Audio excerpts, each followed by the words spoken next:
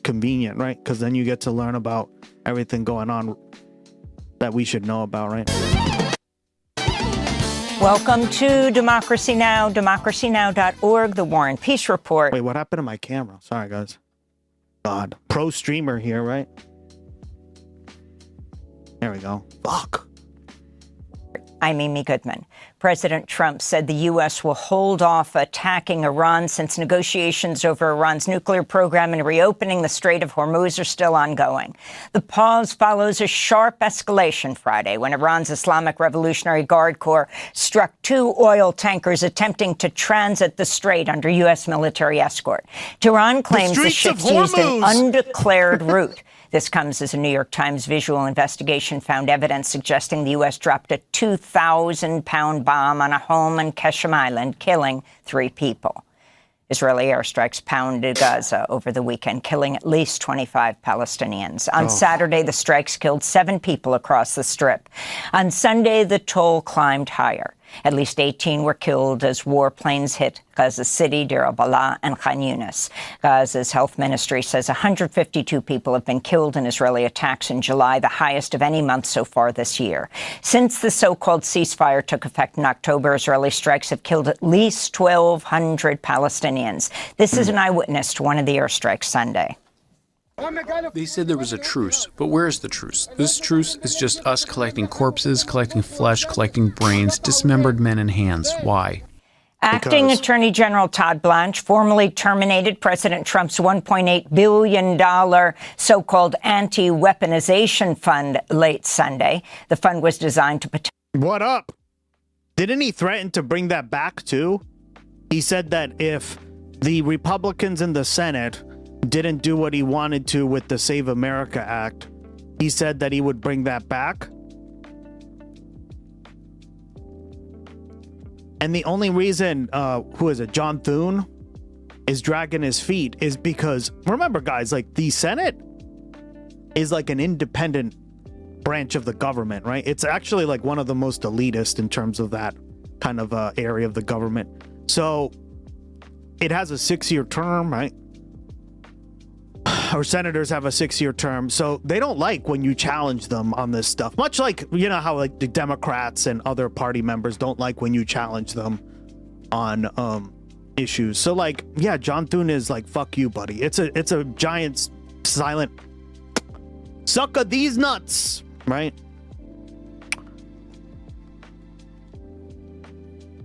Do I have to play my favorite Italian? The most notable Italian. I love that picture. Oh my god, it's so good, guys. Mario? Yeah. You already knew, dog. You already knew. You already knew, dog.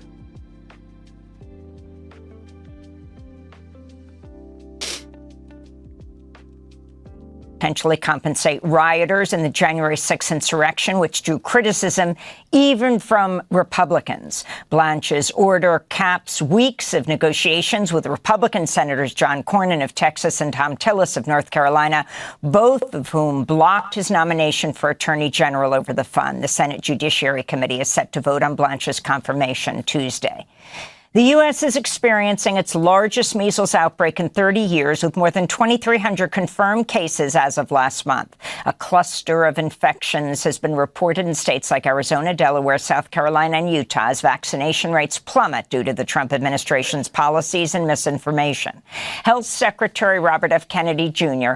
continues to defend his role in propelling anti-vaccine policies and skepticism nationwide.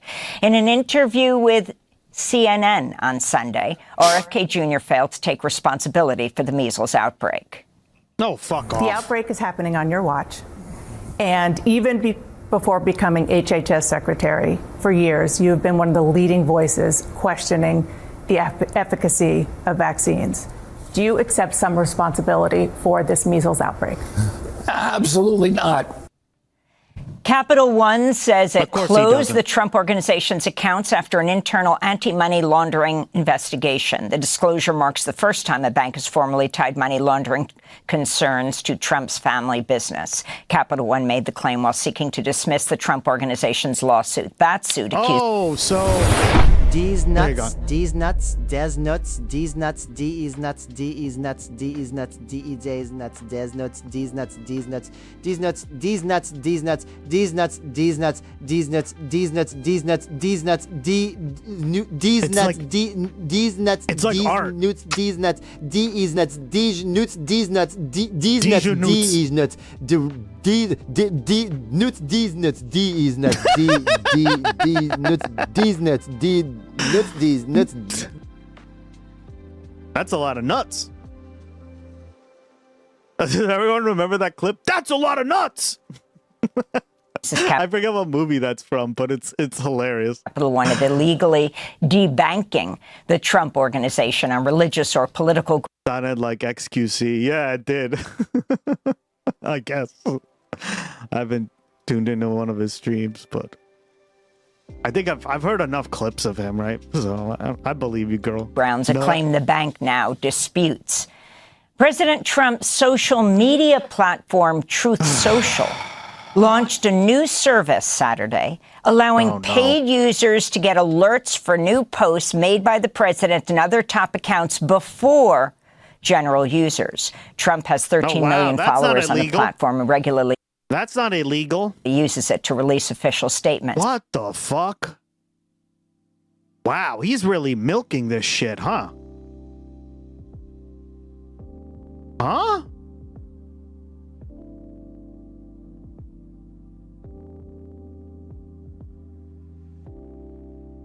Hold on, guys. I gotta turn on my AC. It's hot. It's weird. Like, if I turn on my AC, I get cold. Right? So then I put on a sweater. But if I turn it off, then I get hot. Either way, I get hot. Without a sweater or anything. So I just keep it on. But I turned it off because it's really rainy today. And I went for like a little walk in the morning. Okay, there we go. Finally. But Gus, you're killing the planet. JK, I know. Oh, man. We all are killing the planet. Hold on. I just gotta adjust it here. But I constantly adjust it because it gets too hot in here. It really does. Like, this room is... That's what she says. This room is fire. Democratic Senators Elizabeth Warren and Adam Schiff have blasted the service, saying the subscription, quote, appears to be an outrageous abuse of the president's office for his personal benefit that undermines everyday investors and the integrity of our markets while enriching Wall Street and other wealthy insiders, unquote. The Trump administration Friday dropped its case against the former U.S. Olympian canoeist Davy Hearn, who is accused of vandalizing the Lincoln Memorial reflecting pool. On June 19th, Hearn stopped by the pool while on a 64-mile bike ride. He says he touched the pool to see what it felt like and was then arrested, handcuffed, and held for 5 hours by U.S. Park Police. Yeah, this is bullshit. Motherfucker, you're not doing anything. President Trump... It takes a minute, but here's the clip. Sure. Thank you, buddy. Cosmopolitics! There you are. How you been? We still on for later? I might be a little late. I don't know if you got my message, but... Yep. Yeah, because, A, you know, it does cut into my streaming, and B, like, I just, you know, I just want to meet more of the community out there and get a sense of how you guys are, but it does cut into my streaming a little bit, and my viewers are very demanding. You guys hold me hostage here. I will give you the StreamYard link. Is StreamYard a website? I don't know what the fuck that is.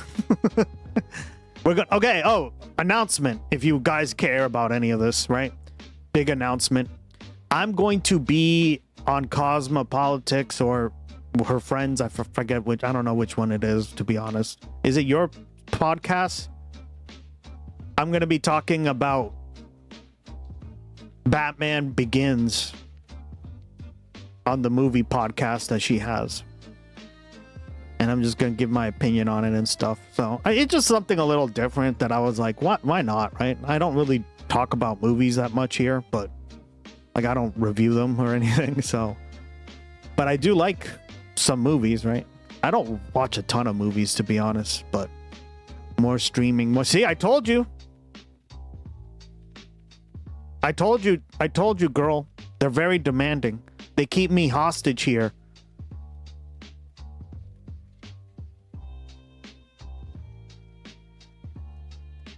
They keep me hostage and I can't leave. There's a gun pointed at... I mean, I'm not allowed to say that.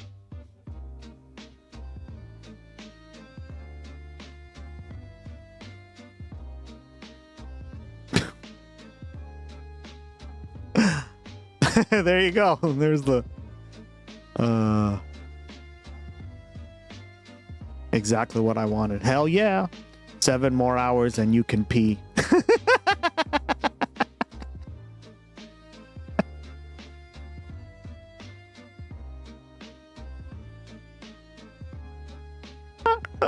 I love you guys. You're so funny.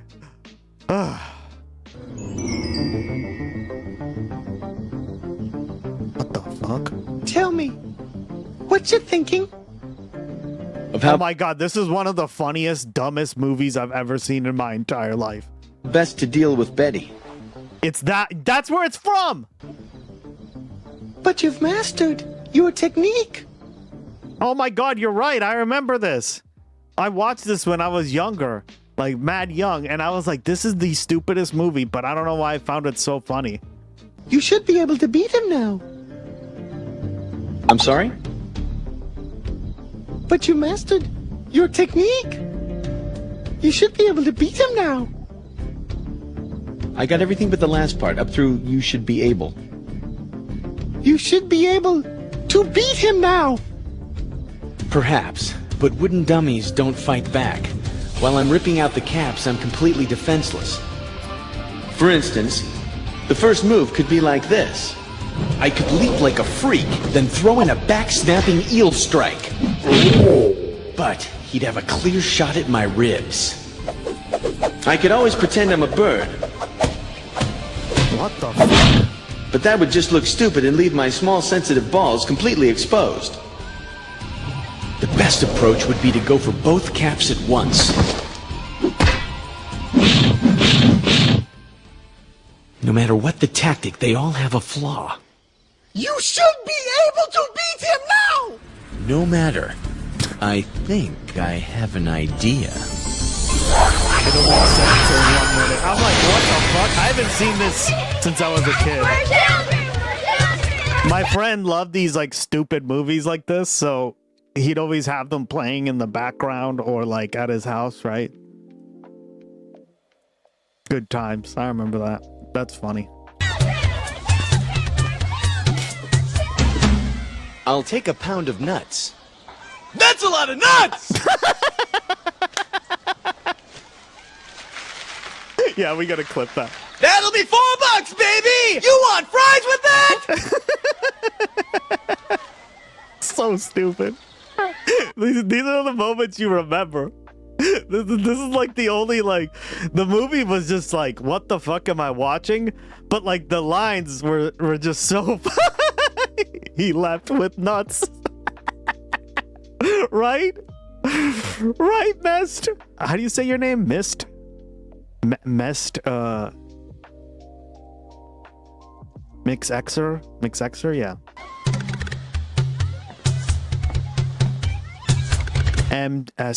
MST. Cool. Welcome to the stream, buddy. Thank you for being here. Appreciate it. 91. Nice. I'm sure Gloggy will now,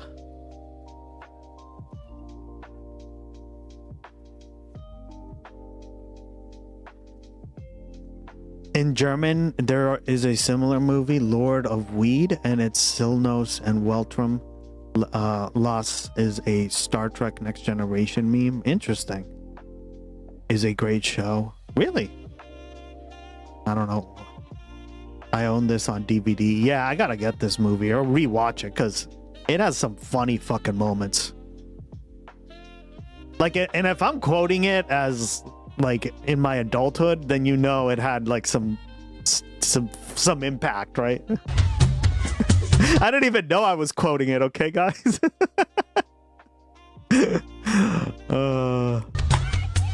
He just left with nuts. With nuts. I remember that too. So dumb. All right, I gotta clip that. Hold on, before I forget.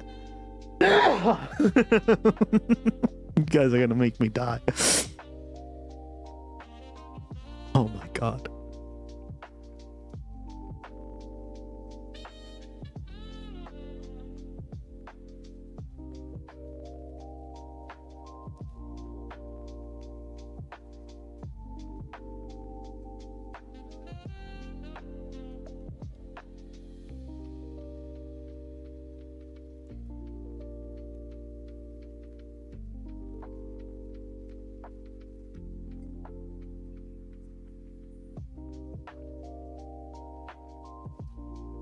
Sorry about that, guys. Hey, isn't it showing up? Oh, okay, here we go.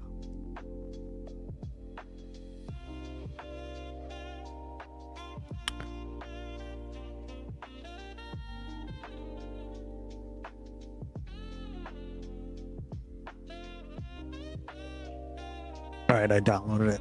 I'll do it tonight.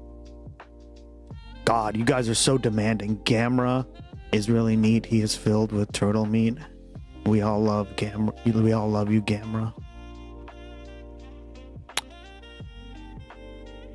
Mystery Science Theater. Oh, that's what it's a reference to. Yeah, they play that at... I've never watched that movie, but I know they play it like... There's a town near me that they play it every, like, day. Once a week at, like, a certain time. And I was wondering why they do that. I've never seen that movie, though. All right. Trump, in response, blasted U.S. Attorney Jeanine Pirro, who said the damage to the reflecting... There's a shit ton of them. It's a show where they watch movies. Okay. Oh, okay. That's why they do it every week. Okay. It's streamed on Twitch and YouTube. Okay. Was due to poor... They do it in this theater near my where I live. Actually, like right where Harvard University is. Right? And I'd always walk by there and they'd be like, now showing Mystery Science Theater on, like, in the screen, the big screen or whatever. It was like, what? Destruction and not the act of vandals, as Trump previously claimed. Oh, no. In Spain, migrants are returning to Morocco from the enclave of Ceuta after attempting to... I've heard this city pronounced like 18 different... Ceuta. By the way, Peter, welcome back. Cross the border. Peter gave us the deets on that. The local government reports as many as 86 migrants were killed in the crackdown. Some of the victims drowned. Others were crushed while trying to climb the breakwater that holds the border fence. About 60,000 people crossed into the Spanish enclave from Morocco since Thursday. Authorities say virtually all have now returned voluntarily. Spain's Civil Guard officers installed a 500-meter floating barrier along the sea border Saturday. Meanwhile, hundreds of Ceuta residents rallied against a planned far-right anti-immigrant demonstration, forcing organizers to cancel it. This is a Moroccan migrant who swam into Spain's Ceuta. Oh, God. We're really hungry. We're trying to hold out. We're holding out a bit. We eat a little, sometimes even though it's not a good meal. We do it so we don't die, that's all. We eat sugar, cakes, things like that. We drink water. Lordy, welcome back, buddy. Good to see you again. All that wall is gonna do is get people fucking killed for real. We'll have more on this story. Yeah, exactly. Well said.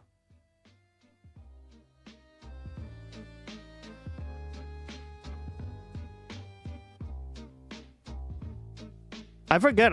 Somebody sent me something, and I told you I have like I'm normally very susceptible or like very against these enclaves and stuff. But when it comes to these two enclaves in Morocco, I don't know. Morocco doesn't really have the right to be like, hey, we're being imperialized, especially when they're doing it to fucking Western Sahara, a giant country that they just took over by force. And they have to literally pay off Trump to be like, hey, can we get recognized? Because nobody will recognize them except Trump because he's that corrupt, right? A little cringe. And there's a theory out there saying that Marco Rubio is basically manufacturing this crisis by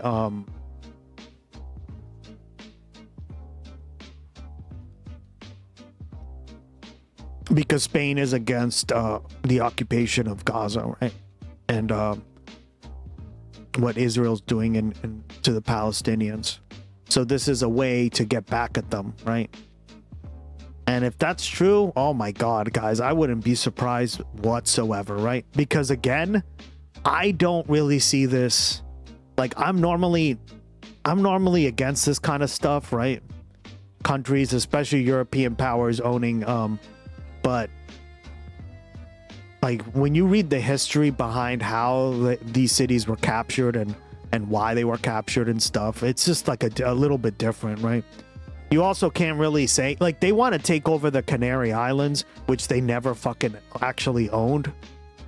So that's another kind of stupid thing that Morocco is doing too, right? They want like the Canary Islands, right? The Canary Islands. Your headline. Hold on.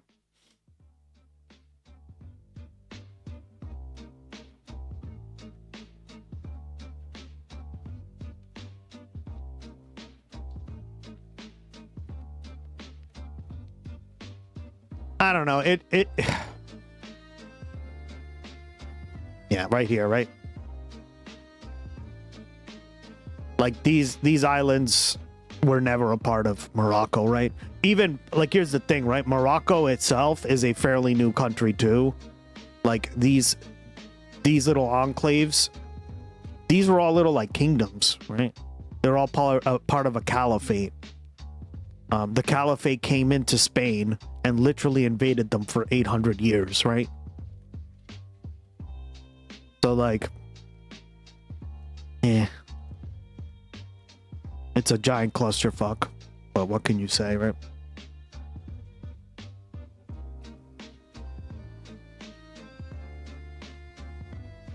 Yeah, they literally have invaded this whole country, guys, right? And they're like, no, we're not going to invade the whole country. What we're going to do is invade just this part.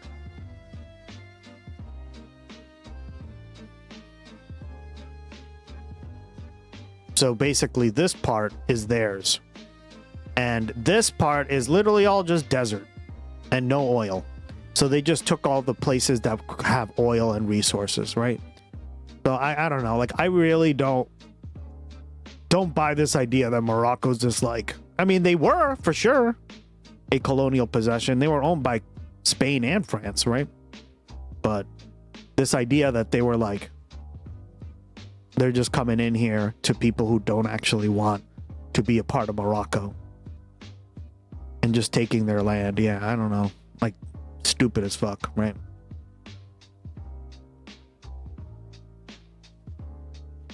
Talked about that. And again, I'm normally very pessimistic about these kind of things, right? As was one of them. Yeah. In Greece, 2 firefighters were killed Sunday when 2 helicopters battling a massive wildfire collided west of Athens. 2 other crew members. But that doesn't excuse the migrant crisis, right? Either way, you can still have sympathy for them and all that, and I certainly do, right? In one of the helicopters were rescued. More than 100 homes were destroyed overnight this weekend in blazes that broke out around the coastal village of Porto Cremene. Hundreds of people have been evacuated. This is a local resident. It's not a good situation. This is extremely sad. The wind is very strong and keeps changing direction. It's difficult to deal with. The firefighters who are trained and experienced can't contain it. How can we?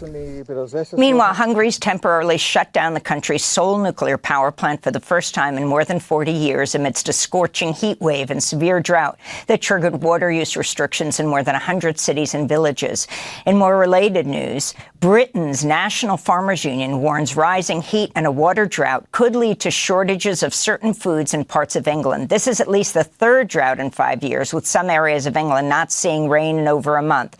Here in the United States and Washington State, nearly 65,000 people have received evacuation orders amidst intensifying wildfires around the city of Spokane.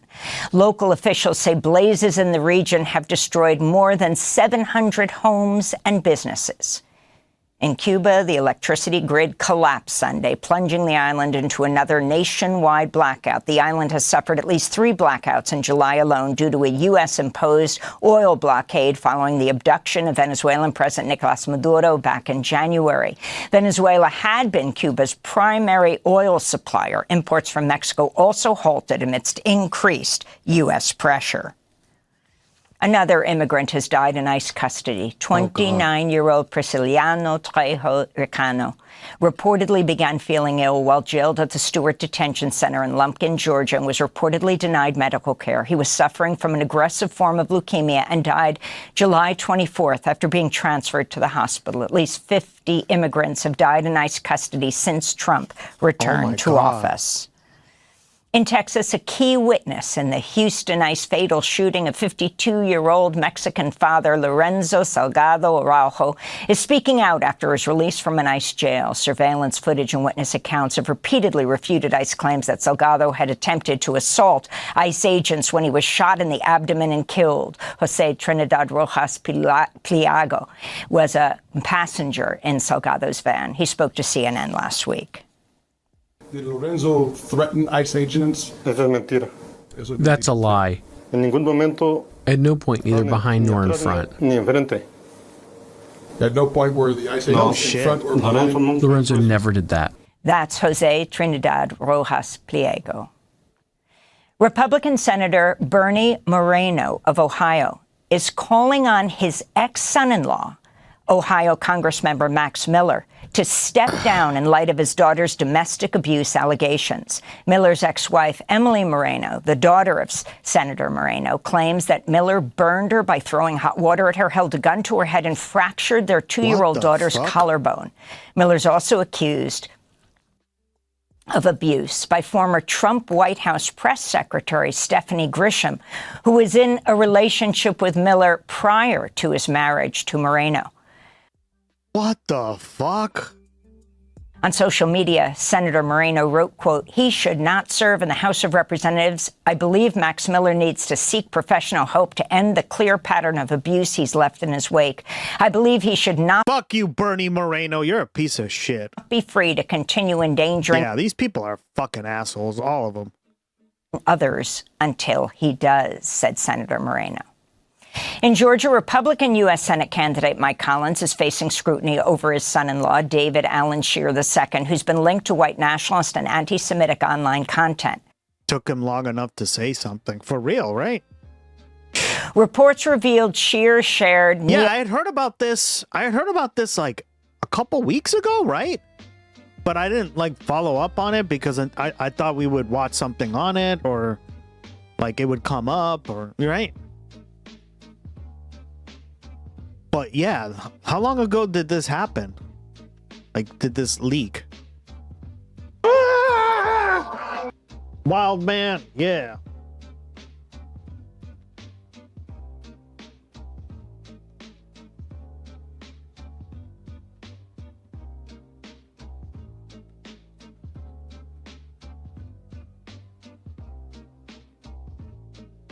We didn't listen, yeah. Max Miller. That could never be me. Wow, they're calling him to resign. Holy shit, you piece of shit. Fuck off. Abusing the women.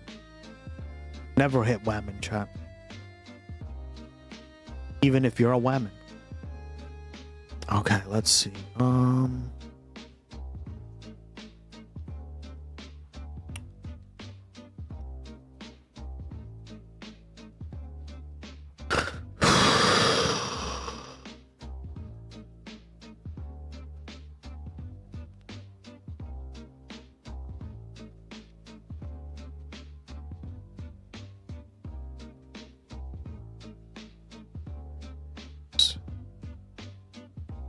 And aren't they at like a razor thin margin in the House? They're barely even holding on, right? I think this was the article I read.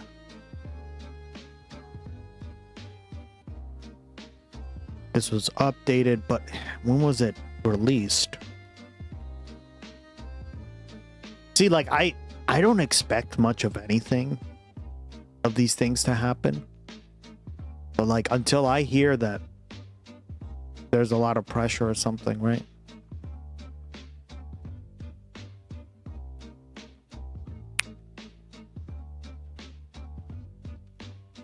Yeah, it was over a week ago that I heard about this. More. There we go. Yeah, it was like last month. Look at that, guys. This is the article. I was like, huh? Assault, misogyny, verbal threats, records detail new allegations against Representative Max Miller. This was posted on July 18th, right? So more than half a month ago, right?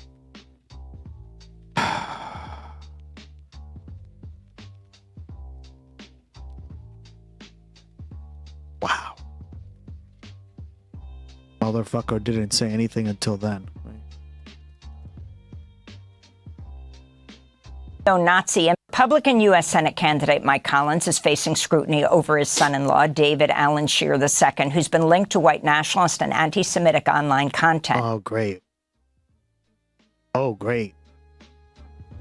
Reports revealed Scheer shared neo-Nazi imagery and produced promotional material for Collins' private trucking company.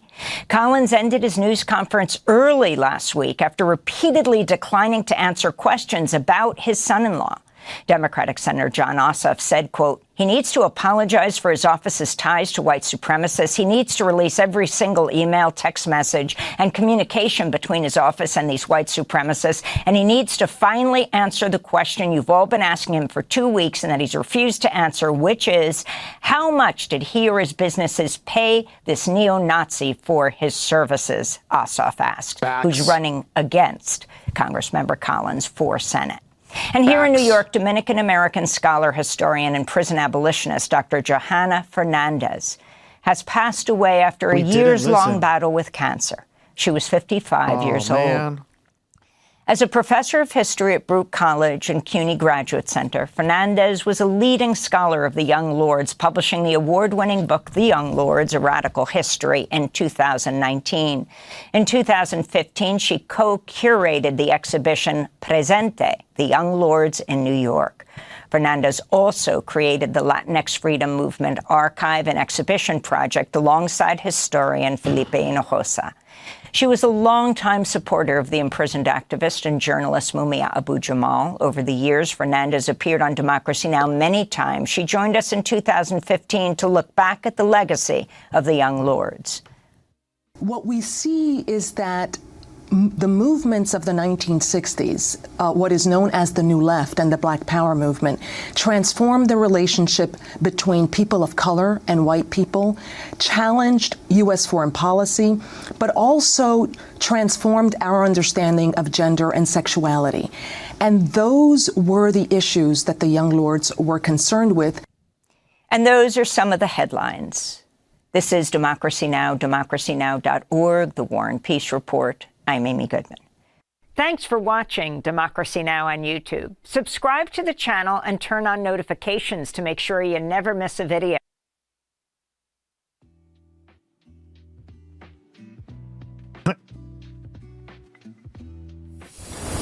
Z! The quick brown fox jumps over the lazy dog. We didn't listen. We didn't listen. QE and Fiston, we did not list 10. Netsil TNIDU DeWitt Linden's Netty swindled. DDT listen wine shout out to Jake the Snake Roberts. Clip it, Living Lily. Clip it and ship it. I feel like we have a problem. Yeah, we do. We're crazy on the stream. Thanks, girl. Oh my god. Too funny. Oh my god. So funny. All right. So, as I said, I wanted to watch this because it looks like there is a connection. It's not just a conspiracy theory. Breaking Points has a new... They just released this 2 hours ago, that there is a connection between Israel, the US, and what's happening in Spain, right? This is why I don't buy this like whole colonizer imperialism thing, right? And you shouldn't either. Listen, again, most of the time, 99.99%, I agree. But I highly recommend you look up the history of what happened here, right? Because, like, what if they owned this city since like 1411, right? Back when like there were castles and fucking people on mounted horses with armor and shit, right? I can't barely believe this shit. Not that that excuses anything. I'm just saying that, like, Morocco's doing actual colonialism in Western Sahara, right? Extracting resources. Like, Ceuta doesn't have any resources. It's a fucking rock, right? Yeah, you gotta sign up for the Patreon for that. You get 3 redeems for free when you sign up for the Patreon every stream. It helps fund Gloggy and his costs and stuff, but yeah. So you get that, or you can use your channel points. Wait, I had to try. Yeah. I made that feature. And then you can do the last channel point redeem on the... It's called Gloggy Says, and you can have him say what... as long as you use your channel points. I might do one for Gloggy Points, but I might just keep it at that. I don't know. I'll think about it. The Morocco region is one of the main producers of sulfur-based fertilizers. Which we're going to be needing because of the streets of Hormuz being closed. Honestly, guys, that sounds like a fucking GTA expansion. GTA 6. The streets of Hormuz.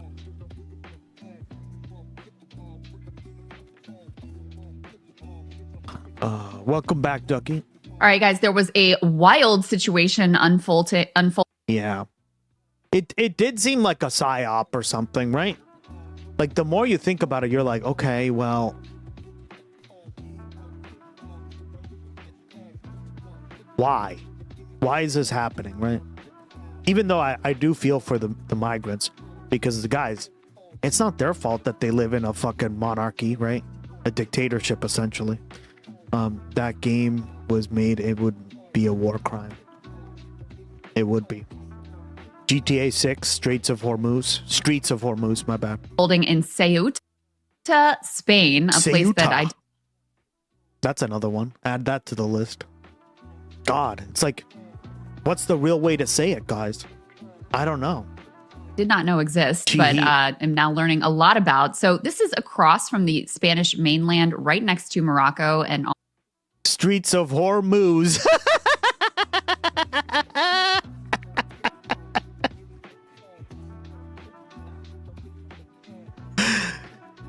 You know you're gonna be playing that GTA 6, girl. I saw you on stream playing GTA. Yeah, guys. If you want to see Living Lily eventually play something, I don't know. Fuck it. Whenever she decides to do it, follow her stream. She plays like games and stuff, right? She was having... I tuned into one of her things while I think it was like a day that my computer was broken or some shit. I forget what it was, but it was a long time ago.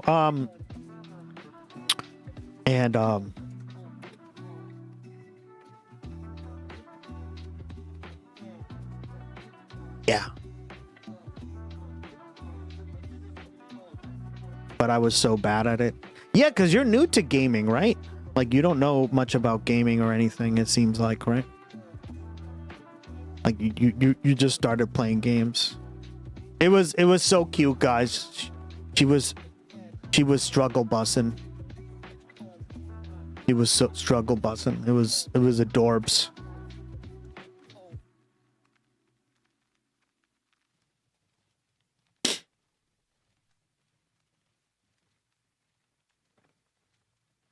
Yeah, I'm like a baby gamer. Yeah, it's cool.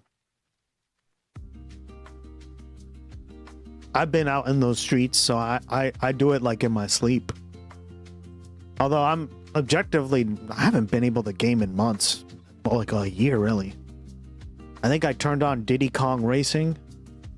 Not Diddy Kong Racing. Yeah, it's Diddy Kong Racing, right? Wow, Jesus. I played it with some friends when they came over. We had fun. Based game, guys. Love it.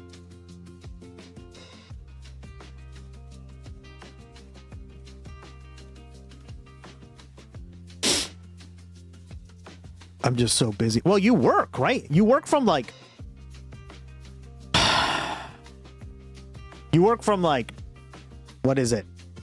I think you told me it was like 8 or 9. Yeah, you work from like 9 to 2 and then 2 to like 10, right? It's crazy fucking hours, girl. Damn. Yeah, 9 a.m. past 10 p.m. Yeah, that's ridiculous. Right? Damn. Mad hours. Yeah, that's why you're not always able to chat. But you still support the stream. I love it. Thank you so much for the tier 3. Can't do it without you.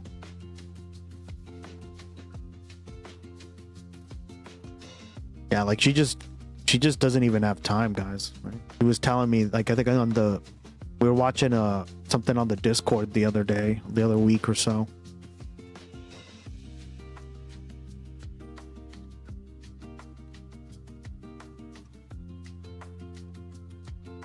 That was a few weeks ago, right? Yeah.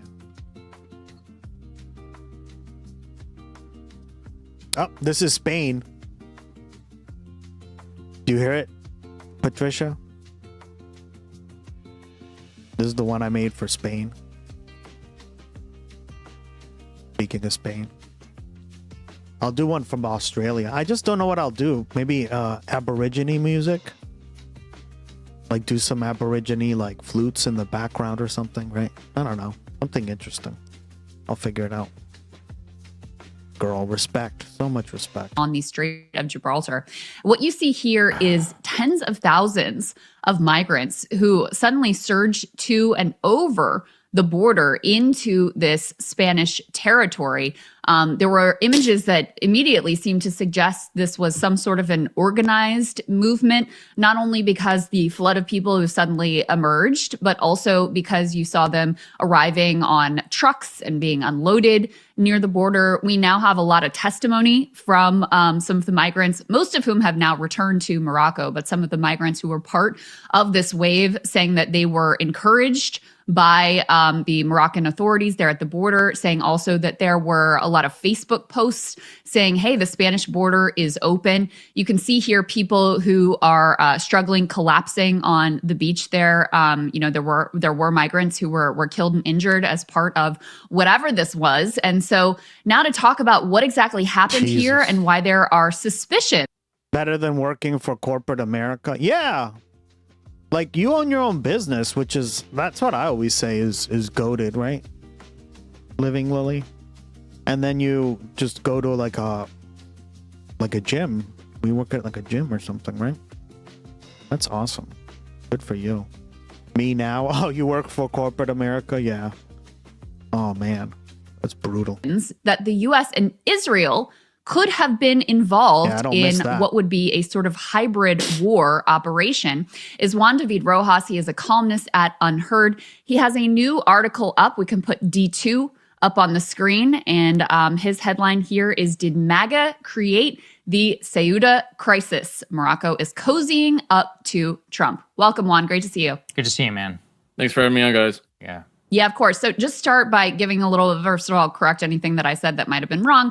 Give a little bit of backstory here about what this place is, what happened, and why it has so much significance. Yeah, so around 60,000 migrants over, I think it was on Friday or Thursday, crossed over into the Spanish territory called Ceuta. And so Spain actually has these two enclaves across the Strait of Gibraltar, on the coast with Morocco, Ceuta and Melilla. They're just these like two cities completely surrounded by Morocco. and they've actually controlled them since the 1400s. But it's been a point of contention between Spain and Morocco. Morocco says that it should be theirs on account of their geographical First of all, like, I don't know. That'd be like if Bolivia was like, hey, we're being imperialized by Spain, but then they're like imperializing Peru or something, right? They're colonizing Peru. I don't know. It just would, it would make no sense, right? You do get a little less sympathy for them if that were the case. Or it's like Israel being like, we've been colonized our whole life. And they're colonizing in fucking Palestine, right? Something like that.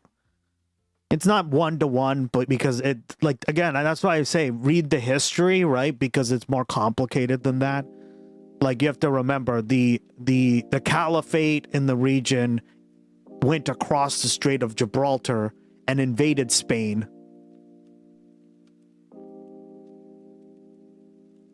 Took it over for 800 years, guys, right? And that's how we got, like, the situation that we have now, right? So, yeah.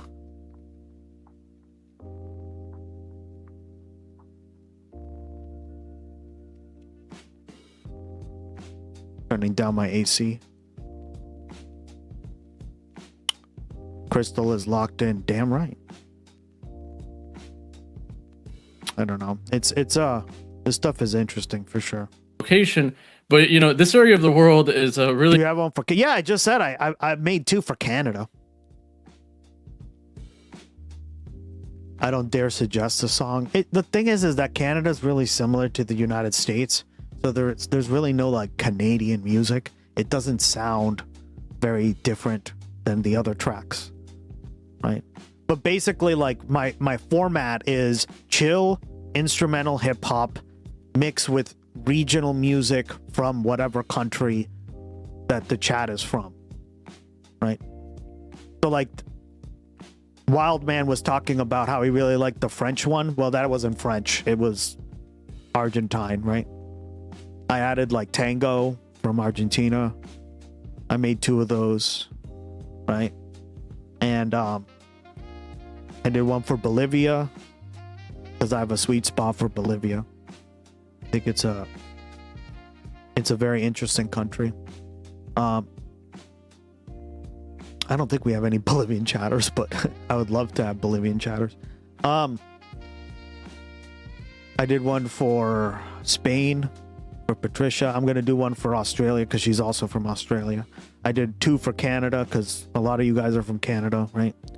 Ray, Doubting Josephus, Bluey.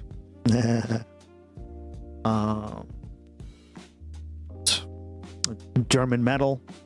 Rigel suggested that one. So I need a list. October better give me those songs right quick so I can sample them. Oh, I did Cuba. I did Roomba for Cuba. That was another one I did. So interesting if you're into like decolonial stuff because you have because Roomba's like the Roomba is like the national music of Cuba, right? Everyone thinks it's salsa, but guys, salsa's American. We talked about this, remember? Gibraltar itself, which is controlled by the UK, which Spain says should be theirs.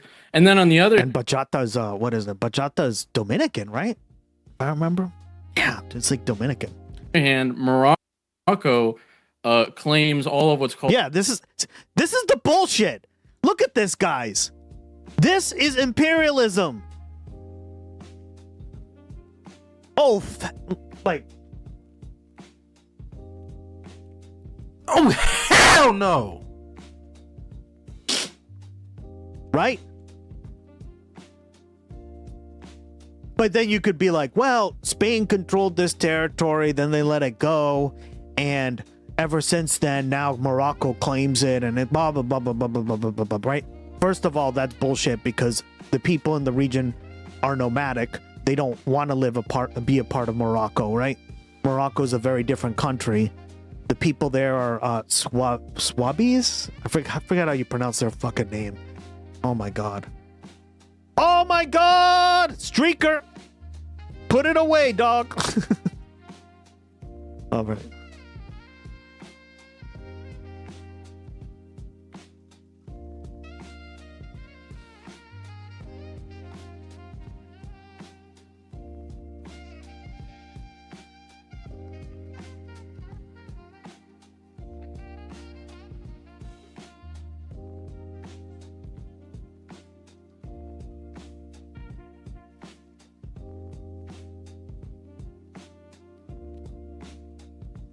Swaharis, yes, that's what they're called. The indigenous people of Western Sahara are the Swaharis. And they're very much a nomadic peoples, right? Very interesting culture in themselves. We're going streaking. Hell yeah, I love that emote. Good afternoon, me and you too. Welcome back.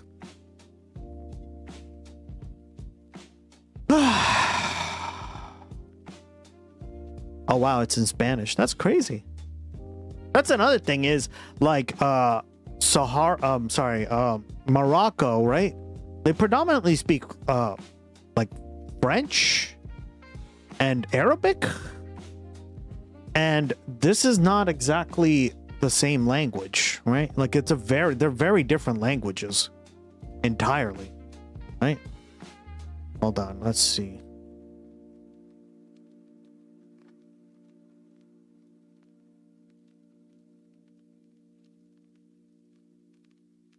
Yeah, are a nomadic or Bedouin ethnic group speaking Hassaniya, which is a dialect of Arabic, but it's very different, right? Like apparently it's very difficult to understand or some shit. I don't know, right, guys? I'm not an expert on Western Sahara, or like the culture there, but I wish we had universal translators. I know, right? It'd just make all this shit so much easier. But they speak it a lot in Mauritania, right? Which is the next country over. That was another country that was very much interested in Western Sahara. So Western Sahara has been very much a it's been a target of colonialism for a while, right? Ever since the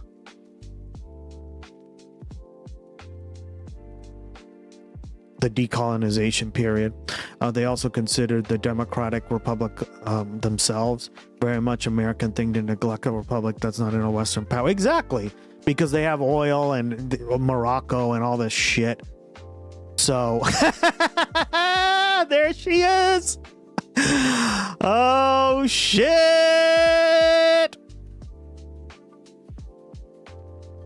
Welcome back, girl. What happened to my camera?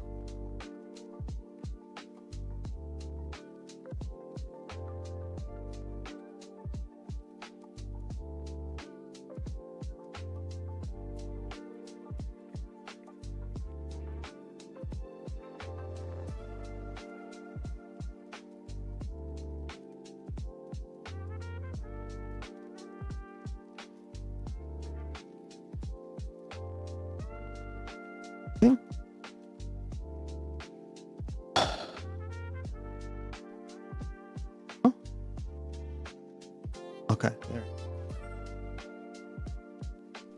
The fuck happened? Sorry about that, guys. All right, so yeah.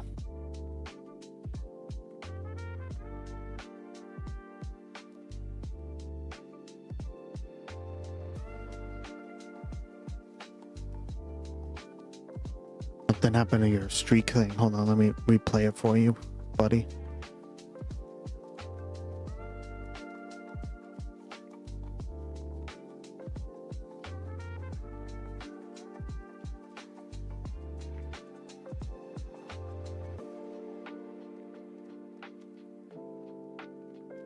Are we all gusty in chat?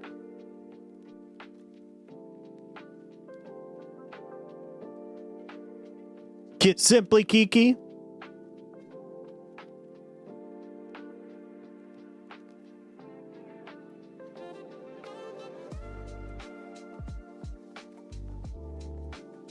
4 a.m. Jesus, girl.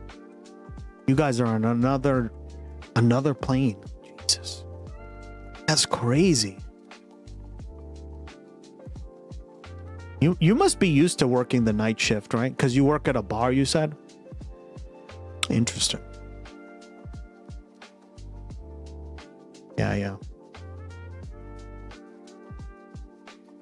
I wonder, I don't know a lot about Singaporean culture, but I imagine, I mean, it happens in a lot, but you probably get hit on a lot, right? By like creepy men. Jesus.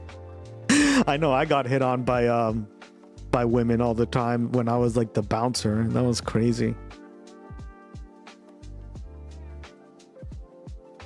Yeah. Mm-hmm. And like there was always whenever I worked a shift with he was pretty attractive, right? I would say so, I guess. But yeah, like I would always like have to watch her, because if she was like working that shift, like there were two people who work at the bar. There was like an older gentleman. He never had any problems, but there was like this like younger girl who would always have problems, always, right? So then it was like my job to be like, yo, guy, you gotta get the fuck out. Right? And check IDs and stuff, right? Hit on by women. How many of those were trying to distract you? Yeah, well, I told you the story of the Irish wedding, right? I told that to the stream. There was like a huge Irish wedding here in Boston. I guess like somebody got married to a local Irish woman. And Boston has a huge Irish population, right? So I guess that makes sense. But yeah, boy, those Irish women are aggressive. That's all I'm gonna say. Yeah. Very aggressive. They're very handsy, let's just say.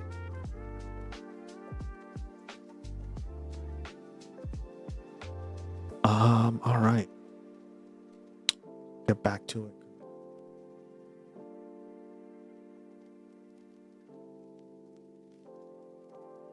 I love this chat. You guys are so funny.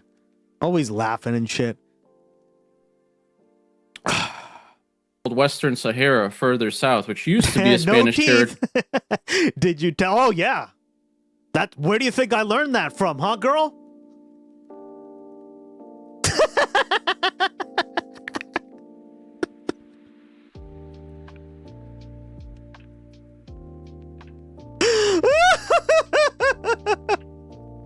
I learned that the hard way.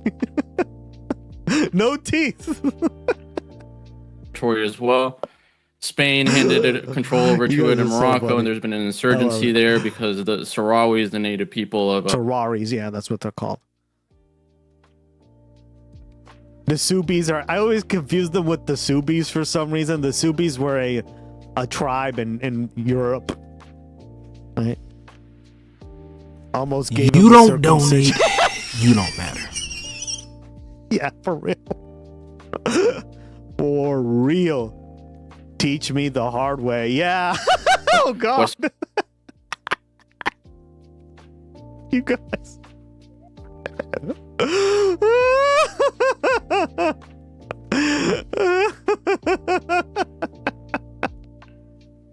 I love you. You're so funny.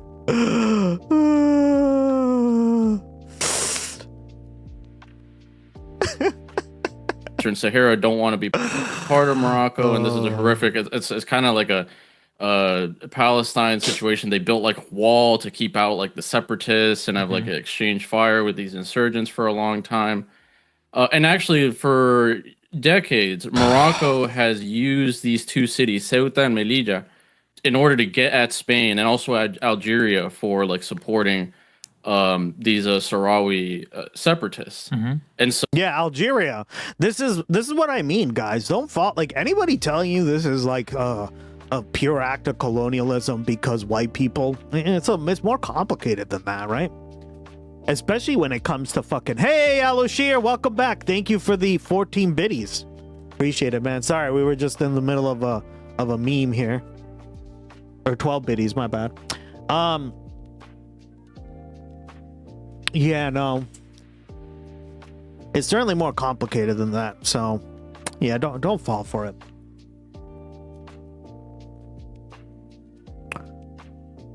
I don't know. I'm trying to give another example. What's like a really good example that I could think of from like history that would tie up? You know, Kiki, now that I remember it, wasn't Singapore always a separate like city state even before the British like conquered it or took it over? That would be another example of this, right? Basically, that's what they are. They're city states.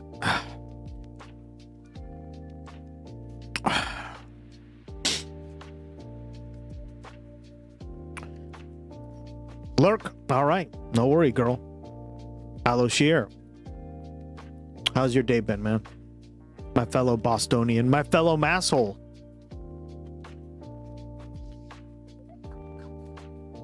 So a lot of analysts have thought that shout out to the massholes out there. I love you guys.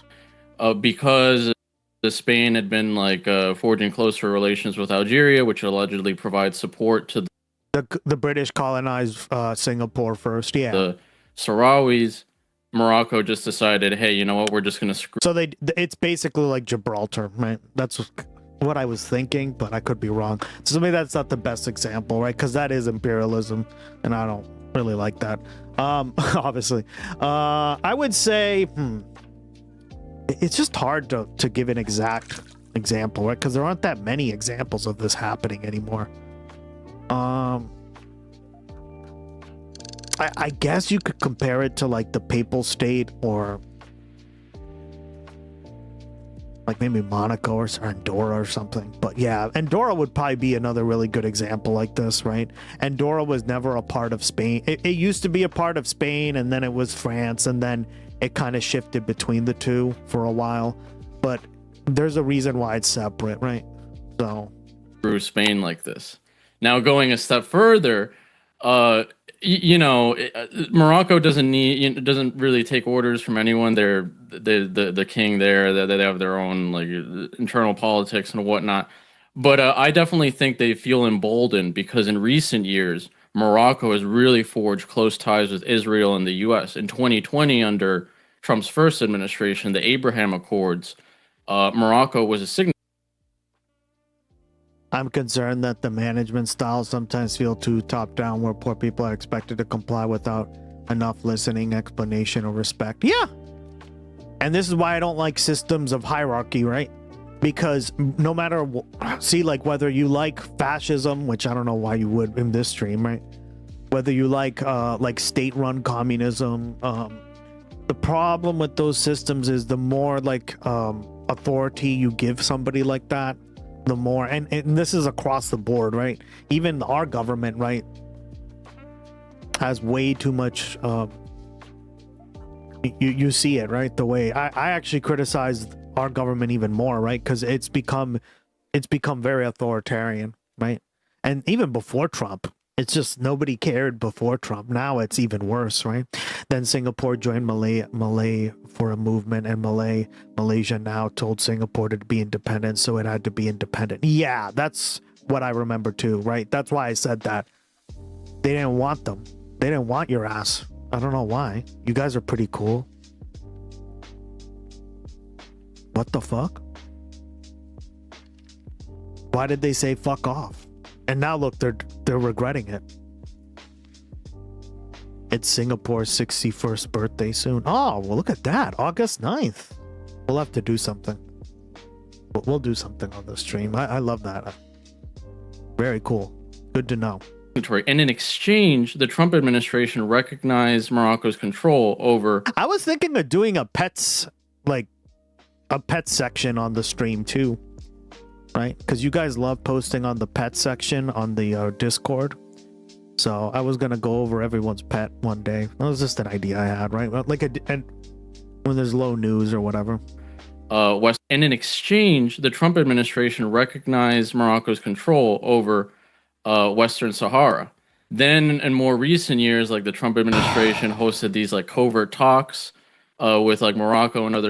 Canada's the worst. I mean, there are a bunch of authoritarians walking around the streets, dryer lint in the wind. Oh my God.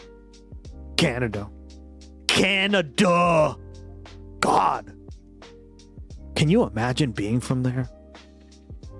First of all, it ends in duh. Countries over like the Western Sahara issue. But the interesting thing is like if you look at MAGA, all of a sudden, yeah, master. Is this a meme? they care a lot about these two cities, Ceuta and Melilla. Why is that? Because it's the fucking way to attack them before. Like I knew this was the case. I was like, yeah, I don't know, guys. I think this is bullshit. I think this is like an Israeli op or something, a U.S. Israeli op. And boy, oh boy, did that not disappoint. It could be worse. Amara shit is pretty bad. Imagine your prime minister dating Katy Perry.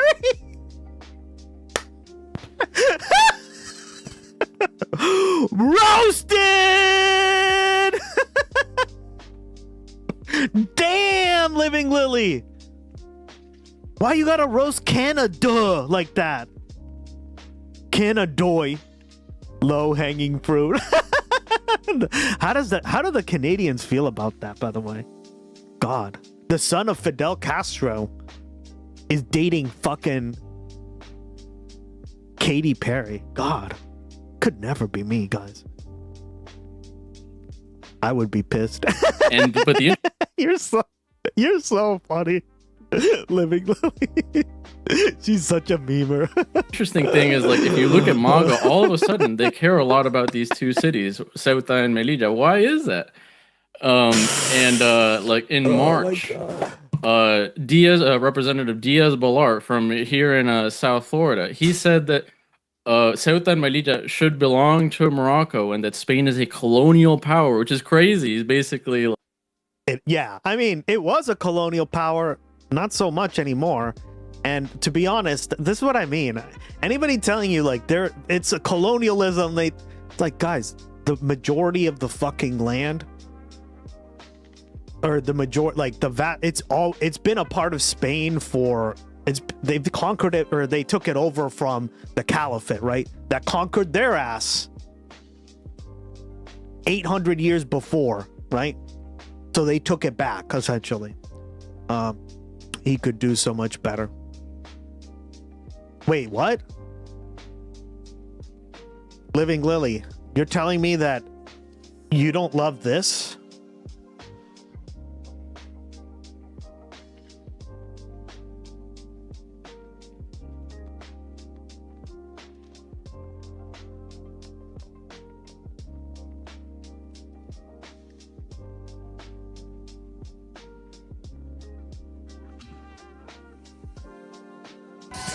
I feel super connected to love. So connected to love. I think this experience has shown me you never know how much love is inside of you, like how much love you have to give, and how loved you are until the day you launch. She's so connected to love. Justin's love. Guys, Justin loves her so much. Man, Fidel Castro would be pissed, guys. Canada, do better. Come on, Canada. Can you do better for once? Oh my God, that is the sickest emote. Kiki.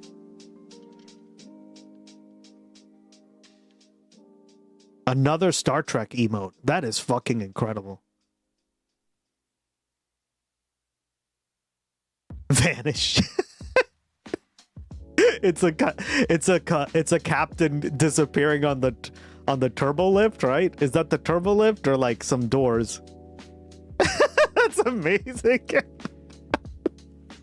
I fucking love it.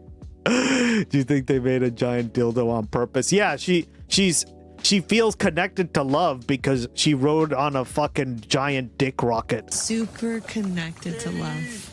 So connected to love. I think this experience... Like, guys, that's a dick rocket, right? Does anyone not see that? That is a giant penis.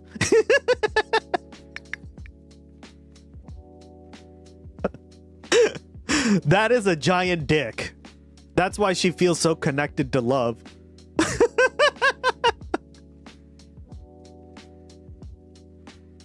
I love Avril Lavigne. Oh, yeah. Who else said that they loved Avril Lavigne in here? I was blanking on it. That's why I've never liked her. She knew she was on the dark side. Yeah. Oh my God, Kiki. That's an incredible emote. Yeah, good job, girl. Let's see. God.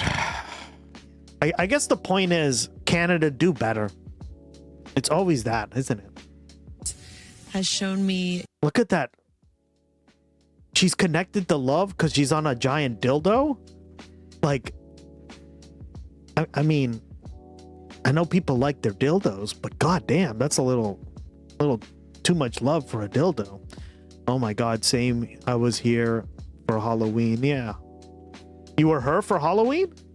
Oh, well, you could pull off the look. Avril Lavigne. Yeah, you got the style. You could look like her. The very first video she made was the guy with the dreadlocks named London, and he tried to sign a roadie, famous. I was never an Avril Lavigne fan, but once I went through with a friend to see her play at the mall. Really? At the mall? Yeah. Her style is exactly my vibe. Yeah, like that punk. That punk style.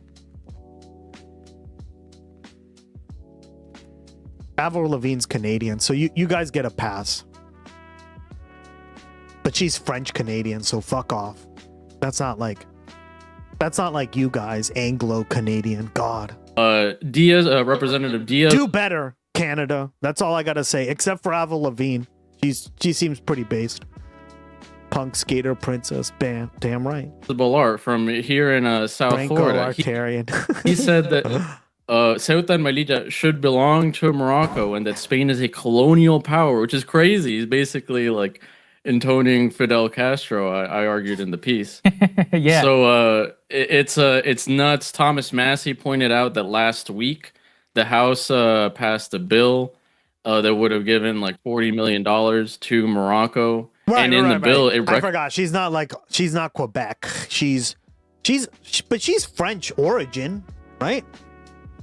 She's not Quebecois. She's born in Ontario. Yeah, but she's of French origin because like Lavigne, that's a French name. Yeah, Franco-Ontarian. I don't know much about the Franco-Ontarians.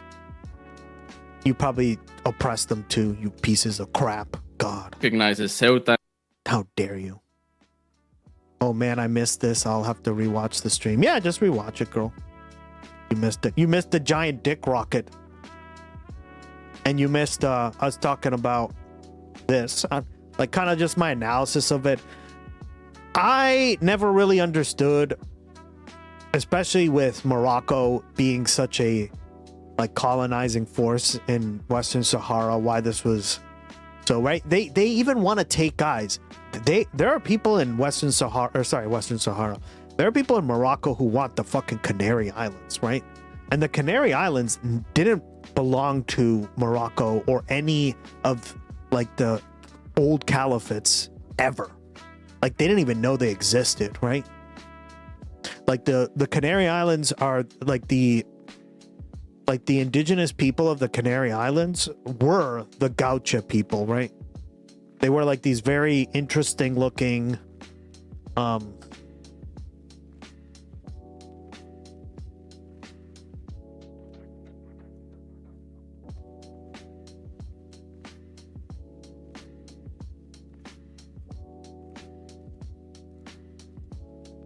yeah, they were very I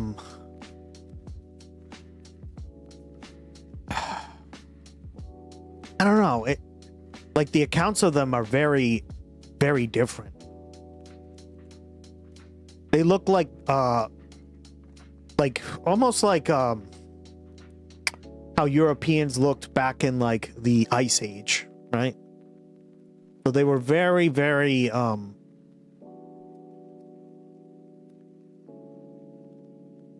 very unique. It was a very unique culture. Are those the guys that invaded Spain the other day? No. No. The Gaucho people they were indigenous to the Canary Islands. And they're very like, I don't know, there's here's some people in Spain dressed as them. But I don't know, like the accounts of them, like they were very like they looked like Europeans basically. So they were indigenous Europeans off the coast of, like here, see, this is a facial reconstruction.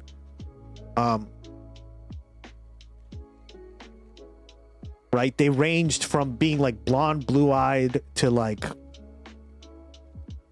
dark hair, I guess. I don't know, right?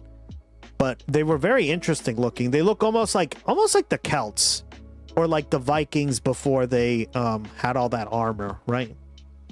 So they were like a very indigenous group in the Canary Islands that Spain like just stumbled on and found, right?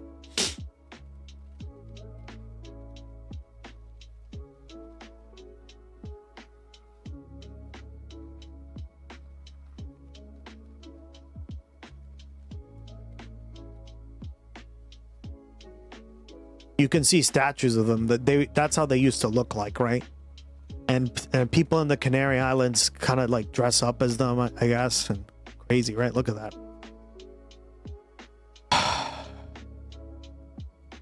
So almost like a Celtic group. They kind of remind me of like a Celtic group, right? But they're not Celtic. Celts, basically. Yeah, they were like to me, I don't know a lot about, like, this isn't my area of expertise, right? But basically what they sounded like, based off all the accounts that I've read, right, is that they were like very Celtic mixed with like Viking kind of like look. And they're not sure how they ended up there because like they didn't even have boats, right? They didn't have like fishing stuff or anything like that. They didn't have boats. So they think that maybe like the Vikings may have stumbled there and like lost their way to get there, right? That's what they believe. I don't know. There's just a lot of theories and I'm not an expert in this field. But like their accounts, right? The way they looked, like if you read the accounts, they range from having like blonde hair, blue eyes to like, and looking kind of like this, right? Like exactly like this actually. So all I know is my parents honeymooned in Gran Canaria. Yeah, exactly. So it's a very interesting part of Spain because it's right, but Morocco wants this part too. It's like what the fuck? Huh? But yeah, it's a very interesting part of Spain because I mean we don't really know where they came from, right? We really don't know.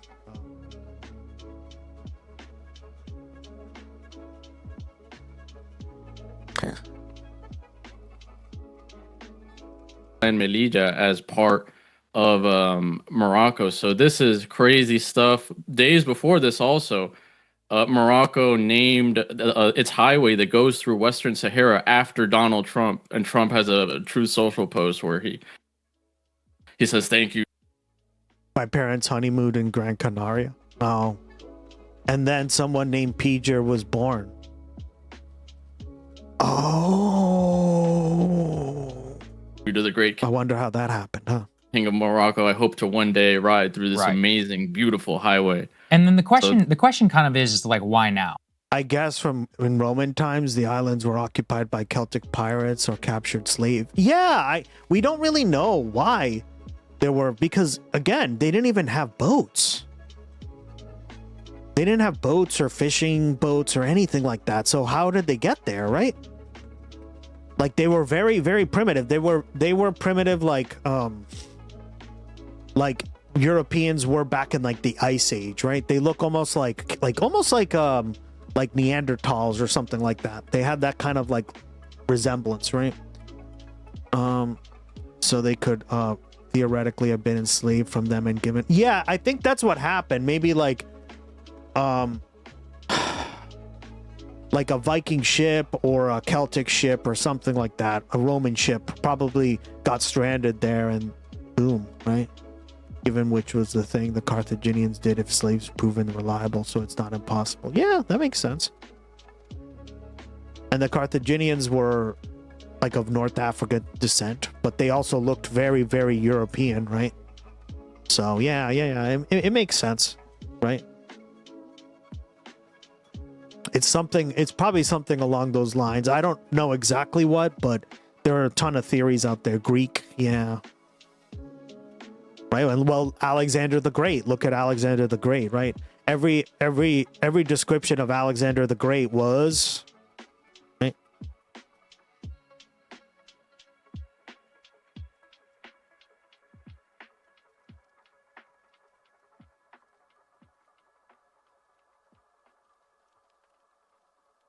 Yeah, like this, right?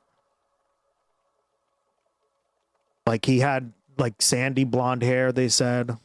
Blue eyes, right?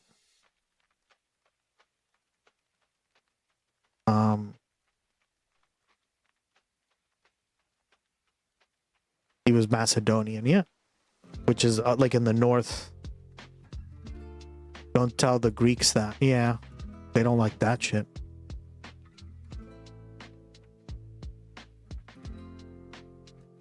So how they got there is kind of interesting, but yeah.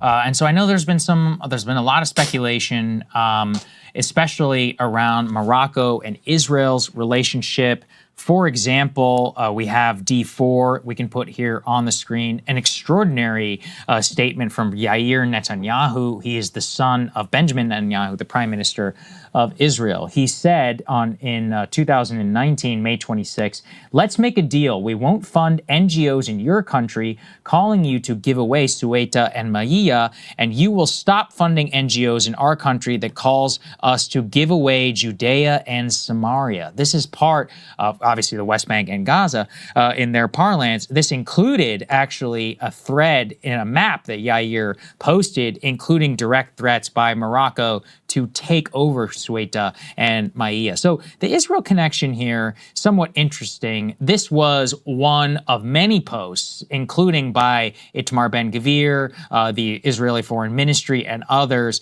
attacking Spain after this migration wave. What is the connection there? Is it because of Spain's opposition to Israel and its conduct in Gaza? Exactly.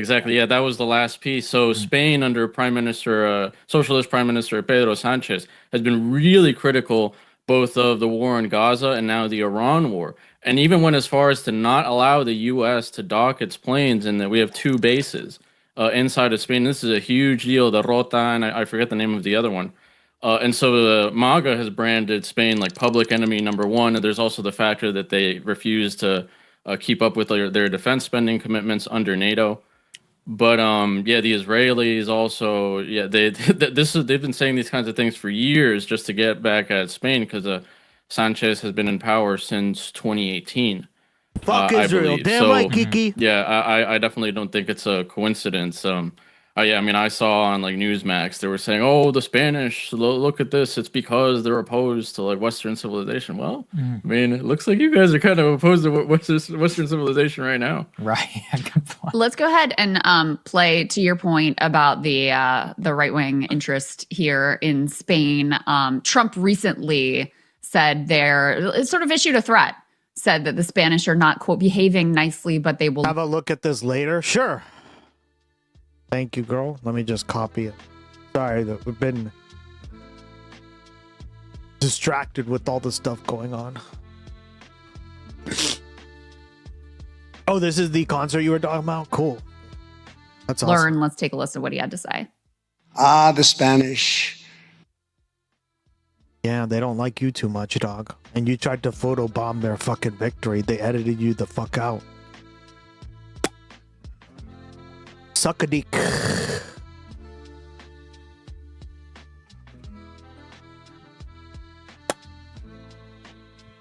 Suck a dick.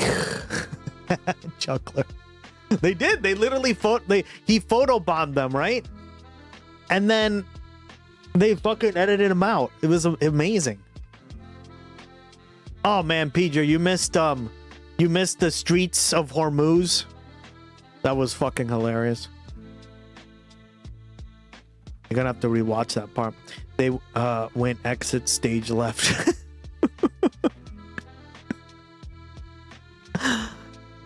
I have to rewatch the stream for sure. Yeah, you missed the streets of Hormuz. Lucy posted it. She found it. I was like, somebody please find it. She found it. I was like, fuck, where did you find this shit? The members of NATO, but not very good members of NATO. Oh, no. They say, no, we don't want to help other people. What are we doing, huh? They are not behaving nicely. Nicely. They will learn. Soon after they relinquished their grip on Cuba and Guam, the Philippines and Puerto Rico. Soon after? Dog, they haven't owned those territories in like 100 years. What? And they were all ours. We got. Oh, fuck off. I hate this. Oh my God. Right? And we talked about the Spanish-American War. And to be fair, like, especially how we treated Cuba was dog shit after that, right? And, you know, we said it was for humanitarian reasons, which was all kind of, like, it was a part of it, but it wasn't really the main reason, right? It was the trade, it was the colonial aspect of it, right? Like, there were people in the Republican Party back in the 1800s, in the late 1800s, being like, if we don't take colonies, we're going to be fucked. Right? So they took Spain, Guam, Puerto Rico, and the Philippines. And the Philippines ended up being the worst of them all, right? Because we stayed there till like 1946, right? And we stayed there till 1946 because the Japanese invaded, right? And then not only that, but like we treated the Philippines really bad, right? Like it was really fucked up how we treated the Philippines. President Howard Taft was like the governor general of the Philippines too, right? God damn it, guys. And obviously, like, Puerto Rico and right Cuba, but Cuba did gain its independence a few years later.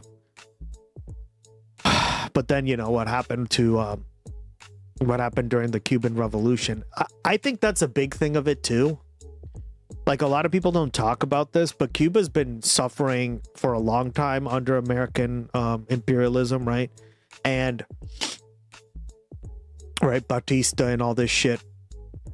Basically a mafia gang lord in charge of the island. Puerto Rico's had a similar issue, right? It was always more low key for Puerto Rico, but still, like, Cuba, because Cuba was like the crown jewel of the Caribbean, right? You have to remember that Cuba is the biggest island in the Caribbean, guys. Yeah, I went, no thank you, not happening. Yeah. So fuck off, dude. You can suck a dick, right? And Guam is still like a territory of the US, but they can't even fucking vote there, which sucks. At them all. So interesting comments there from Trump. I'm also reminded of a couple of other historical events here. One is my friend Yegor said that in Belarus, Lukashenko did something very similar, bringing in migrants, mostly Iraqi Kurdish migrants, and using them and encouraging them, actually bringing them in on these like cheap flights and cheap tours, supposedly of Belarus, and then encouraging them to flood over the border into Poland to sort of punish them for some things that they had done, sanctioning him and calling his election into question.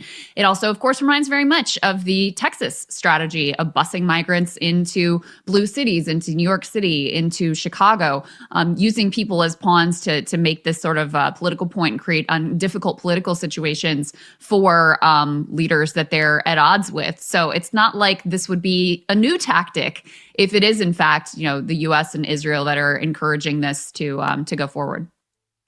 Yeah, that's exactly right. Exactly right. Another good example is Turkey, which has long used migration in order to like extort the EU for concessions. I mean, and that's just what Morocco has done for forever. And you pointed out to me that apparently they found like Moroccan intelligence agents among the migrants that crossed over into Ceuta. And you think about it, unfortunately, I'm going to be real. This is, you know, I think it's a confluence of things, but it's a savvy political move, depending on, well, yeah, whether it's Morocco, Israel, and or the U.S. Staging this, because Sanchez is now put in this really difficult position. In January, he actually passed this insane amnesty for basically everyone who was in Spain or who had come to Spain irregularly. Which, me personally, I'll say I think it's great for the migrants, and it's great to not have this underclass of, illegal workers. But on the other hand, I mean, the problem with these kinds of amnesties, it's true, if you don't have overwhelming enforcement on new arrivals, amnesties just create a further incentive for more illegal immigration. Which strains, like, I mean, these are like the valid points of it, right? We talked about this. Is unfortunately, we live in a world that is not post-scarce, right? So it will eventually cause strains and resources, which ends up hurting everyone, right? That is like the one thing I buy. However, that doesn't mean we don't become an accepting of immigrants, right? It's just you have to do it properly. You have to do it. You have to have enforcement, I guess, is what he's saying, right? But it's I would say you just have to do it the right way, right? You have to fund immigrant services, migrant services. You have to write all the stuff that we've talked about on the stream before. But yeah, it doesn't mean that you turn into a fucking dystopian fucking anti-immigrant location, right? So like,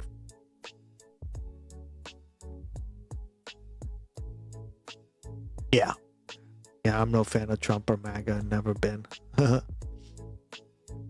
As a fellow history buff, I agree. I've been doubting his genius way before starting to make it. Yeah, I'm very much a history buff too, right? As you can tell, guys, like I love covering this stuff. And so Sanchez now has to decide, it's like, oh, do I clamp down or do I just kind of do nothing? And Sanchez has done a number of good things. His stance against the U.S. and Israel, and also raising the minimum wage a ton, is extremely popular. You know what's not popular? The amnesty he did, which has like a 60% disapproval rating. Wow. So it's extremely rough. It seems like, I gave the advice that he should, the correct posture, I think, for leftists is to say, look, migrants are human beings. They should not be abused, but they also can't abuse the system. And we need to have, have territorial integrity.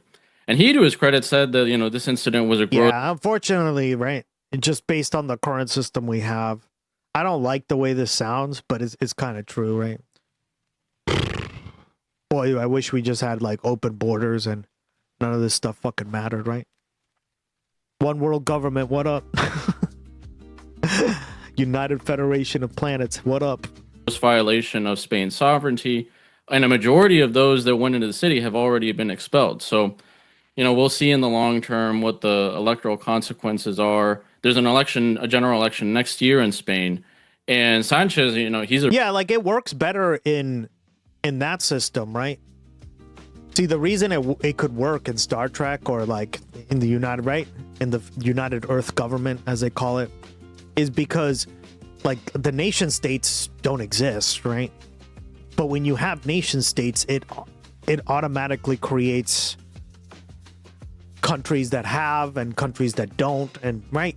And that's where the problem comes, is that not everybody's treated equally, right? And like, to be fair, like, do we see that ever, like, at least in our lifetime, going away? Probably not, right? Because people tend to tie their identity to a nation state. They tie their culture to a nation state. They tie their pride, right? All that stuff. And you can detangle all that stuff and still have like pride or whatever you want to call it in like what part of the world you're from. without necessarily having a nation state. But it's very difficult for a lot of people to see that because that's like the system we've grown up with, right? So this is why like it's refreshing to see that on like Star Trek or something, because we're not used to that, right? And like you could very quickly go from Paris to Los Angeles and nobody fucking checks your papers or anything, right? Because none of that fucking matters. It's post-scarcity, right? Like this stuff, you don't have to worry about taxes and all this crap that funds all this crap, right? Because it's all just done through post-scarcity mechanics, right? So, yeah. A really crafty guy, but I don't know if he's going to be able to pull the rabbit out of the... Right. I think the problem is that everything is either so localized or like federalized that if there's not the right funding, then you have strain on resources, right? And that's basically the ultimate problem here, right? Is strain, resources, things getting done, tax bases, all that stuff, right? And in a neoliberal world, good luck trying to raise the money for that, right? When billionaires don't pay fucking shit. That's part of the reason why the immigrants tried to storm Spain, where they were free to travel whole of Europe and unrestrained. Exactly. See? And that's the argument for open borders, right? That open borders, right? And again, guys, we've discussed, like, there are very few examples of this throughout history, but, like, I forget who brought this up. It's Bro GG, right? And I think you, Lucy, you brought this up. Argentina had essentially open borders. It's like built into their constitution, right? And when they actually like enforced that aspect the most, they became a very, very rich country. Why? Because people like going to places like that actually have that kind of freedom, right? That kind of access. Now, obviously, it's not going to work in the long run because there's a bunch of other factors, right? But Europe is now the example of that, right? They essentially have open borders, right? It's the United States of Europe. We have open borders in the United States, right? Every state, the reason they're called states, guys, and not provinces is because people back then literally saw them as different countries, right? Like Confederate General, what's his face? Robert E. Lee, right? He saw himself as a citizen of Tennessee, right? I think it was Tennessee or Kentucky. I forget what fucking state he was from, but I think it was Tennessee, right? Or was he Virginia? I forget which one. He was a Southerner, right? Fucking Southerners. In Europe, it's because of the Schengen contract. Exactly, right? But back then, that's literally how they saw themselves, right? They'd see themselves as like a citizen of Massachusetts, a citizen of Kentucky, a citizen of Tennessee, right? And this idea of like free movement, that's how like you could definitely argue this, right?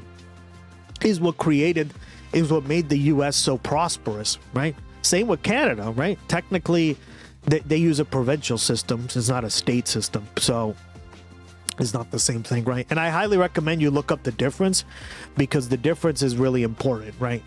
Because states, a federal state system is more like Germany and the US, right? What does that mean? It means that they all have more like autonomy. They operate more like states, but they're still a part of an open border society, right? Essentially, right? Germany's the same way, right? It's a federal republic, same like us, right? We're a federal republic as well.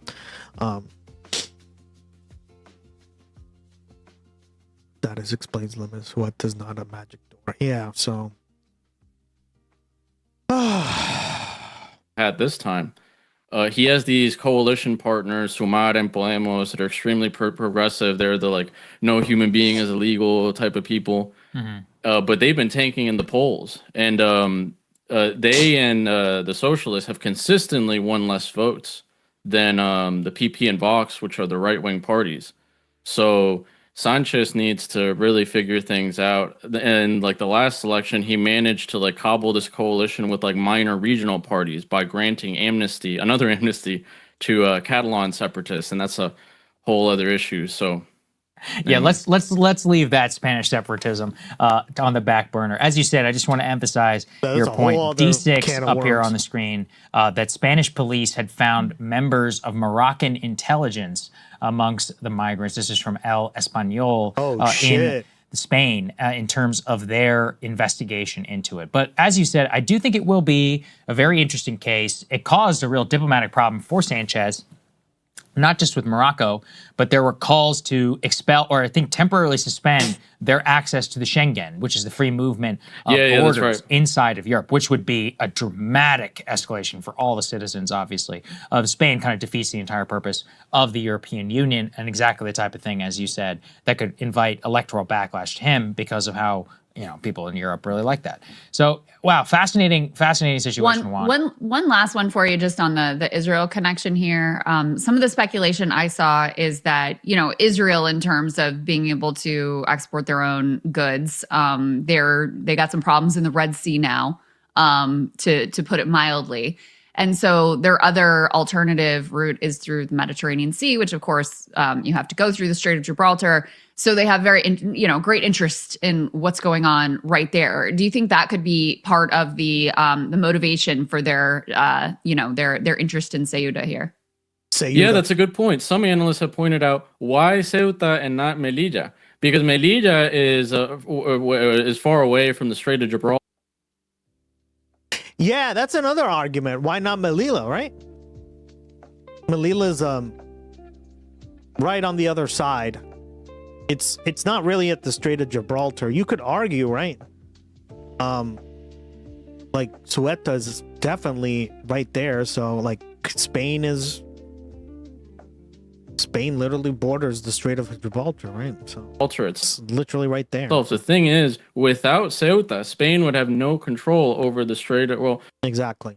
That's why it was conquered to begin with, right? From the Caliphate, who invaded the Spanish mainland, right? I guess arguably, but the two most important ports are Gibraltar and Ceuta. Yeah, and Gibraltar was conquered by Britain, right? And they've but that was conquered like what, 300 years later? Yeah.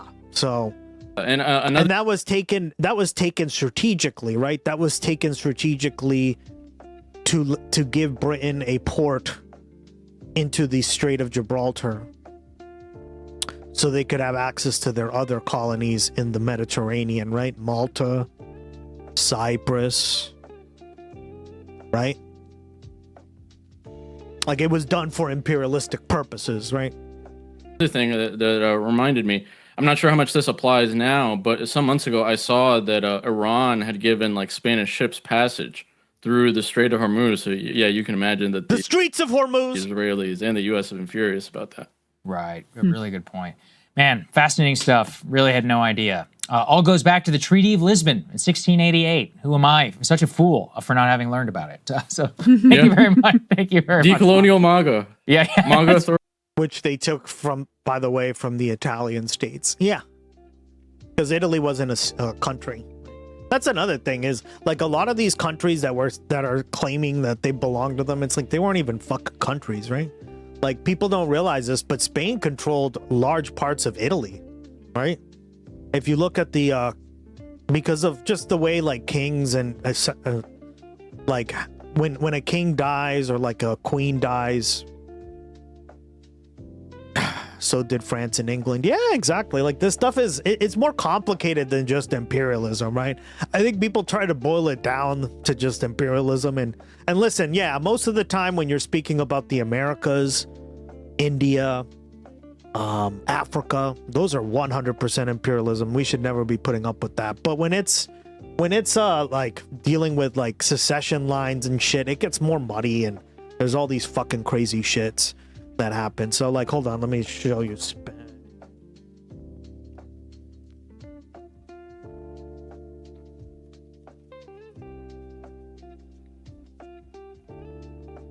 Like a lot of people don't know this. Okay, let me just break this down, right? This is why like when people say, oh, I'm Italian, they're so different. Spain and Italy, they're completely different countries.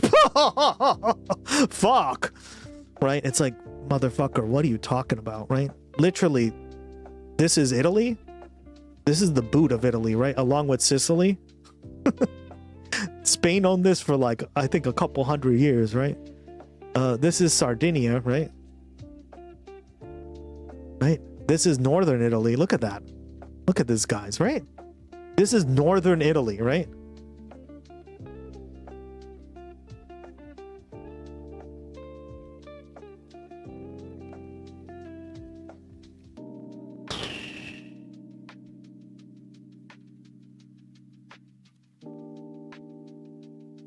This too, I think this was France, right? This was essentially France. So they own this part of France, right? And then obviously the big one that a lot of Dutch people know, right? They own the entirety of the Netherlands, basically, right? There was a huge war about this. So yeah, like, right? And these little islands and all this stuff, right? Like, look, you see it here, right? So they've owned this for a long time, essentially. Yeah, the entirety of the Netherlands was a Spanish territory, right? It wasn't a colony. It was just like a territory, because you're talking about kingdoms, right? These are all kingdoms. And what's a kingdom? A kingdom is like, well, when your king dies or your queen dies, there's a line of succession, and if that happens to be the king of Spain or the queen of Spain, who's the next line, well, they get it. Right? And that's what happened with these parts of Italy too, right? Italy was never a unified country until Giuseppe Garibaldi, right? Who was the unifier of the North and the South. Well, yeah, that's why you see that, right? So I always kind of laugh when people are like, they're so different, Italians and Spaniards. And it's like, yes and no, right? and then they have a history together, right? Well, if anything, and especially the Dutch, right? But noble marriages made all this a mess. Exactly. The noble marriages, all this crap, like all this inbreeding crap, and oh God, it's crazy, right? So yeah.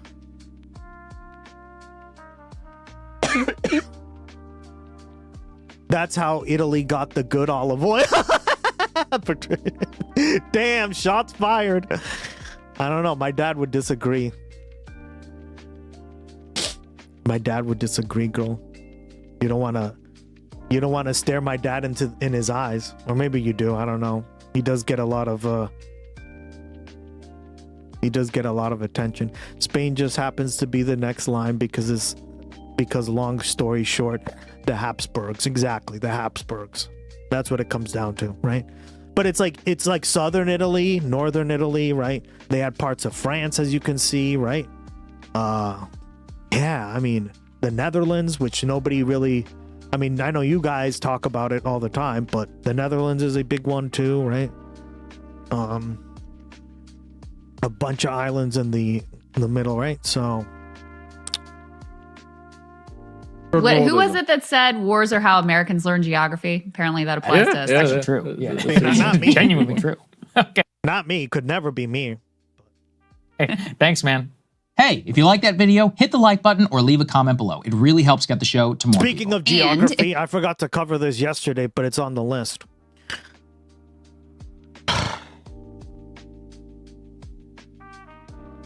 We're going to talk about this because it's hilarious.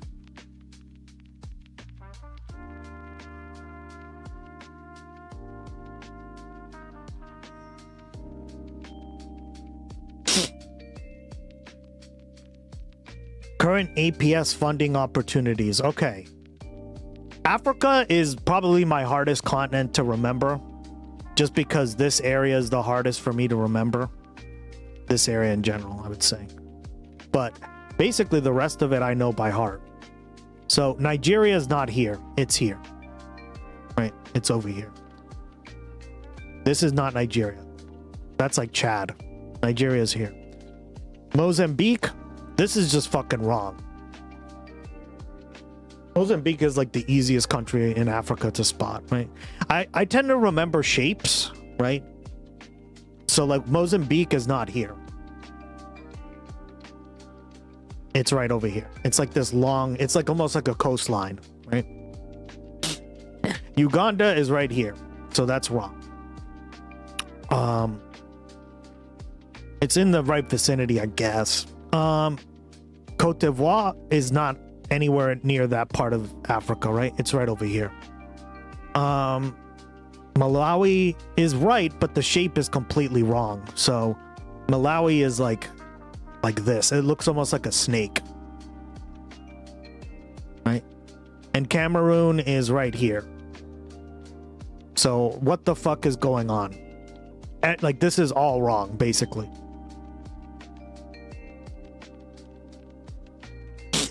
Also, Cote d'Ivoire, it's in the Ivory Coast. It's literally where the ivory comes from. Yeah, that's why they called it that, right? So yeah, they fucked this up, like, big time. It clearly is that they use some, like, AI. That's what it looks like to me. But, like, hold on. I'll even show you guys. Again, Africa's not my best continent that I can remember all the... Because it's some of, like, the... But, hold on.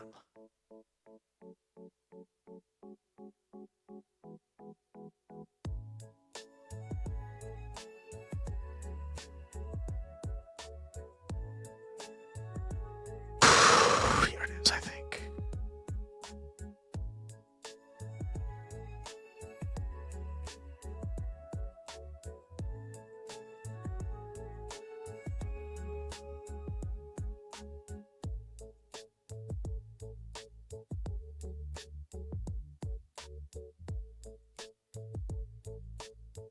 Let's get this ready. You guys had me do this a few months ago, I remember. Botswana. Botswana's right here. Oops, sorry. Equatorial Guinea. Eswatini. Eswatini is...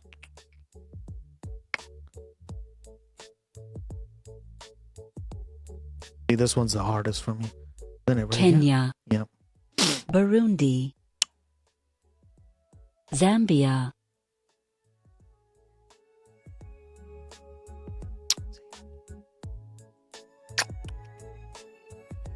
The robot mispronounces Botswana. I know it does. It's so stupid. Uganda. Oops, misclicked it. Lesotho. Sorry, I clicked the wrong one, guys. I thought that was the lake. I thought the lake was the country. Lesotho. Okay, that one's South here. Africa. Malawi. Malawi is this Democratic one. Republic of the Congo. Madagascar. Angola. Republic of the Congo. Gabon. Mozambique. Namibia. Rwanda. Tanzania. Zimbabwe. Yeah, see? They're not bad, but I did fuck up Uganda because I clicked the wrong one. But there you go, right? Like, they can't even get that right. I want to hear Lesotho. Yeah. Right? But, like, most countries, like in Europe, I get pretty much always right. North America, South America. Those are, like... Even Asia, right? Hold on, let's try Asia. This is a fun little game, by the way.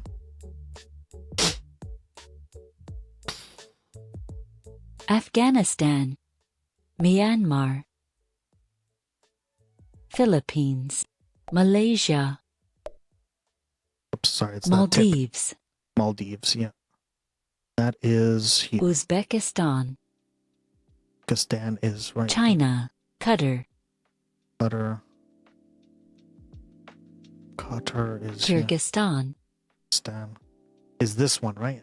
This Central Asia always fucks me over too. East Timor. East Timor is here. Bhutan. Bhutan is here. Azerbaijan. Azerbaijan is here. Kazakhstan. Japan. Saudi Arabia. Saudi Arabia. South Korea. Nepal. Bahrain.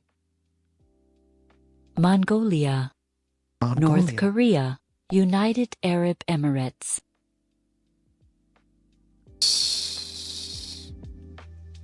Tajikistan. That's where it was. Iraq. The one, yep.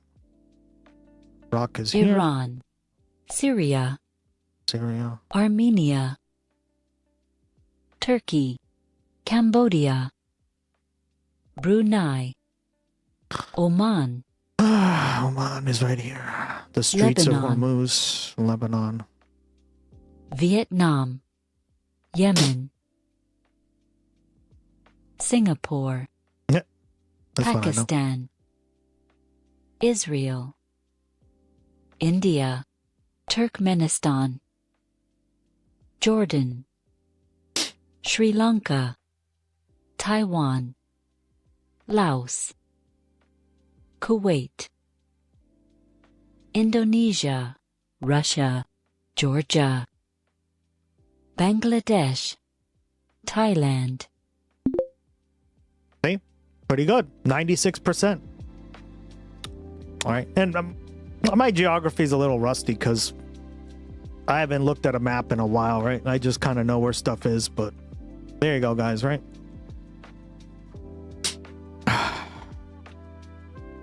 The easiest is South America. I can do that in like 5 seconds because there's only a few countries, right? French Guiana, Venezuela, Bolivia, Suriname, Oops. Paraguay, Clicked the wrong one. My bad. That was me. Colombia, Brazil, Guyana, Chile, Uruguay, Ecuador, Argentina, Peru. So, like, this is how you get good at geography. You just have to remember, like, the shapes. And when you research countries and stuff, look on a map and kind of just, like, remember. At least, like, I'm a very visual learner. So this is how you learn. Like, this is how you learn. That's why the little islands are hard to see, right? Because the islands are very difficult to see. The like, small little countries, become very difficult. But yeah, this is how you get good at geography, right? Better than I could do, that's for sure. Yeah, well, it's just I have a lot more experience with it, right? Unfortunately, it's just like Maine, New Hampshire, Connecticut, Massachusetts, Vermont, Rhode Island, Maine. fucking easy as shit.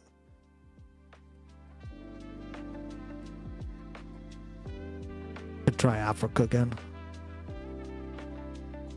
This is everybody's Niger, Niger is here. Oh, that's Chad. That's Tanzania, Tanzania. Morocco, South Africa, Sierra Leone, Sierra Leone. All right. Right there, my Egypt. bad. See, I told you it's always this part that fucks me over. Egypt. Togo, Togo is this one. Angola, Democratic Republic of the Congo, Somalia, Comoros, Mozambique, Madagascar. That one was a misclick. I didn't mean to do that. Because I got Mozambique. Mozambique is very easy to spot, right? Madagascar. Mauritania. Mauritania. Yeah, Mauritania is here. Ghana. Misclicked that one too. Ghana is... Zimbabwe. Zimbabwe is... Cameroon. Rwanda. Rwanda. Botswana. Botswana. Eritrea. Eritrea. Chad. My bad. Okay, Chad is... Oh, right, this one. Uganda. My bad, see? Uganda is here. Mali. Mali is... Gabon. Gabon. Isn't it... Sao Fuck Tome that one and up. Principe. Yeah, that one's Central islands. African Republic. Oh, that's this Republic one. of the Congo. Yeah, there's two. So there's this one here and this one here, right? Republic of the Congo. That was Kenya. that one. Yeah, Kenya. Seychelles. Seychelles is here, right? Zambia. Yep. Western Sahara. It's the one we were Cape just talking Verde. about. Cape Verde is here. Mauritius. Mauritius is here. Algeria. Algeria is here. Tunisia. Tunisia. Guinea-Bissau. Guinea-Bissau is... Isn't it this one? Djibouti. There it is, yeah. See? Djibouti, my favorite country. Djibouti.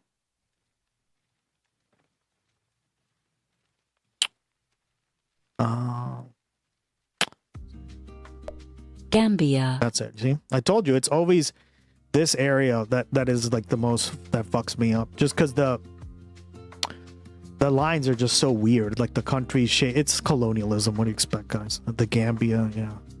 The Gambia is easy because that one is the tiny little river country here, right? Malawi. Malawi, yep. This one's easy too. Ethiopia. Ethiopia. Eswatini. Swatini. Ivory Coast. Ivory Coast. It's pretty easy Sudan. too. Sudan. Senegal. Oh.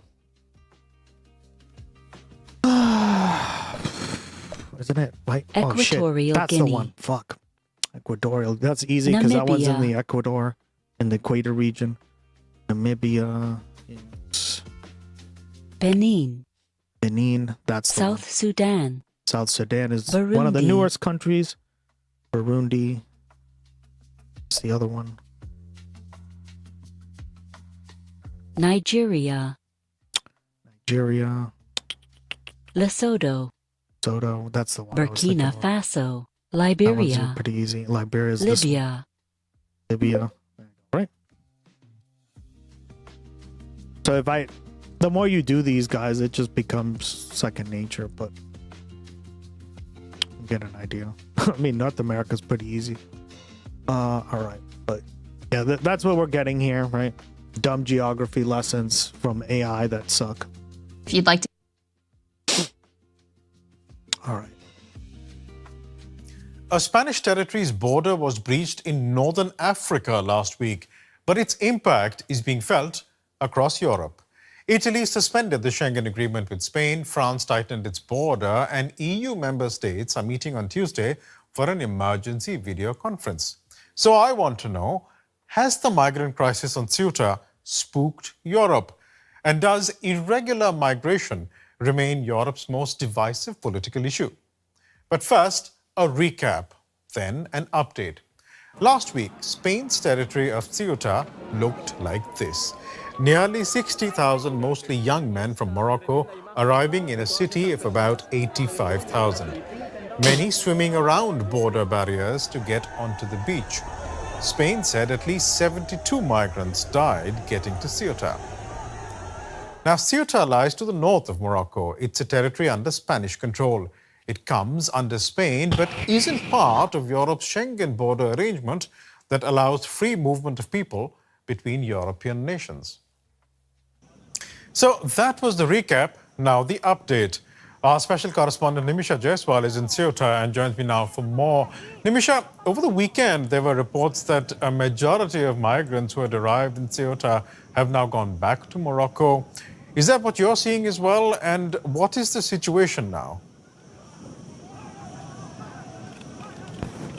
Well, Barish, given that that number was 50 to 60,000, it's fair to say that a majority have gone back. But even a small fraction of that means hundreds. And there are clearly hundreds who still remain on this beach. I'm hearing some chaos behind me. I'm not sure what's happening. But there may have been some food distributed behind me or something to that effect. But the people I was speaking to earlier were telling me that there has been no water, there's been no food. A lot of these people seem to be coming from sub-Saharan Africa. A lot of the Moroccan migrants who breached into Ceuta seem to have already headed back. And the people here, I spoke to a couple of people from Senegal, for example, they say that it's not worthwhile for them to leave, that they're willing to stay here for a year if that's how long it takes to get the attention of the reception centers here, to get an appointment with the reception centers here, which are currently completely at capacity.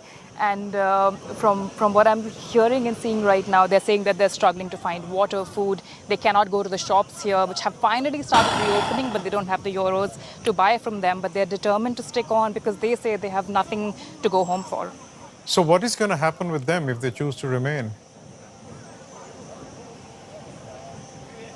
Well, that's really unclear at this point, Paresh, because currently they seem to be at the mercy of the few, say... It is. It is.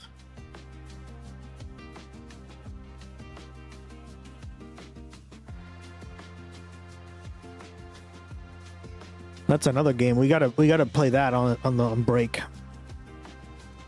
Yeah. I don't know. Like, that's how I got good with geography, guys, right?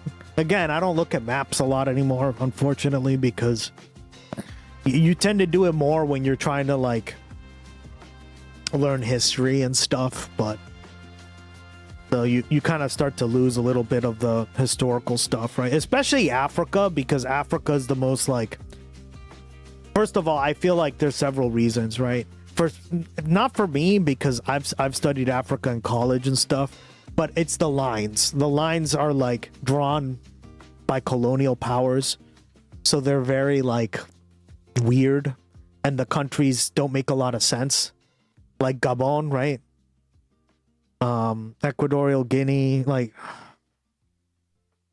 the Gambia, that's another one it's literally just like a river, right? The country is a river, right? And like the way that happened is very, very like, just the way that all happened. But yeah, we got to play some GeoGuessr. Ceuta residents who come out once in a while with some food and water. Sounds like an Indian accent. Yeah, I think she might be. So far, we haven't really seen that much, apart from what may be happening behind me right now. They are cordoned off right now into this beach area, and this is where they're staying. They were also telling me they don't feel particularly safe venturing into the city, because some of them told me that they have faced violence from residents. There's a heavy police presence around here as well. Damn. And the police also does not share what the intentions is and what they plan to do with the people here. They are allowed to leave this area, but ever so often, if somebody starts running, the security tries to intercept them. I know this is very medium and short-term situation, a situation that I'm describing to you right now, but that's all the information we have. It seems that perhaps the reception centers can make space eventually. At least that's the hope over here. It's interesting you were saying that some residents of Ceuta occasionally come out and offer food to the people who are still there on the beach or in the territory. I mean, what does that say about how the residents of this territory have reacted? Because we are talking about a territory whose population is about 85,000, and about 60,000 came in over a space of 48 hours. Of course, a number of them have gone back. But what has been the reaction amongst residents of Ceuta? Well, the reaction here is mixed, Paresh. The first reaction right after that Friday surge was that a lot of shops and restaurants closed down because they said they feared violence, they feared looting. It is important to point out here that we haven't seen that. All the people that we've spoken to here as well say that they would like to be able to access food and drink, but there's no force that has been used, no evidence of that. A lot of people said that it's a shame that these people were allowed to come through. They've criticized the Moroccan government, the Spanish government. They're saying not enough is being done. But there are also others who are coming out to help people. There are some others who are saying that these people have a right to a livelihood and they should have been better protected by the Moroccan government as well and should be supported by the Spanish government.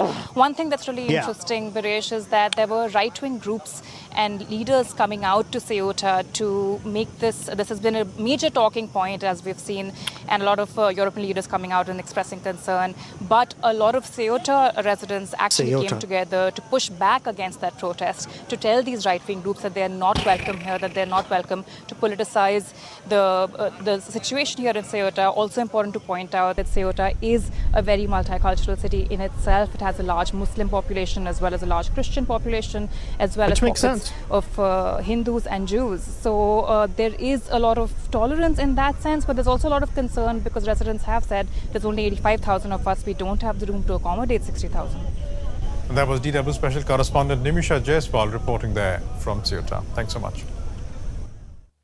All right, let's get more on this from Gerald Knaus. He's a migration analyst and director of the European Stability Initiative think tank here in Berlin. Gerald, thanks for making the time. You're somebody who's worked on migration in Europe for a long time. Now, the crisis on Ceuta, it appears to be under control for the moment, but is the political crisis over migration just beginning in Europe, do you think? Well, we are seeing something very paradoxical. On the one hand, over the last year, the number of people who have arrived as migrants irregularly in the European Union has fallen dramatically.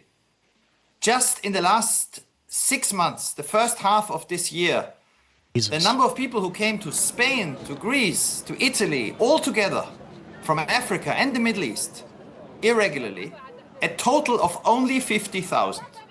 So nobody noticed. This didn't lead to great stories, headlines.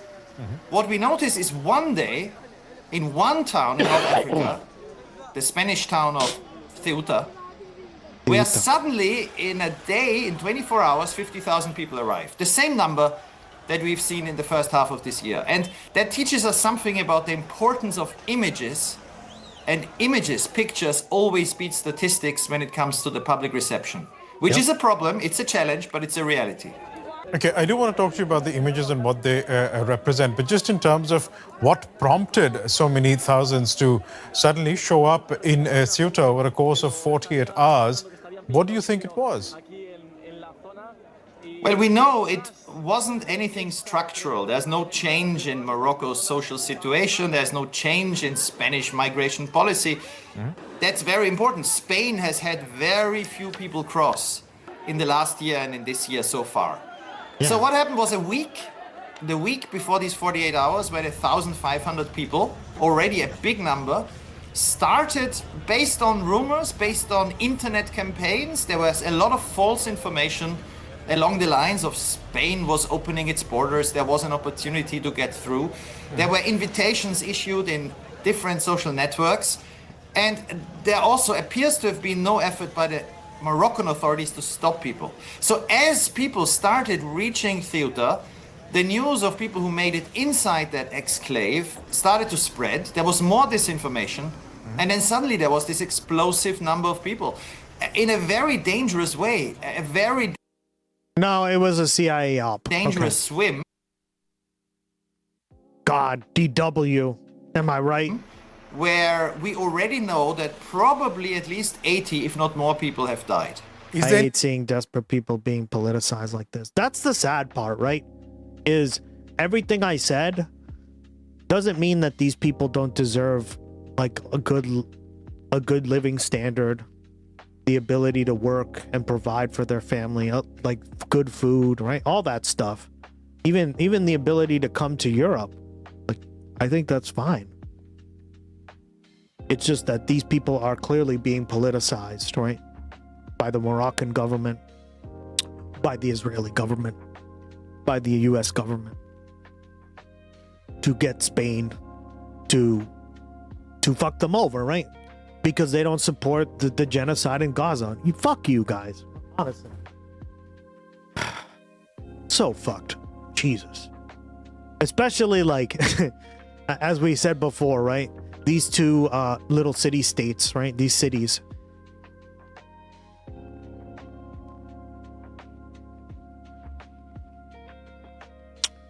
And since Ukraine and Russia can't export normal amounts of grains to Africa for a while, now it has become a bigger problem. Yeah, exactly, right? Any culpability here for Moroccan authorities as well? I think the key is to... Well, a lot of countries around the world have exclaves and enclaves, right? So it's not even just Spain or like European powers, but countries in Asia have this, right? In fact, like literally, Oman, United Arab Emirates, right? They have enclave exclaves as well. Like the idea that they just like have to be perfect borders. Yeah, Simply Kiki. In Asia, there's a few examples of this, right? Indonesia's crazy. Yeah, Indonesia has this, right? And again, like, I think it was like, you have to, how do you determine if it's imperialism or not? I think you just have to read the history, right? What was the history, right? Was it that they were in a struggle, in a war, and then they captured the city? And well, you know, that's how these things work back then, unfortunately, right? Or was it that they came and then they tried to extract resources from the land, right? There are no resources in Ceuta and Melilla. They're just little castle island towns, right? They're castle towns, essentially.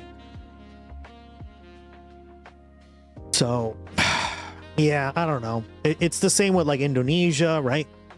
Like Indonesia literally, like that's another funny thing is, you could argue like, and in fact, many people have argued this, right? East Timor, right? Indonesia doing what it's doing is colonization, right? It's trying to exterminate a ton of. But the thing is like that you can't even say that for Ceuta and Melilla, right? Because overwhelmingly the people are of Spanish descent. They're Europeans. Like they've been like that for hundreds of years, right? East Timor isn't exactly the best example to compare there, right? So yeah, this stuff is I think that's how you examine whether it's right? And then the fact that like the US, Morocco and Israel are teaming up on Spain, Israel in particular. You know this was an Israel idea, Kiki. That's how you know this is fucked. To fuck them over, right? To basically make them look bad. And then have like Georgia Meloni fucking kick them out of the Schengen area, threaten them at least, right? Really have a thorough investigation. And it would be a good sign if Morocco is ready for that. An open investigation of how this was possible. In the past, we know, the last time something like this happened, it was instrumentalized by Morocco. 2021, 10,000 people came to Ceuta. And then it was clearly a protest against Spanish foreign policy. This time, we don't know. There are lots of rumors, lots of hints, lots of speculations. What we know is that if the Moroccan authorities want to stop people reaching Ceuta in such numbers, they could, and they haven't done it.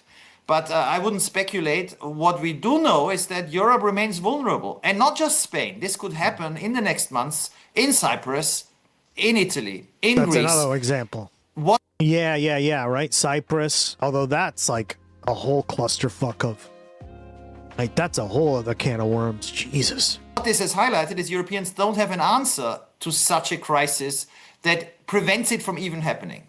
So what you're basically saying is the images that we saw coming out of Ceuta could potentially be the initial wave of another migrant crisis in Europe? No, we have a political crisis. This is not comparable to 2015. Okay. In 2015, we had 10,000 people arrive every day for months on the Greek islands. But there was a massive Syrian refugee crisis behind it. And Turkey was the country with most refugees in the world. In this crisis, there were... By the way, Russia started that, right? Or Russia was very much a part of that by backing up Bashar al-Assad. Right? Down to the fact where now he fled the country and he's living in Russia. So fuck him. Very, very few asylum seekers. Most of them were young Moroccan men. So no, this is not a because if like these regional powers, right, and this is what I mean, like all these big global powers, if they just fucked off and stopped intervening in other countries, like Bashar al-Assad would have fallen back in 2015. I think so, right? But because he was backed by Russia and we didn't really do anything to stop him the way that we would do if there were actual interests that we wanted in Syria, right? Which is bad. Critiquing both countries here, right? What ended up happening? It created a giant refugee crisis, which led to Trump, right? Everything is connected, guys. Isn't that crazy? Right? This led to the Syrian refugee crisis, and then you had people like Lauren Southern, right? Who were basically proto-MAGA before, coming to like going on video and being like, look at all these people, these illegals and stuff. And this just kind of fueled the populist, nativist, right-wing movements that we've seen all around the world, right? In addition to Jeffrey Epstein and all this stuff. Yeah, guys, this stuff is all interconnected. Isn't it crazy? Isn't it crazy how all this stuff is connected? Right, you get the AfD in Germany, you get the MAGA movement, you get the Brexit movement, right?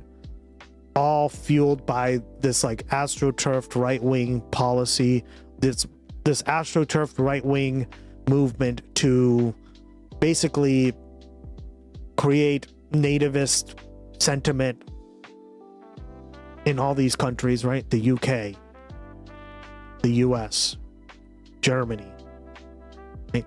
The rest of many parts of of Europe that had to do with this. Look, Greece, right? Greece was going through this too, right? Because like he said, 10,000 refugees were showing up in 2015, right? Because the Syrian war started in 2014, I believe, right? So that's when people started leaving because they were refugees, right? Like the country was war torn. Israel already buying up huge parts of Cyprus to reunite the Greek-Turkic war. Yeah, exactly. Well, oh man, that's another mess up, right? Another fuck up. Yeah, so like this is how you have to view this stuff, right, guys? Like you never, this is why I say you have to understand these conflicts around the world, because well, this is how you get Donald Trump, right? This is how you get Brexit. This is how you get Nigel Farage. This is how you get Alice Weigel, right? This is how you get all these clowns that we're watching on the regular now, 10 years later. An increase in structural pressure from a big displacement crisis. Okay. But what we see is that politically, even 2 days of an event in North Africa create fear in Finland and Denmark and Germany. And so clearly, all countries in Europe have an interest in helping the countries in the Mediterranean find a policy. And the policy has to be signaling clearly, don't do this. Don't climb across the fence. Don't take to the boats. Don't swim across the sea. Because when you do, we will treat you humanely, but we will return you. And if necessary, to a safe third country. And this is now possible, but we don't actually have such agreements at the moment. There's so much to discuss here. Let's talk about those the lack of those agreements. I mean, you mentioned Turkey and the 2015 migrant crisis that was followed by the agreement between the EU and Turkey in 2016, an agreement that many view you as the architect of this refugee agreement, this migration agreement that was done with Turkey, in which Turkey had an important role to play to try and stem the flow of irregular migration into Europe. Is something like that the need of the hour, or does Europe lack mechanisms to try and prevent or to try and discourage irregular migration? 3 simple points. Yes, what we did with Turkey, which reduced the arrivals within a few days to 3%. You know, you had 150,000 people in 3 months before that agreement in March. And then in the summer, when usually numbers are higher, you had less than 5,000.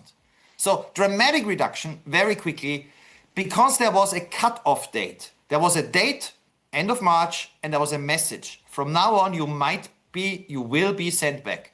And there were not many people sent back, but it was believed, and it reduced numbers quickly. This is what we need. But secondly, we need it not just with countries bordering Europe. It worked with Turkey for 4 years, and then Turkey broke it. Spain has good cooperation with Morocco, but then Morocco might decide one day not to control. Italy is dealing with Libya, but we saw a huge crisis a few years ago with boats from Tunisia and Libya arriving in Lampedusa. Being dependent on just one neighbor exposes the EU to vulnerability. So in addition to dealing with neighbors, we should find safe third countries. The rules are clear. There need to be access to credible asylum procedures. But we can now, and this is the third point, do this for the first time because EU law was changed. This summer, changes enter into force that allow the EU to negotiate with countries anywhere in Africa that meet the criteria to be ready and give them the incentives to want to do that, to say anybody who arrives in Europe from this date, the asylum procedure will take place here. And if you bind in UNHCR as the global guardian of the refugee protection system and the Refugee Convention, if they are supposed to check the quality of asylum, then European courts will agree too. And then we have a signal against the... I learned so much here. Good. What I hope to do. Good. About an hour and 21 minutes. What happened?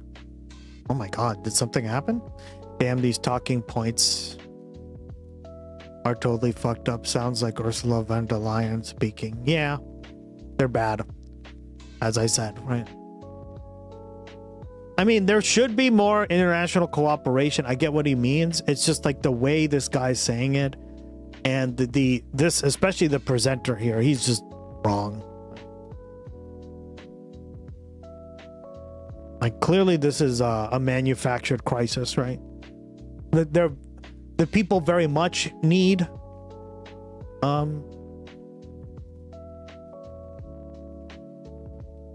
like work, and they're, you know, that part I completely agree with, right? I think they're being honest, but I think it's completely astroturfed, right? They did it for political reasons. They're using these poor like migrants, these poor men that are trying to just like provide for their families or provide for themselves, and using them as pawns, right?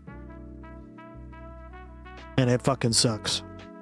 I would make something to eat, but I was making chocolate 16 ounce to go with the eggs and cheese, and mason jar broke on the bottom. Oh man, I had a mason jar break once. I forget how. I think I just dropped it, but luckily it didn't have anything. The glass is like super thick. Chocolate milk everywhere down the cabinet and went into the dishwasher. Had to clean 2 rugs. Yeah, that's a lot of cleaning. Oh man. Sorry, that sucks. No wonder you were gone for so long. I was like, shit. Regular migration and against these extreme. Europe has return agreements with a lot of North African countries.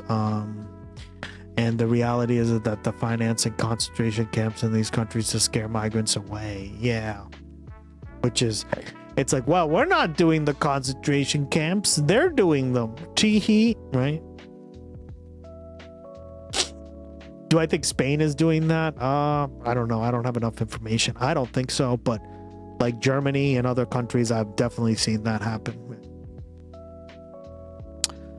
25 messages to stream. I don't know enough about every country doing this, but Italy does, right? Italy does this exact same thing, which fuck her, Giorgia Meloni. Extremely deadly attempts leading to thousands of deaths in recent years in the Mediterranean. I think Greece has been caught doing this too, right? What is stopping European nations from already implementing this agreement if you say it's been signed? Where there's no agreement, there's a legal possibility that allows us to negotiate. And your question is the right one. Why don't we negotiate? There are countries that would be willing to do that. The problem is that until 2 weeks ago, when I talked to European governments, I talked to ministers of interior in a number of countries asking this very same question. The feeling I got, the answers I got was, but the numbers are low. We don't have a crisis. The people who arrive in Spain or Italy or Greece, they don't go. Yeah, the money comes from the EU, so now countries specifically can hold accountable. To the north of Europe anymore. Makes sense. And what the Ceuta crisis shows us this last week is how wrong this is. Yes, but also, like, you need to cover the fact that this is clearly an op, right? And this is where I think Germany is cooked to Israel so bad, right? Like, oh man.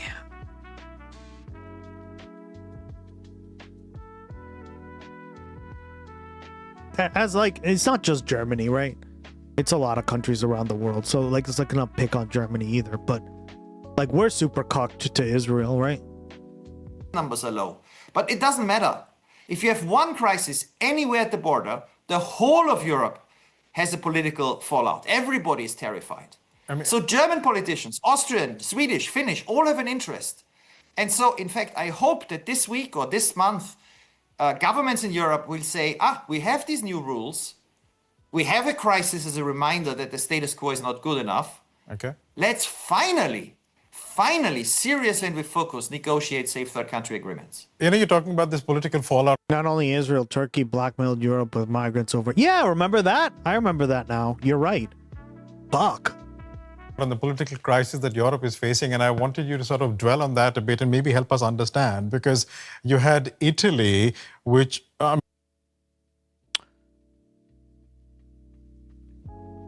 I know it's a different situation, but I keep thinking of the massive caravan that supposedly head for the border before the 2016 election. Then after Trump won, we never heard about it again. Yeah, because it wasn't a massive caravan. Like, not in the way that the media tried to portray, right? And this just shows you maybe these all are like linked and funded by the same kind of people. It wouldn't surprise me anymore. It really wouldn't surprise me that much. Have I missed much? You know, just the stream. I mean, I virtually blame. At this point, Ducky, I'm the Epstein files showed me that there really is a conspiracy, and it's really not even that conspiratorial. It's on purpose. Right?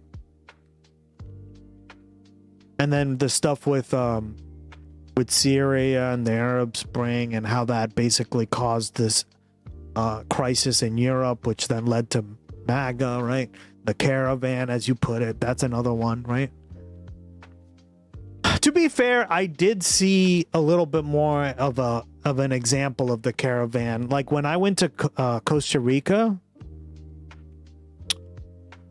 I did see, I spoke to some of the locals there and I asked them, right? I asked them, are there a lot of like refugees? And they like even pointed them out. They were like, yeah, those people, they're refugees. They're Venezuelan. There's some Cuban ones, but generally they're fairly well off.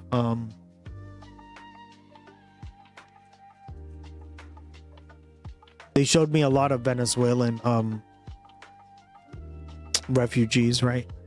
And they'd be with their kids asking for money and stuff. And the problem is, like, a country like Costa Rica can't take that many refugees, right? Because it's tiny. It doesn't have like the resources either. Man, I can't handle 200 Moroccans, let alone 60,000. My goat! How you doing, Skelly? Welcome back. How you been? Motherfucker's back. What up? How you been?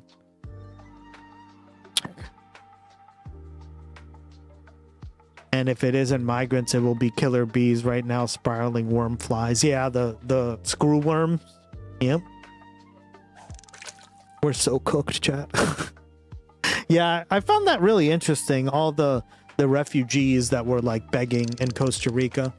Right? There were people who were like native Costa Rican who were beggars, but you definitely noticed the Venezuelan ones, right? They looked different. They often had kids or something. And yeah, like it was very interesting to see. So that's like kind of like the remnants of the caravan, but to be like, hey, like the cities were swarmed with them, that's not really accurate, right? I saw maybe like 10 max in the few months I was there. Ducky. Right. I saw like maybe 10 instances of it. Spain for the visuals that were coming out of Ceuta, and then you had Giorgia Meloni basically and you're like, oh, well, I was asking, right? I was like, oh, are they refugees? And they're like, yep, Venezuelan. How they know that? I mean, I guess it's a very integral community. Everybody kind of knows each other, right? Or you can tell by like, you can tell because generally, like when you go to Costa Rica, especially in like the Central Valley, people tend to be much more of like Spanish origin, right? They look more European there. I saw a lot of like blonde-haired girls and stuff like that. So brunettes and shit, right? People that don't really look that much different than here. And then like a lot of the Venezuelan like migrants were like much darker skinned, right? So kind of like what we're talking about with the Spanish caste system, right? It never fucking escapes us, guys. This stuff is always a part of politics and crises. Pending the Schengen agreement with Madrid. Just for the benefit of our viewers, here's what Giorgia Meloni tweeted, and we've translated this for the benefit of our viewers. She said, and I quote, "This is an extraordinary measure adopted to safeguard national security and prevent possible repercussions for our nation. The measure will be kept in force for only as long as it is necessary, with particular attention to limiting any impact on summer tourist flows." Gerald, can you help us understand what was behind this action from the Italians? Well, it is on the face of it completely irrational. It is completely unwarranted. In the last 2 years, Spain had less irregular migration than Italy. Many more people arrived in Italy than in Spain. Such a crisis could happen in Italy. Yeah, because literally Sicily and right is right there. Easy to cross over. They're fascists and they've been looking for convenient excuses. Yeah, that's what I mean. So, yeah, like the caravan, There are clearly instances of the caravan, right? And I saw it firsthand. I did. Like, I saw it firsthand. People crossing the Darien Strait, where we went over that.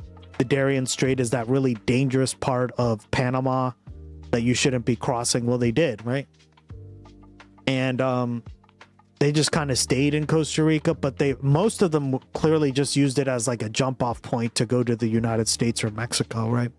My ancestors famously ransomed a Moorish prince for a magical medallion. Yeah, there you go. Speaking of the Moroccan people, the Moors. At any moment, it's not the Italians who can prevent it, it's the Tunisians and the Libyans. Suspending Schengen between Spain and Italy is a completely bizarre measure. They don't have a border, so it's only for a few flights. It makes no sense in the high tourist season, and as Giorgia Meloni indicated, it shouldn't inconvenience travelers. I mean, it's pure populism. But I think to understand it, you must understand that on her right, there is a radical right party now in Italy that puts pressure on her. And so politicians everywhere in Europe, when they see these images which create fear, are looking for something to say, something to do that makes them look tough. And then they end up with theater politics that changes nothing, like in this case, divides the EU and ignores the most basic fact. Italy and Spain and Greece all have the same interest and the same vulnerability and the same solution, that they need to work together. And at the moment, blaming each other is a waste of political energy. It is. And in this case, completely irrational. I want to talk about Spain's response, because you had Spanish Prime Minister Pedro Sanchez, who slammed the reaction of some of the European member states to what was happening in Ceuta. And he wrote in a letter, and I quote, "In the current international context, the EU cannot afford this kind of selfish, polarizing and unlawful reaction," unquote. I mean, that's his reaction. But I mean, for argument's sake, doesn't Spain also shoulder a bit of the blame, given that the government of Pedro Sanchez had initiated a policy that basically regularized irregular migrants in the country? I think up to 1 million people applied for that scheme, didn't they? Yes, but here again, Italy is doing something very similar. Hundreds of thousands of people are brought in or are already in the country and are regularized for the Italian labor market under Giorgia Meloni. Okay. And 1.6 million people were regularized under various Italian governments in the last 20 years. So what Spain is doing, what Italy is doing, it makes sense. These countries need labor. And it's not about, in the case of Spain, about Moroccans that are... I don't really like this. Like, this is such a neoliberal argument, right? These countries need labor. Storming across the... This is my thing about, yeah, the talking points. This is how you... See, I like DW, generally speaking, but when they get into the neoliberal shit, and they don't critique the imperialism aspects, this is where they kind of are like, blech. But they're certainly better than most news stations around the world, right? I mean, better than anything here in the US. And for international coverage, they do a pretty good job. However, like, yeah, I don't know. Al Jazeera is okay, although Al Jazeera has been also caught doing a lot of this garbage, right? They're not exactly not neoliberal as well. In addition, they also never critique their own government's positions, right? Because they're literally not allowed to. So they all have their issues, but like, you got to cherry pick, right? You got to know you're coming into this and kind of like be able to like pick it apart, right? Take apart the strands, the good from the bad. Does that make sense, guys? There was a medal against the pest. What deadline? The program was announced in January. Nobody who arrives in Spain now will benefit from it. 90% of the beneficiaries, it was estimated, are from Latin America, which means they arrived visa-free regularly as tourists in Spain, then started to overstay and work.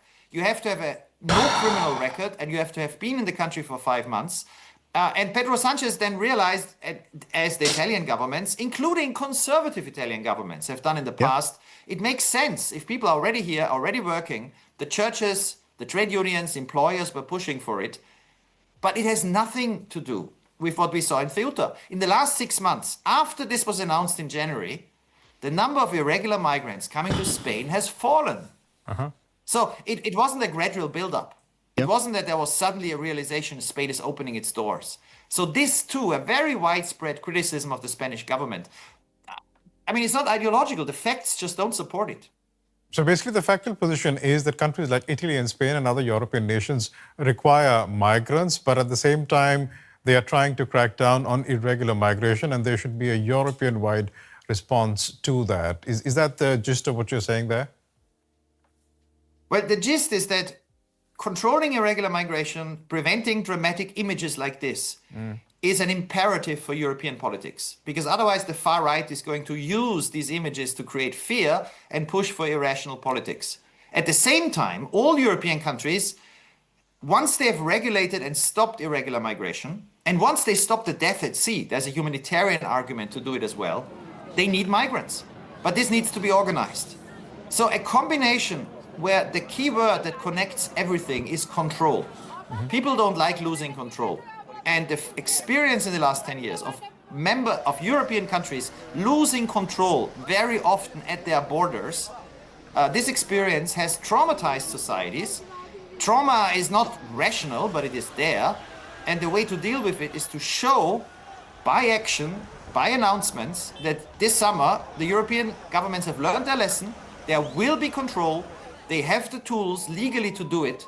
And they can promise their public that in 2027, once they have enough of these safe third country agreements, there will be no irregular migration, no new Ceutas, and no more deaths at sea.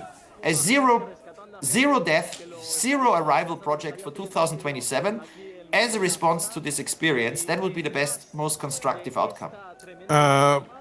EU ministers are meeting on Tuesday. I think it's a meeting over a video conference. It's an emergency meeting that was called after 22 EU nations wanted this meeting after seeing what happened in Ceuta last week.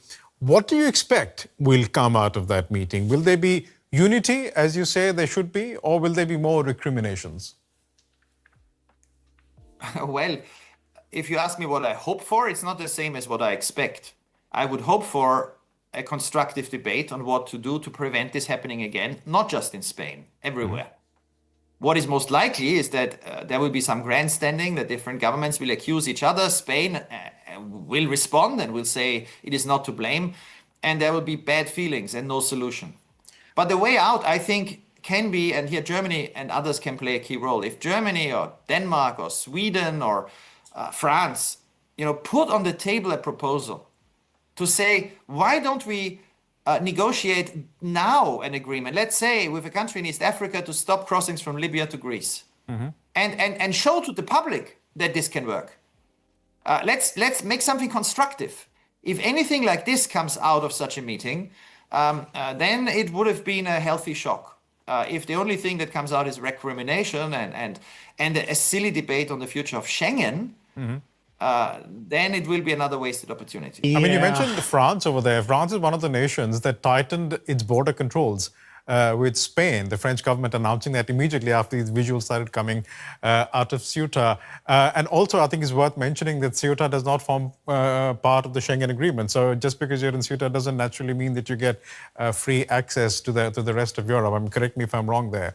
But then it just, to me, highlights the fact that there are, you were talking about the Italian response there, you're calling it a populist response earlier.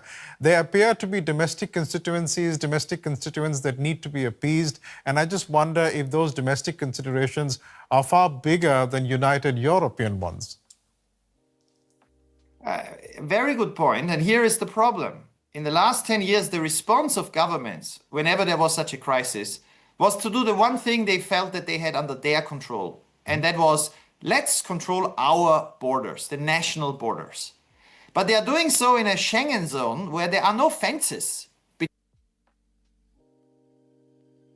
Right. That's kind of the point of the Schengen zone, yeah. Between Spain and France, or between France and Germany, or between Switzerland, which is in Schengen as well, and its neighbors. So in reality, these controls are theater. They don't stop anyone. We know because France introduced controls on the border with Italy in 2015 after terrorist attacks in Paris. And in the 4 years that followed, the number of asylum seekers in France doubled. The controls didn't reduce them. The number went up. Whoopsies. And this isn't surprising if you go to these borders. You know, you can control the cars on the road, you can control on some trains, but none of these countries has the border guard or the fences or the closed side routes from one country to the next to prevent people who really want to cross. So this whole debate, and this is the danger. Yes, politicians want to respond. There's pressure to respond. They need to do something. And then they do something that doesn't work until the next crisis. This creates a huge opportunity for the extremist parties because what they are promising is, hey, let's blow up the system. Let's destroy Schengen. Let's build a fence between France and Germany. And let's get rid of the Refugee Convention, the right to asylum, the European Convention on Human Rights. You know, let's blow up everything we've created in terms of human rights legislation for refugees and in general after World War II. And if we don't provide credible, not theatrical responses in the center of politics that work, it's this far right that will, in the end, carry the day. You were suggesting earlier, Gerald, that a credible response to this would be the third country asylum procedure. Can you elaborate a bit on how that would work, and would that be a joint European response, or would that be an individual nation response in which individual nations have agreements with third countries? Well, the rules are European. They've been set down in EU law, including the standards that a safe third country needs to meet. So if you say that from now on anybody who arrives will have their asylum determination, the asylum case assessed in that country, there needs to be a credible system there. We know that because British judges looked at this in the case of Rwanda. And they didn't say you can't do it. They said you need to meet the standards. And Rwanda at that moment didn't meet the standards yet for asylum. So these things need to be solved. A group of countries, a small group, can go ahead. If Greece, Germany, Sweden, Denmark, Austria, the Netherlands, just 5, negotiate with a country that is ready in Africa, that from a cut-off date, anybody who crosses to Greece will be taken there. Then you define the 1st of October. You say from now on this will happen. I guarantee you, you will see the boats stop within 2 weeks. But one place where we can try this immediately is a very ironic place, which is the British Channel. Because while Europeans look at Africa and say, oh, the boats are coming from North Africa, boats are leaving Europe to go to the United Kingdom. 800 people one day last week. And there too, the easiest way to stop this is not to send more and more and more French police to the beaches, but to say to the United Kingdom, after the 15th of August, anybody who crosses, send them back. In 2 weeks, nobody will cross because it's futile. This would be humane, it would stop losses of life, it would restore control. And in return, the United Kingdom could then take refugees who are in Europe in an organized way. So let's do this at all of Europe's borders, between European countries, with African partners, and always underline, this is a way to save the right to asylum, the Refugee Convention, to save lives, but to restore the control that our publics everywhere are demanding. Always very informative talking to you. Gerald Knaus, the migration analyst and director of the European You were shit, dog. Stability Initiative. Fuck off. Yeah, I did not like your analysis. I'm sorry, dog. You would get an F in our class. All right, and this is what I was talking about because Ducky brought up the caravan, and I thought that was actually a really good example of this shit being completely, like, these migrants being politicized, right? This is nothing new, guys. This happened 10 years ago, right? As she said, back in 2016. And they politicized this shit back then. And to this day, like, even when I went to Costa Rica, I saw a lot of Venezuelan refugees, right? This is an example. In fact, I saw this a few times, right? What we're seeing right here on the screen. So let's look at how it, like this. A lot of times they would wear like a little Venezuelan printout of the flag or whatever, right? They'd be with their kids on the side of the street. And a lot of the locals didn't like them because they would pollute the like they'd throw trash, right? On the side of the street and everything. And yeah. Sisters Maria Angel and Mary. So there was a lot of animosity towards them, right? They look different in many parts of Costa Rica, right? Castillo are from Venezuela. They arrived in San Jose, Costa Rica 2 weeks ago. Now they're on the streets asking for money. We ask for money from people in cars and people walking on the street. At the end of the day, they spend their nights at the Cristo Rey Parish shelter, where they can get food, blankets, and a mattress to spend the night. Well, thank God that in the shelter we have food and a place to stay. Yeah, and luckily Costa Rica is a very humanitarian country. It ranks as one of the best in terms of humanitarian human rights. So, you know, this doesn't surprise me, right? It's funny because Kilmar Abrego Garcia was offered by the Trump administration to be deported to Costa Rica, and we quickly knew why, right? He was using that as leverage to either you get to choose a good country to get deported to, or you have to go to like Eswatini or something like that, right? Well, you'll be thrown in jail. Or I forget it was. I think it was Sudan, right? Where they're definitely going to throw your ass in jail and treat you like shit. So he said, like, the threat by the Trump administration for Kilmar Abrego Garcia was what? You have to confess that you did something wrong, and then we'll deport you to Costa Rica, right? And that's the reason why they chose Costa Rica. It was a way to get him to see, but most Americans don't know that. If you haven't studied international law or how these countries operate in terms of human rights, this is something that I caught away. We read the statement out loud that night on stream, and I was like, this is why they're doing it, guys, right? At least we're not sleeping on the street like many people. Yeah. When the family left their home in Venezuela, their goal was to get to the United States. But when the U.S. updated its Venezuelan refugee policy, the two sisters... So they were just passing by. So countries like Costa Rica and these countries that have had a huge... They just can't handle it, right? Like, there are people out on the street that can't be fed or can't be in refuge because they're cramped. Look at this, guys. They're cramped, right? Knew they wouldn't be immediately allowed in. They decided to stay in San Jose and apply. Right. So like this was the problem 10 years ago or whatever the fuck, and now they're just trying to redo this for Spain because Israel. For refugee status and work permit, but they will likely have to wait until February to get approved. Authorities explained to us that without a work permit, we practically can't do anything. Yep. We can't work.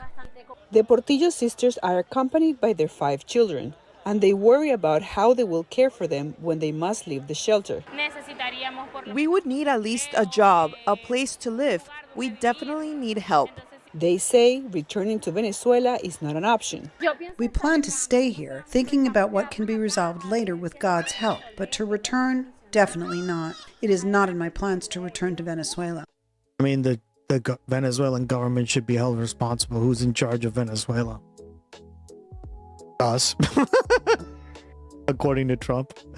Moroccan authorities encourage them. Well, that's what we were talking about earlier, Skelly, is that this is basically the new version of this, right?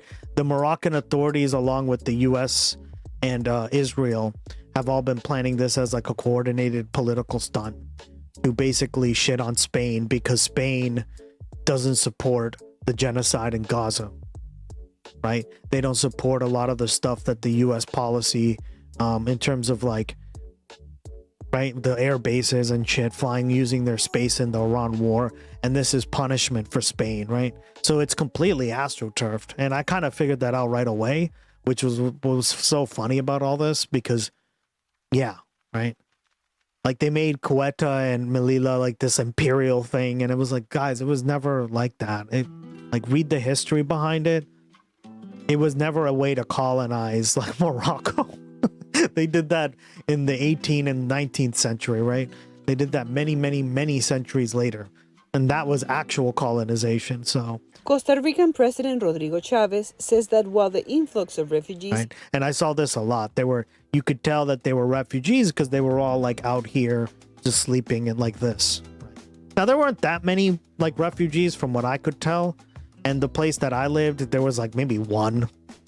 But when I traveled around the whole country, I saw a few of these like little, I don't know if they're camps, right? They're just like groupings, families, right? Is a crisis, his country will do everything possible to assist those in need. We will assist them, as is required by international conventions and law on purely humanitarian issues. But experts warn that Costa Rica may... But yeah, like, see, I imagine in some parts of this, like, in some parts, look at how many there, right? That's like the whole city, or like that's the whole block full of Venezuelan migrants, right? So and again, right, guys, like Costa Rica is not exactly like a country that can handle this many influxes, right? Much like Ceuta and Melilla, right? They're cities. They're tiny little cities. Well, Costa Rica has, you know, it's not exactly a rich country, and on top of that, it's a pretty small country, right? Only has about 3.4 million people, so may not have the means to support. It's not as bad as downtown Houston. Yeah, well, there you go, right? Well, Texas is way bigger than Costa Rica and has a way bigger budget. The refugees. Costa Rica does not have the means to attend the migratory flow. Exactly. It just doesn't have, see? So, like, I saw that, and that's why I really, like, I tried to live among the locals, right? Because I tried to get their perspective. And I'm glad I did, because it taught me so much in terms of politics and political science and all the stuff that I've been learning about in school, right? This is what let me kind of like understand this stuff on a more like intimate level, right? Yeah. Especially of Venezuelans, which is estimated to be around 1,000 to 2,000 people per day. A lot of people are sick or have an illness, and you must treat them quickly. Because if you don't, the rest of the Costa Rican population can get sick as well. Yeah, that's another problem, right? Like a lot of people would tell me, don't go near them. And I was like, why? Because they're sick. And they'll give you something really bad, or they'll have like COVID or something. And it's like, oh, fuck, right? Fuck. Luckily, Costa Rica is like 99% vaccinated, so that wasn't the biggest problem. But there are other diseases, right? Besides just COVID, guys. According to the United Nations Refugee Agency, Costa Rica has experienced an increase in Venezuelan and Nicaraguan applications for refugees. Yeah, that's another one, right? They're neighbors of Nicaragua too, because they're fleeing that also that fucking dictatorship too. Jesus Christ. Refugee status. In 2020, it welcomed more than one. The people really there don't like, they do not have a sympathy towards the Nicaraguan people either. They could have been cooties. They could have cooties, yeah, exactly. Cooties.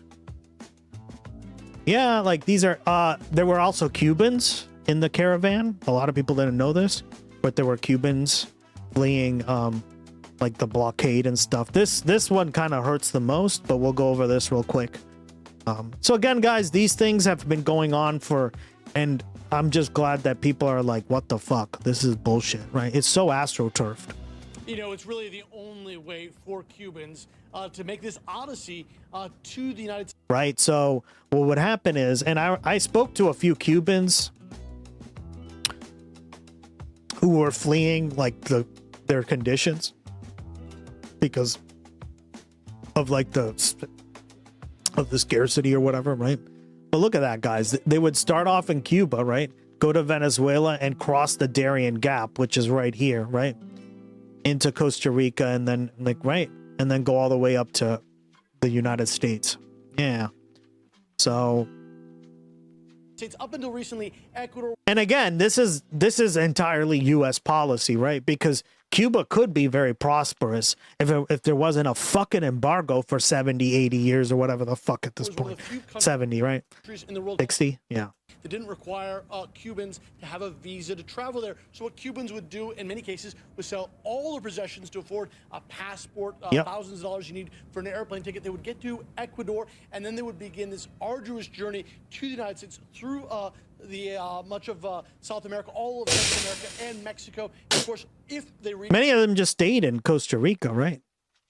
I talked to like at least 3 or 4 Cuban people, and they were like, "Oh, I'm not from Costa Rica." Many of them, you like, it depended, right? It depended how they looked, but they were like, "Yeah, I've lived here now, and I really like it. It's very chill and relaxed."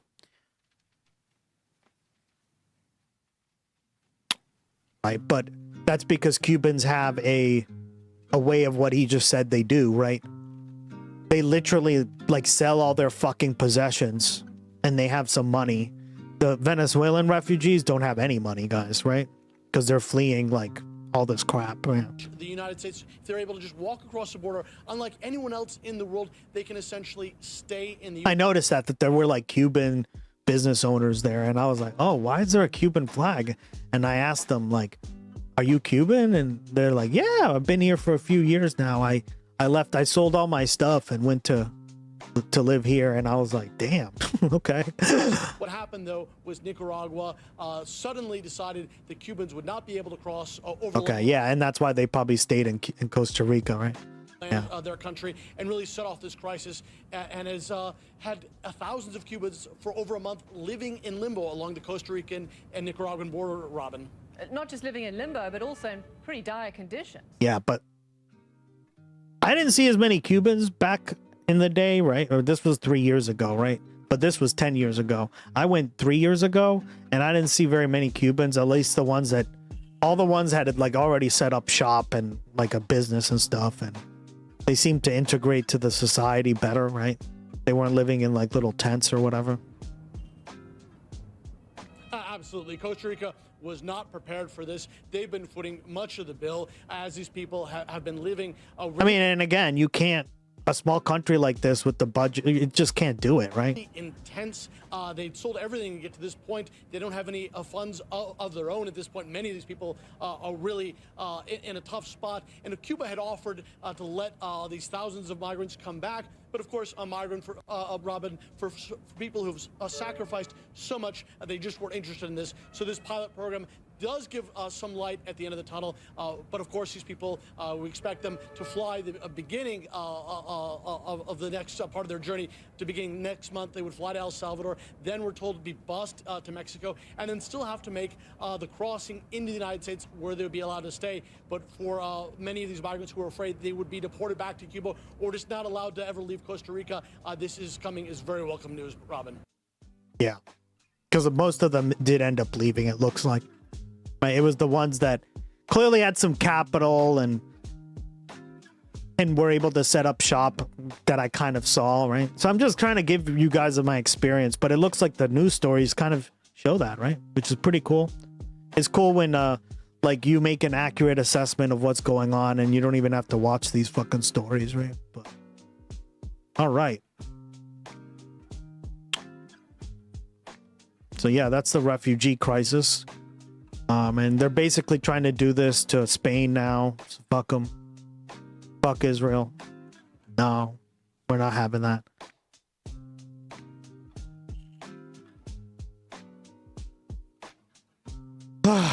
All right.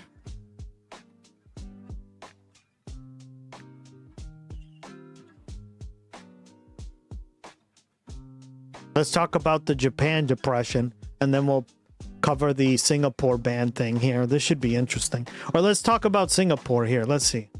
Singapore banned massive attack for displaying Palestinian flag. The British group was punished under a policy of racial harmony that has long been criticized as stifling free speech in the city-state. Okay. The British banned massive attacks position on Palestinians has never been in doubt. In recent years, they have called for a ceasefire in Gaza and often declared solidarity with Palestinians at concerts. In April, a member was arrested at a protest in London for supporting a pro-Palestinian group. So it was no surprise that at a concert in Singapore last week, the band unfurled a Palestinian flag. Borderless healthcare. But that led to punitive action by the local authorities. In an Instagram post on Sunday, the group said its members were detained and questioned by the police after the show at the Star Theatre on Wednesday. Some had their hotel rooms searched and their passports temporarily confiscated, the statement said, a sequence of events that left them surprised and disappointed. The post added that large sections of the crowd had organically been leading chants of Free Palestine before the show, where group members Robert Del Naja and Grant Marshall later waved a Palestinian flag. On Friday, the Singaporean police said in a joint statement with the country's internet and content regulator that the display violated a law that criminalizes unauthorized displays of foreign flags, as well as another governing public gatherings. The former carries a penalty of up to 500 Singapore dollars, about $390, Damn! or 6 months in jail. Mr. Del Naja and Mr. Marshall were banned from entering the country in the future. The authorities cast the musicians' action as one that could potentially harm the racial and religious harmony in Singapore. I get why. Because remember, Singapore has a big Muslim population.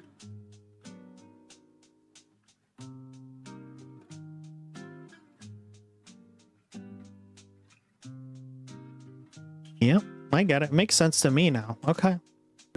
See, guys, that's why like reading this stuff helps you, because you may like know a little tidbit and then you kind of rely on it to go back and you go like, well, that makes sense because yeah, Singapore has a big Muslim population, right? So that's what they're worried about, right? It's a very multicultural society. I don't agree with the punishment, right? You shouldn't be punishing people $500 or $300 and jail time for this shit. But I guess you know, that's what's going on here. Reminds me of the thing of a few months ago with the girl and the melon umbrella. Yeah. Public, including I know, right? Yeah, this is bullshit, right? This wouldn't be happening in the US because of our constitution and stuff. But I mean, at this point, like that thing's literally in the fucking grinder, as meat grinder, right? Coming to an America near you, am I right, chat? Foreigners to refrain from importing foreign politics, as this can undermine our social cohesion and the rule of law. Which whenever you hear that, especially in Asian societies, they care a lot about this like concept of, right? I read a book on this, but like the difference between the East and the West is like you see this with China, right? They believe in social cohesion, right? That's why, like, if you read their statistics on like Han Chinese people, they believe that like 90-something% of the people of China are Han Chinese, when in reality, it's like, it's not anywhere near that. I guarantee it. I hate my country. Good, you should.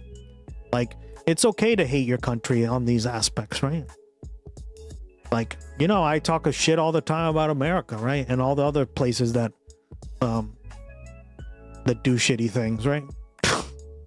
I give credit where credit is due, but no place is perfect, right? So I guess what I'm trying to say is like, this is very common, like outlook in many parts of Asia, right? You got to keep the social cohesion. I mean, a few countries around the world have this, right? To a certain degree, to lesser or more degrees, but yeah. Same here for Germany and me. Yeah, well, for you, good for you. See? But you guys are independent thinkers, right? Like you can be proud to be from, or like you could be, how do I say this? You could like being from Singapore or like Germany or whatever, but hate like the government and what they do and all the stuff, right? Or yeah, be like, no, things need to change. And I think like that's the good way to live, right? No country's perfect, and we need to criticize the good from the bad, right? Even Coldplay is banned in China because they support LGBTQ. Yeah, exactly, right? Coldplay? Damn, how do you ban Coldplay? Fuck you, China. That's terrible. In Germany, from the river to the sea is a crime and it gets you some jail time. Yeah, there you go, right? There you go. So is it really that different than fucking Singapore? No, at this point, no. Right? Little Marco Rubio over here is trying to do that with people writing essays for colleges here in Boston. Remember that?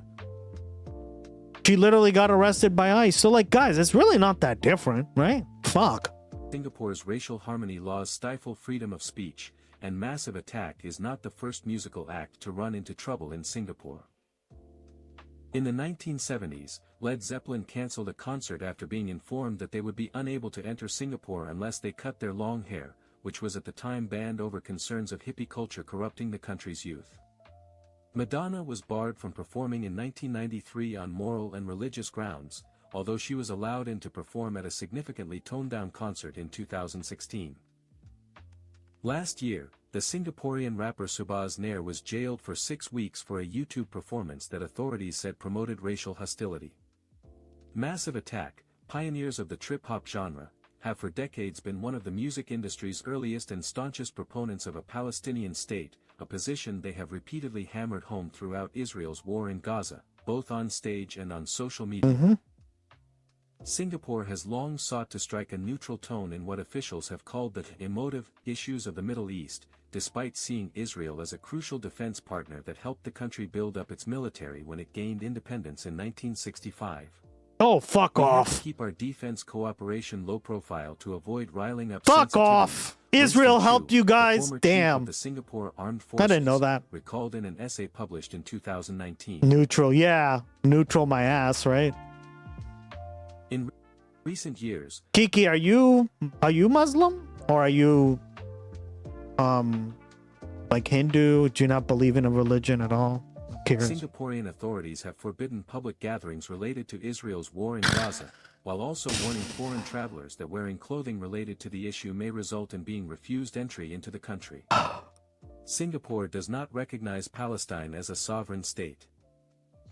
Last year, Singapore Foreign Minister Vivian Balakrishnan said that it supports a two-state solution when Palestinians have an effective government that accepts Israel's right to exist and categorically renounces terrorism. On Saturday, massive attack performed at the Pentaport Rock Festival in Incheon, South Korea, the next stop of their international. But if Israel's spreading hate and lies and hate speech, then they're totally fine with it. Tracks, yeah. Tour after Singapore. Projected on the screen overlooking Facts. the stage was a large Palestinian flag. All right, cool. Thank you for that. Appreciate it. Now, moving on to the economic crisis in Japan, which is kind of like the 5th largest economy in the world, right? Some shit like that. Fuck. We're cooked. Thanks, Trump. All right, y'all. So the cracks of an economic crisis are beginning to show, and they're beginning.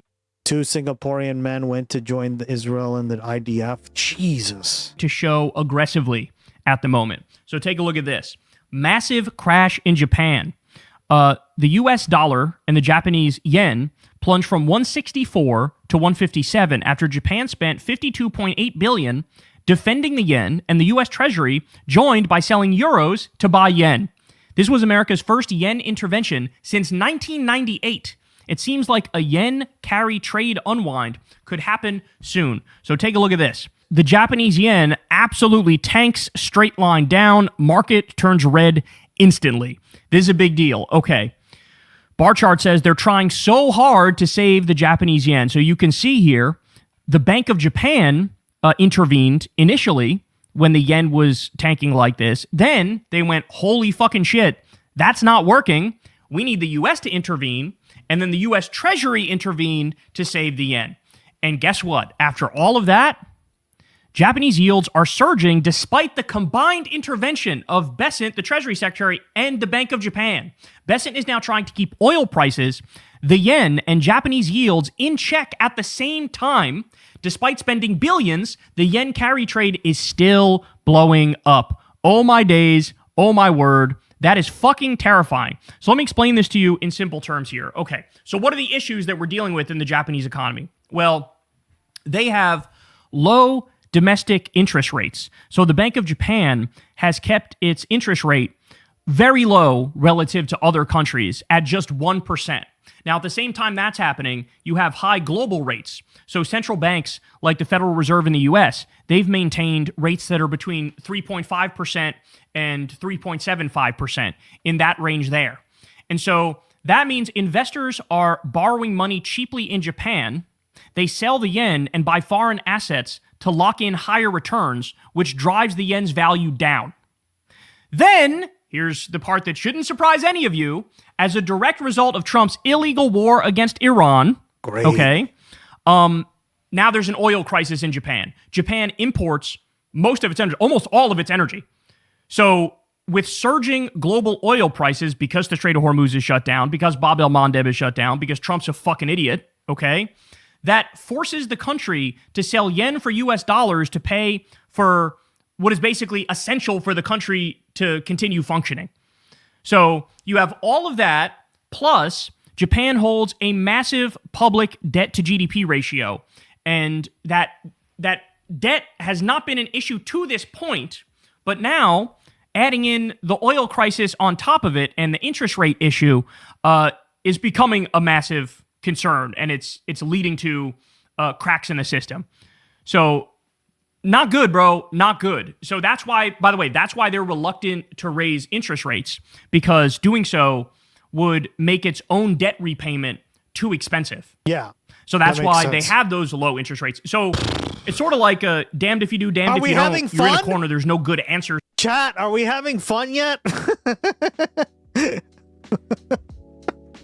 I'm having so much fun. I'm so tired of winning. But there's good news.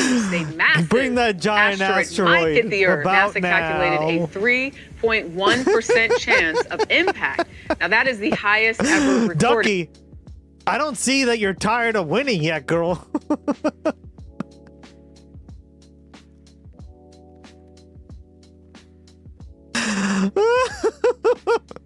Jesus. Oh my God. Type thing here, and they're basically holding the system together with bubble gum and duct tape. I'm tired, and we're Grandpa. just waiting for a crash any fucking day now, like a serious crash any fucking day now, which could be the catalyst for a global economic recession or depression. Yeah, because we knew there. Here's the thing, right? Here's the thing, whether you like Japan or not. Yeah, Kiki, I knew you were gonna say that.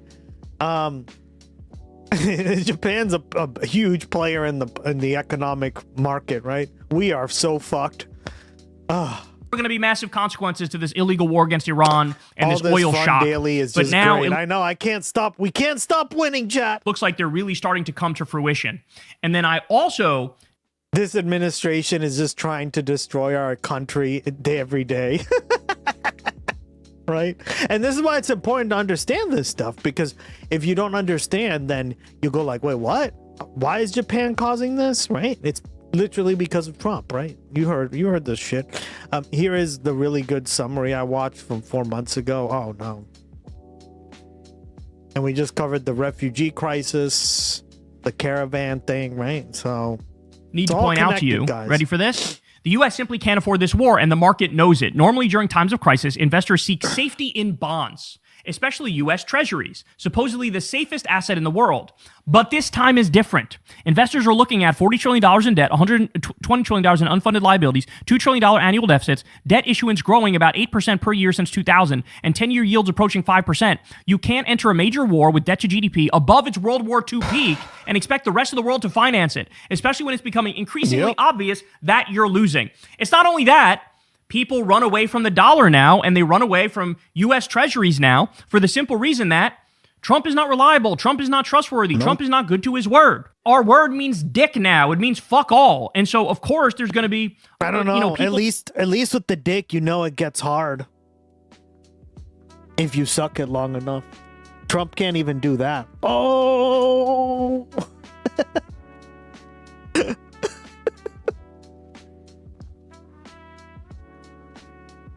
He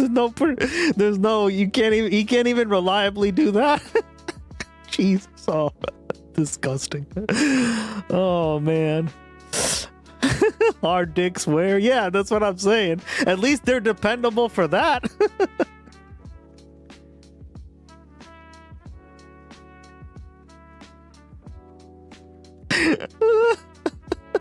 Fleeing away from the dollar at 1,000 miles an hour because we're not a reliable partner and we have no business being the world reserve currency. But damn, it is like really cloudy outside, guys. It's like gonna pour. The scarier part is this: the bond market carnage just won't stop. The bond market in the U.S. yields are moving in a literal straight line higher. At what point does the Trump administration intervene or shift course? It happened in April 2025 and can happen again. And so you can see here, the bond market is out of control. The U.S. 30-year note yield is now up to 5.27%, its highest level since June 2007. This officially marks a plus 450 basis point rally since the low seen in 2020. At the current pace, we are on track to see U.S. 30-year mortgage rates exceed 7.50 by year end. And to top it all off, Federal Chair Warsh is now adamant that the market should operate independently without Fed guidance. Even without rate hikes or Fed guidance, the market is sending rates higher, operating exactly how Fed Chair Warsh wants it to operate. The bond market will soon be the most talked about component of global capital markets. This is simply not sustainable. So, in other words, we are now looking at the same kind of crisis that I just described in Japan. Not the oil part of it necessarily, Yeah. but because we get most of our oil domestically, right? Like the U.S. is the biggest oil producer in the world now, thanks to President Bush and Obama and all these clowns, right? now costs too much to pay the interest on our debt. And our currency is losing value. People are running away from it.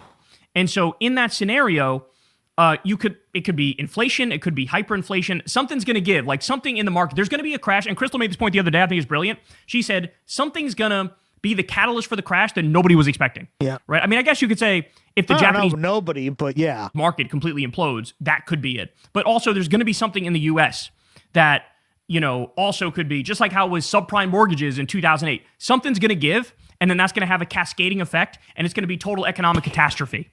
And we're being led by baboon fucking jackasses, and so there's no way they're going to know what to do in that scenario. But this is what we're looking at now. There is a looming Trump depression, and make no mistake about it, there were systemic issues in the global economy that have been around for a very long time. There's no doubt about that. However, the fundamentals being all off, all these things got exacerbated when Trump launched an illegal war of aggression against Iran. The Strait of Hormuz shut down. Now Bab el-Mandeb is shut down. The entire world is blowing through their strategic reserves. We're getting to the bottom of that. That's like the core of what's going to lead to the disaster here, right? And it's going to be a snowball effect. It's going to be out of control. And we're beginning to see the cracks now. There is a looming Trump depression, and everybody needs to wake up to that reality. All right, how about this one? So at the same time that's going on, ready? So CNN made a fantastic... No. I mean like domestic production. Right? Great. Like we were watching a report, and the report said that overall now, apparently the U.S. is the biggest world in terms of oil producer, right? But most of it, yeah, you're right. Like, most of it doesn't get used internally. It gets like shipped to other countries and shit, mostly Europe and crap. Yeah. The U.S. buys a lot of Canadian oil, so because of course they do. Also, the U.S. buys Canadian oil at a discount. Yeah, exactly. Yeah. Yeah, we watched like something on this. It was kind of interesting to see. I didn't know that it was the biggest oil producer. I always thought it was Saudi Arabia, right? For the longest time, it was Saudi Arabia.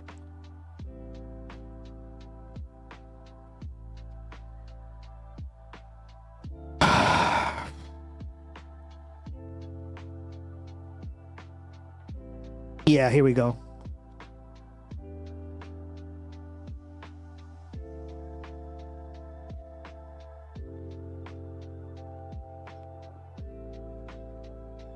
Yep. Here are the facts. But like, that doesn't mean that we don't import a lot of our oil from other parts, right? Because remember, what did I tell you, Gray? Like, just because we produce a lot of oil doesn't mean that the oil is kept here, right? Because why would they want to dump it all on the market? That's literally causing the price of oil to go down, right? So they essentially do it like a cartel, like the De Beers Diamond Corporation or something like that, right? Where they steadily release some of the supply and they just export the rest, right? So like here it is, right? What countries are the top producers and consumers of oil, right? So producers are the United States, right?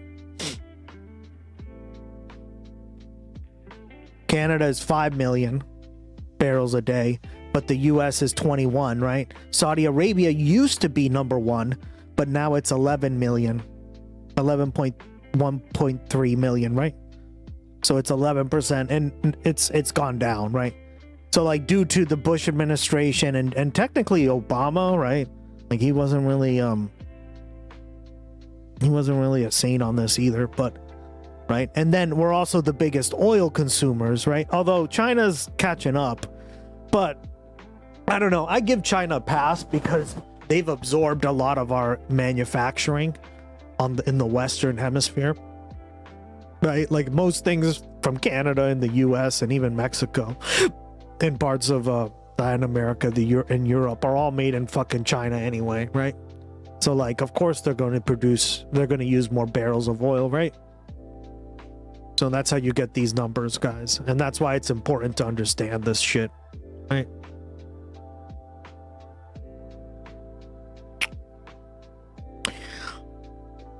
I think it was Japan that found out that they invested too much in AI, and that's why they're having a hard time with the yen. Yeah, that makes sense, right? And that's gonna fuck. Investing in AI is kind of a joke because AI doesn't really make money, right? Like AI is like, okay, how do I explain AI? The way I would explain AI is like the way China is doing it, right? China is doing it the right way because AI is an investment in the future, right? It's not necessarily something that we need to fucking put tons of money into to get some sort of like obscure profit motive, right? It's something that's just going to help overall society. And that's why I appreciate the way that China's doing it, at least. But come on, man, like to make it into this like giant fucking thing that you can make money. Guys, literally AI companies charge like $100 to $120 at the high end, right? For these fucking subscription services, and they lose money every year per month. Can you imagine charging that much a month and you still are losing money? Could never be me. We posted the link on StreamYard for the pod. All right. Thank you so much. I appreciate it. Yeah, guys, we'll rate into you. So go on or whatever. But we're going to be probably rating into Cosmopolitics because, yeah, we're going to talk about Batman Begins. Why? Because, why not? I like movies. Something different, right? Interesting. Should be an interesting time. I've never done a podcast with a movie setting, but that movie is pretty decent. So it has a lot of political messaging in it too, with the justice system and all that crap, right? China still claims Vietnam as a part of the Chinese mainland. Yeah, that's pretty fucked up. I'm sorry. And the Shoal Islands and shit, right? Come on. Parts that are like the Philippines and shit. Yeah.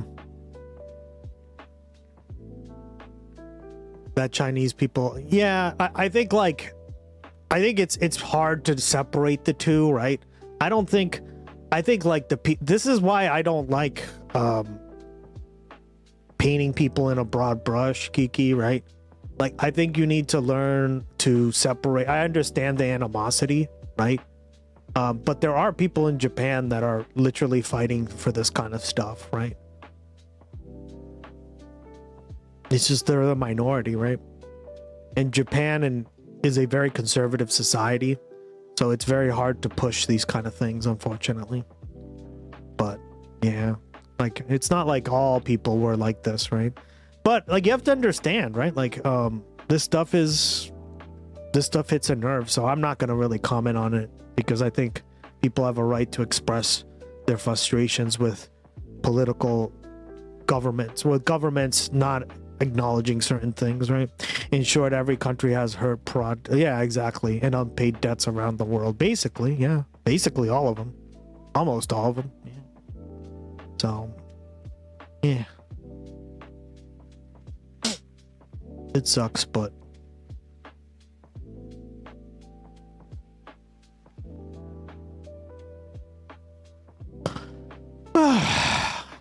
here we go. Keep going, right? And searchable and expandable chart showing how the prices of 332 products have increased or decreased, mostly increased, since Trump returned to office. So look at this. All items, food plus 4.2%, food at home plus 3.4%, food away from home. Sounds like the system is unsustainable, right, guys? Shit. Plus 5.4%. Energy is up 13.1%. All items except food and energy up 3.5%. Yep. So they got this list here that goes on and on. How about this one?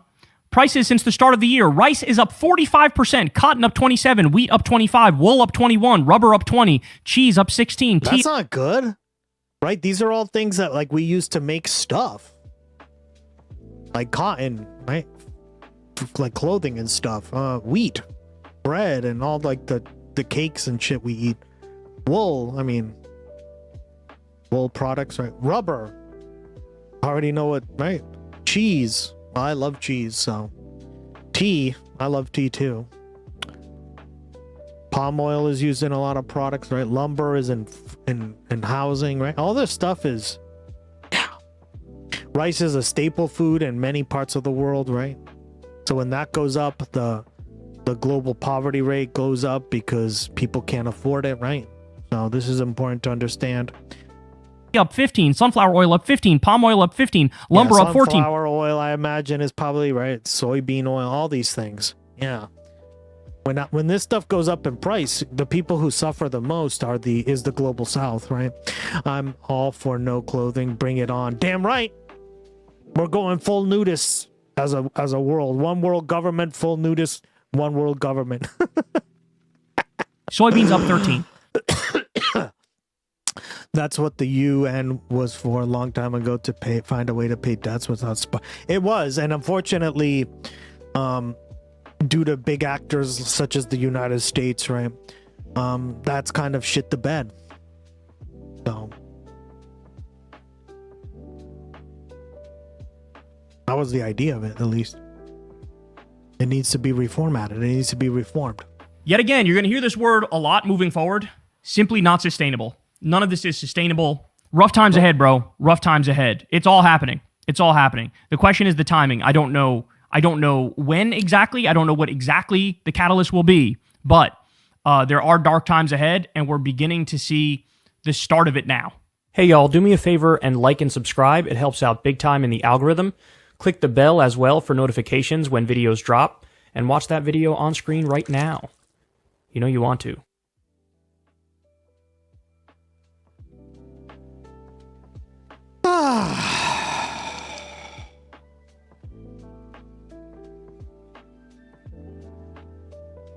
All right. I'm in Japan right now, and what's happening here is about to affect your mortgage, your 401k, and the US dollar, because Japan's 30-year Treasury bond yield just hit its highest level in the past 2 decades, and the 10-year bond yield reached a level not seen since 1998. That might sound like a story that doesn't matter too much to you at all at home, but when Japan holds over $1.2 trillion worth That's the big problem, right? Is they hold a lot of our debt. Of US Treasuries, it matters a lot, because when their bond market moves, ours moves as well. It's China and Japan, guys. China and Japan hold most of the US debt. And the debt is like used for like what? Giving corporations subsidies, right? Because like people are literally starving and don't have homes. So fucking stupid. The system we have just sucks. To understand why this matters, we should first understand how Japan became the most indebted country in the modern world, and how this debt problem could cause a global chain reaction that hits your wallet. Japan's debt to GDP ratio is somewhere between 220 and 260% depending on what data source you use. That's the highest of any developed nation out there, and for context, the US sits at around 125%, and economists generally start to get worried when that hits around 90% or higher. That's because if your debt to GDP ratio is over 100%, that means you owe more money in a single year than you can actually produce. Think of it this way: if you make $100,000 per year and you owe $90,000 in a single year, then your debt to your income is around 90%, so your debt to GDP ratio there in that case would be 90%. If you owe $125K while you make $100K per year, then your debt to GDP ratio is 125%, which is the same ratio as the United States. And in Japan, using their debt to GDP ratio, well, if you make $100,000, that means every single year you're owing between $220,000 and $260,000. That's a lot of debt that you have to service in terms of interest. Now, that's usually a huge problem, but for 30 years, Japan managed this problem with no problems because their interest rates were close to zero. Now, yeah, because Japan is more of a savers economy, right? Like they're kind of more like Germany. They don't spend a lot of money, right? The average Japanese family is pretty thrifty and they save a lot of money. That's how like most countries are like, guys, around the world. They don't spend a lot of the money they earn, right? There's like 2 kinds of economies in this field. There are like the spenders. We're definitely a spender economy, right? That's why nobody can afford their rent or like groceries. They're fucking, right? We spend all our money on like phones and shit. Fucking, you know, whatever it is that we're into. Like that is not Japan, right? Japan rarely does that. The average Japanese family just doesn't spend that much money on this stuff. So when you study like a saver economy versus like a spender, right? We're definitely on that spender side. Germany is a saver economy too, right? As far as I know. At least last time I read it was. God, Germany. Spend money for fuck's sake. God, Rigel. I blame you, dog. This is your fault. The U.S. saved Japan because Japan holds a shit ton of debts and they crash over the power of dreaming. Yeah. The best guess is devaluing the Japanese retirement funds a slowdown. Yeah, we love our piggy banks. Uh-huh. Oh, I know all about how much Germans love to save money. Germany was, it's like, you always, in class, right, you always read about the saver economies, and the top two that you always read about the most are Japan and Germany. Having interest rates. Those are like the two examples, right? And we are the examples of the spenders, right? Which, again, creates a lot of economic opportunity or like flourishing. But the problem is, it's unsustainable, right? You can't fucking do it forever. And I think that's the problem. I think we're hitting a breaking point as Americans because you can't do like 60, 70, 80 years of spending nonstop and having all this debt and things getting even more and more neoliberalized, because eventually, yeah, you're going to get to this trap that he's talking about. It's close to zero or even negative is highly unusual, but why did Japan do this? It's because of the deflation that was occurring in Japan from the 1990s to... And the deflation happened because they're such savers, right? They're not spenders, right? Which deflation sounds good, but you don't really want it in an economy, guys, unfortunately. I'm a bad German. I got zero savings. Oh my God, dude. Eject you into the fucking sun, dog. That's like the worst German I've ever heard of. God. 14 days, I have $5 left on my bank account. The early 2010s. In the late 80s and early 90s, Japan had one of the biggest asset bubbles in history. Stocks doubled, real estate nearly tripled, and it's all due to the fact that it was fueled by cheap money and reckless lending. Famously, the grounds of the Imperial Palace were valued higher than the entirety of all the real estate in California. Now, that was a really That's crazy. Crazy bubble, but what I don't know about that, right? Happens when a crazy bubble like that pops? Well, in Japan, what happened was deflation occurred. Deflation's a completely different problem than inflation. So in an inflationary environment, you expect costs of goods to... That's what we're in right now, right? During the Great Depression, we were in a deflationary economy. That's why it's even worse, right? I mean, they're both really bad and you don't want to do either one, but like, yeah, I don't know.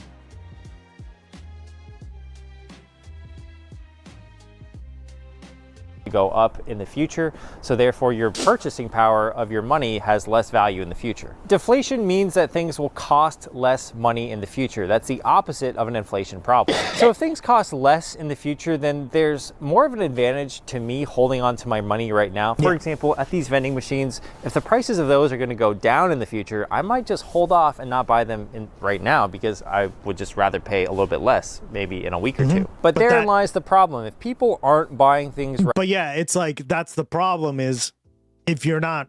See, this is the problem with like the system, right? With neoliberalism and especially capitalism is it's always about a hamster wheel of consumption, right? Especially in these hyper consumption societies such as the US. And I guess you could say technically like there are a few other countries like this.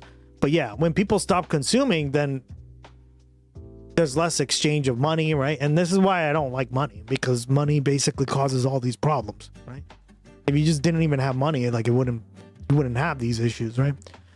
The inflation is going rampant everywhere because all the bond, it's a petrodollar in the US printing like crazy. Yeah, and we can get away with it a little more because we're like the Federal Reserve peg currency of the world, right? But countries like Russia, right?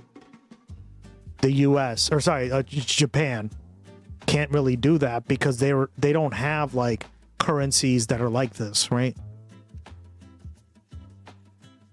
But that's starting to bite us in the ass too because Trump is no longer making this the people are ditching the dollar, right? De-dollarization, China, BRICS, all that stuff we covered, right? What up? right now, then other businesses aren't able to sell things. If businesses can't sell their items because consumers are basically waiting for prices to go down, then the shop owner isn't being paid either. When that happens, it causes a huge deflationary spiral, and this can last a very, very long time until the government steps in. Essentially what happened was that this deflation lasted about 15 years, and then the government had to step in and they had to start borrowing money and spending money in order to kind of stimulate the economy. And I'm slightly abridging this, but that's essentially how the debt to GDP ratio in Japan got to where the level That's what the government did during the Great Depression, right? It basically taxed people who were millionaires, people who made a lot of money, and then basically used that tax revenue to funnel it into programs and stuff, right? WPA, right? All the stuff. All like centralized, right? By the government. At right now. So Japan has two separate institutions, and this is where it gets pretty interesting in my opinion. So first they have the government, which borrows money by issuing bonds, and then you have the Bank of Japan, which is the central bank. They're technically independent, kind of like how Congress will spend the money and the Federal Reserve will control the monetary policy. To keep the cost of their debt manageable, the Bank of Japan kept interest rates close to zero, but then they still didn't really solve their deflationary problem. So what they had to do was they had to launch what's called quantitative easing. Not only did they print massive amounts of money, they kept their interest rates at zero and sometimes even negative, and they also introduced something called yield curve control, which is where they capped how high bond yields could be. Now these stats are crazy. So the Bank of Japan now owns 50% of all government bonds. For the 10-year bond in particular, they own 90% of the entire bond market. That means the Central Bank of Japan here is essentially the owner of the entire bond market. When you have your central bank buying the majority of bonds, that pushes bonds prices up artificially, and then yields come down. So even though Japan owes $8.6 trillion, the cost to service that debt is virtually zero because the central bank keeps buying these bonds and keeping their rates near zero. This all tends to work in a deflationary environment, but what happens when inflation arrives? So I was talking to a friend at lunch yesterday who lives in Japan, and he has actually started to notice inflation starting to occur in Japan. He said that when he goes to places like Lawson's, the things that he used to buy even just a year ago are slightly more expensive, about 10% more. So for example, if an onigiri, which is a rice ball, used to cost him about 120 yen, maybe these days it's closer to 135 or 140. Now this doesn't seem like a huge deal, especially if you're American, because you've been experiencing inflation for quite a bit now, but in Japan, this is a really new phenomenon. Japan's current interest rate sits at around 3%, which is not a really good thing because the Bank of Japan can't really afford to keep rates at zero. If inflation is going up, they need to do something about it. In the United States, the Federal Reserve increased interest rates in order to combat inflation, and the Bank of Japan, they had this idea instead to reduce their purchases of bonds, and by reducing their purchases of bonds, the yields would naturally go up. Now, the problem with higher interest rates is that the cost to service this debt is now $230 billion a year, and that's 25% of Japan's overall budget. According to readers, while tax revenues are expected to keep rising, they will not be enough to pay for a steady increase in spending as a rapidly aging population and rising long-term interest rates push up social welfare and debt servicing costs. So the trap they're facing is the following. Number one, you either raise rates to fight inflation, but then the debt servicing costs too much, or you just leave the rates artificially low, but then what happens is the yen will collapse in value and then you have a currency crisis instead. Now, if this was just a Japan problem, we probably wouldn't care that much, but it's not just a Japan problem, and here's why. As Japan's bond yields go higher, they actually become more attractive to Japanese institutional investors. For years, when interest rates were close to zeros, Japanese institutions like banks, insurance companies, and pension funds, they would actually borrow money from the Bank of Japan for a virtually zero interest rate. And this created an opportunity for what's called the yen carry trade. Japanese institutions or other institutions would borrow money from the Bank of Japan for a near virtual zero interest rate.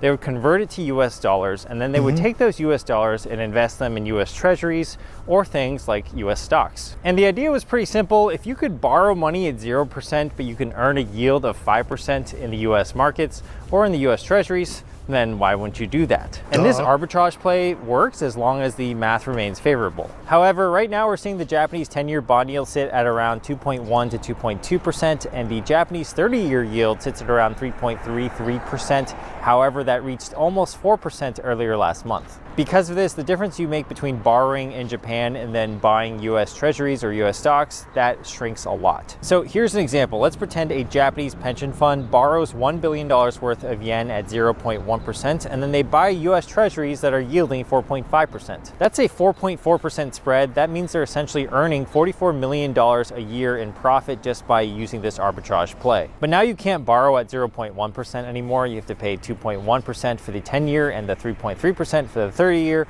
as well as you have fees, currency conversion costs, and currency hedging costs. The spread between the two shrank quite a bit, and now the free money is essentially gone. And so if you were an institutional investor in Japan, why would you take on this currency risk when you could just invest in your own bonds? And this...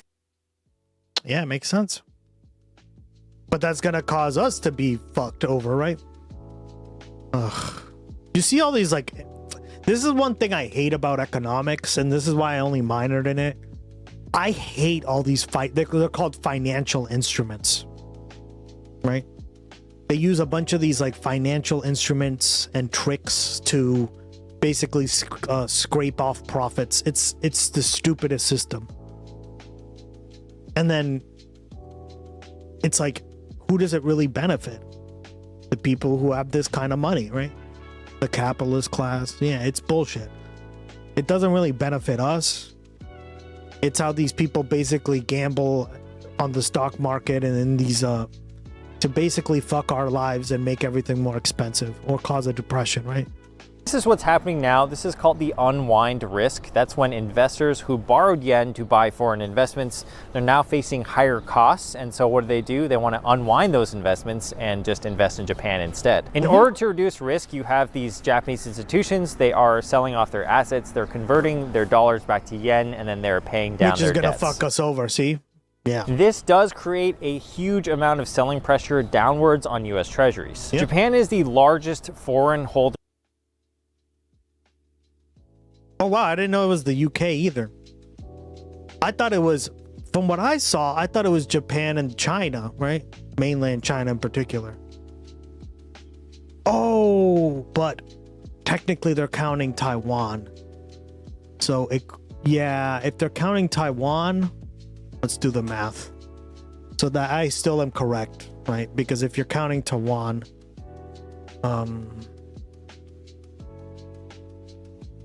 which some countries, like, you have to do that because that's the Chinese policy. 6. Yep. That's what? 1.145 trillion. Yeah, so that's still more than the UK. See how they can fuck over like numbers, guys, right?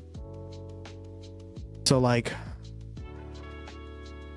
technically the UK is, right? But mainland China, when you add this number up with this number up, right? That's 0.45 trillion with the T, right? So that's more than the UK. Yeah, and that's how. See, you have to use your thinking cap, right? You have to think logically about the information you're consuming, guys, right? You can't just be like, well, this one says the UK. Well, you have to also consider that China has a policy that you have to consider. Many countries have to consider Taiwan as a part of the mainland, right? When in reality, by de facto, by jure, right, as they call it, it is not. Because it's a different government. We all need these $100 bills to tip off the fraudster politicians, yeah. And how Trump also makes $250 bills with his face and dead faster. Oh my God, fuck that shit. Of U.S. government debt holding between $1.1 to $1.2 trillion worth of U.S. treasuries. If they sell these treasuries, that pushes US bond yields higher, and in America, if you have higher treasury yields, that means a lot of different things. Higher rates means that if you're trying to buy a new house, things are going to get more expensive, especially with your mortgage. So even a 1% increase on mortgage rates on a $400,000 home, that adds roughly $250 more per month to your monthly payment. Over 30 years, that's over $90,000 in extra interest. Number two, when interest rates rise, that could actually hurt US stock valuations. Companies start to borrow less, and the way that investors value stocks, that actually changes quite a bit. A lot of companies in the US are valued based on a discounted cash flow model. They basically take future earnings and then they discount them to the present using an interest rate as a baseline. When rates go up, future earnings are actually worth less today in the discounted cash flow model. So even though a stock or a company is doing quite well and profitable, you can still see their stock prices drop. And also when interest rates rise, that doesn't really help the US government either, because the debt to GDP ratio in the US is still 125%. The cost of servicing American debt will go up if interest rates go up as well, and that means less tax revenue for things like infrastructure, defense, or programs that actually help people. Now, everything I described so far today would be pretty bad on its own already, but Japan is facing two factors that make their situation even more dire. Factor number one is population collapse. Japan has an aging population. The current working age population in Japan, those between the ages of 15 to 64, make up about 59% of the total population. That's actually well below the global average, and Japan's population is also declining. So in 2010, they had around 128 million people, but today that's less than 122 million. By the year 2100, projections actually have their population at around 75 million. And you can actually see it here. I know that I'm not near any people right now, but when I'm going through Tokyo throughout the past week or so, I do notice a large elderly population. Last year, Japan recorded fewer than 687,000 births, and that's actually the fewest it's been since they started tracking it back in 1899. And Asia so this in general, aging population right? China's going down in population birth too, right? The according to the statistics I've seen, right? China will dip below 1 billion people in like 50 years. The world, I guess. Yeah. I mean, the world in general, it's because people are having less sex. No teeth.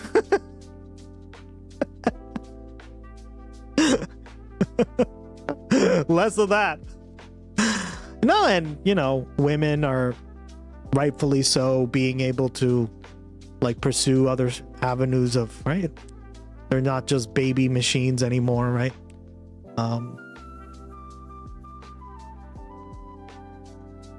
But there's a ton of things, right? Like in China, it was the one-child policy that kind of fucked them too, right? What you said, Kiki, right? People prefer boys in China to girls because girls don't have to do anything, right? There's no social obligation for a girl, right? Is it the same in Singapore? Like for the Singaporean Chinese? Are you just like, you don't have to do anything for your family, or is it a little bit different there? I imagine it's probably similar. I think it's in Chinese culture. Yep, exactly what I thought. Bingo. See? And this is why having an educated guess on this stuff helps pay it off, right? Helps you pay off these kind of educated guesses, right? Because this is more of a cultural thing. So it's going to translate to the Chinese populations around Asia, right?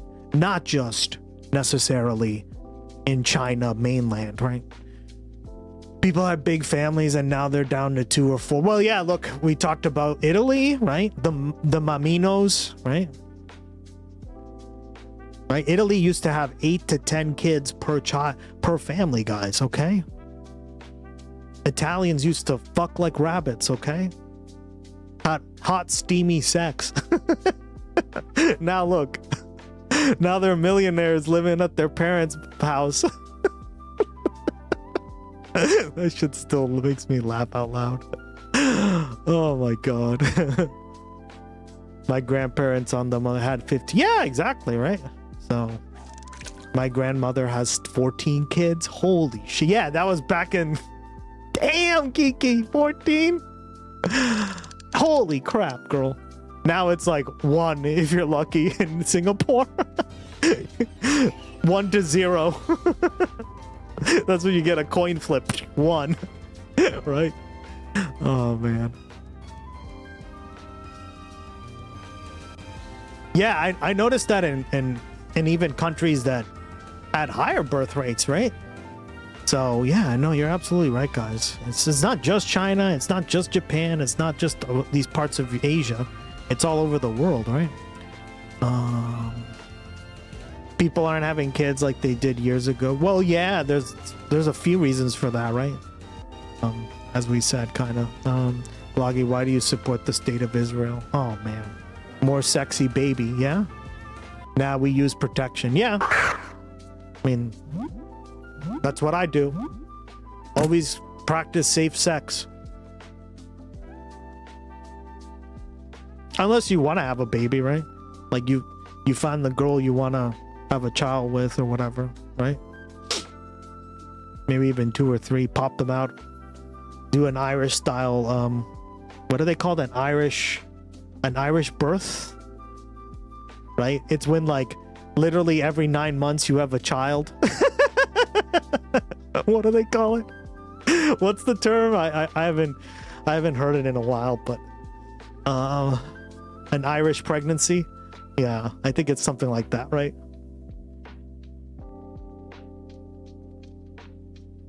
I'm about to do an Irish goodbye. Yeah, you do that all the time, girl. Typical. Makes the debt worse because if you think of Irish twins, that's the correct term. Irish twins, right? Which is like the and I remember that because I learned that term from the Irish twins. Yeah. I remember that term because when I worked as a bouncer, I told you I had this like huge event that I at one of the bars, right? Because of course it was a bar. They're Irish people, right? They love their pubs. And the women, I was like, what the fuck are Irish twins? I had never heard that term until then. Right? And then they basically told me in a very laughing and playful way, it's when you basically have sex back to back and have pop out babies, right? That's what they said. In like a very playful way. Uh-huh. Ooh, what the fuck was that? About it, there are fewer. Gorbis. Nice. That's Eleni's favorite Pokemon. No, Eleni's favorite Pokemon is Patrat. The Chicha policy was a population control measure introduced in Singapore during the 1970s to encourage couples to have more than 2 children. It was a part of the 5-year national family planning. Yeah, that makes sense. And unveiled at the launch of the national family planning campaign. So it had more than 2 kids in Singapore at a time. You'll be fined. Interesting. So Singapore had a similar system to China. Yeah. Interesting. Interesting. Mawile. Oh, somebody caught one the other day. I think it was Ducky. For workers, which means that there is. I really like the steel types.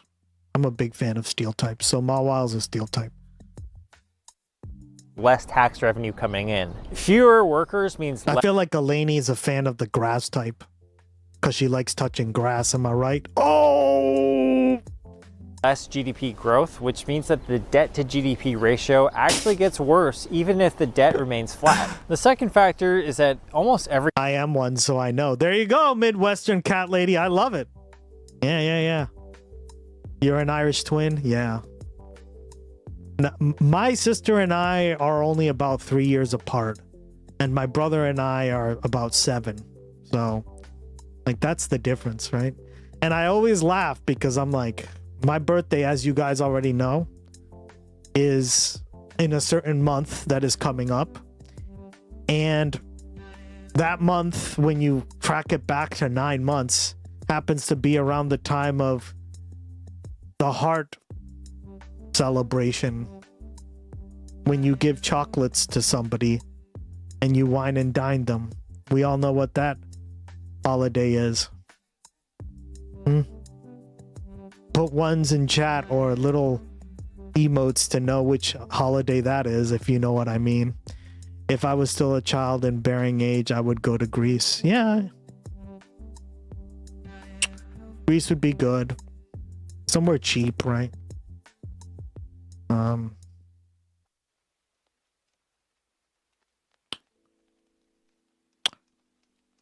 My older brother and I are 5 years apart, and my younger brother and I are half. Oh, yeah, interesting. A year and a half apart. So it's crazy. Every country is in debt right now, so Japan is not the only country dealing with the debt. Singapore is officially super age society in 2026 with 21% of aged. Ooh, that's high. I didn't know it was that high. Older driven by life expectancy, 83 years old. Oh, so it's higher than the US. Yeah, the US life expectancy has gone down because of our shitty diet and all the chemicals in our food and the frogs being turned gay and the stress, and I mean, like, you could list 1,000 different things, right? The lack of health care, right? The terrible living conditions.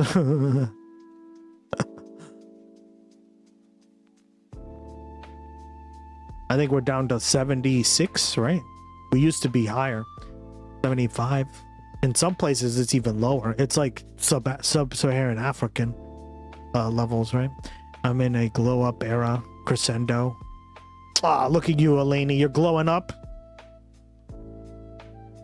I'm gonna do a glow-up.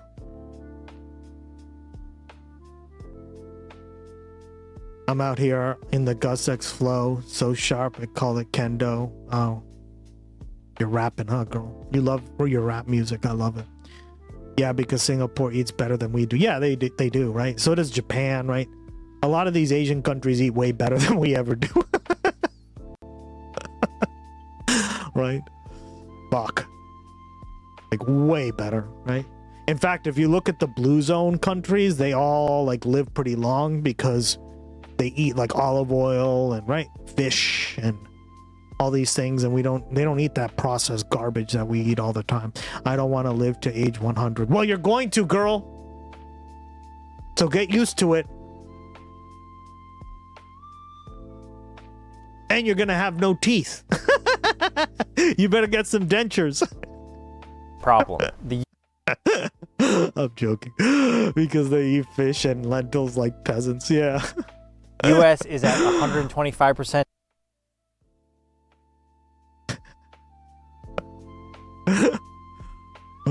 As we talked about, the UK, France, and Italy, they're all running massive deficits right now. I would even say there's more government debt in the entire world right now than at any point in history. So if Japan were the only country with massive debt levels, I think that would be one thing. You think that the global market could probably absorb some. And we all know that. The fuck?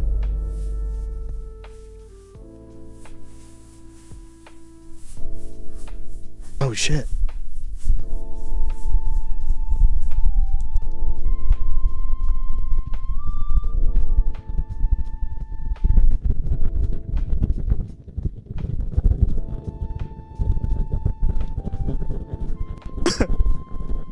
What the fuck?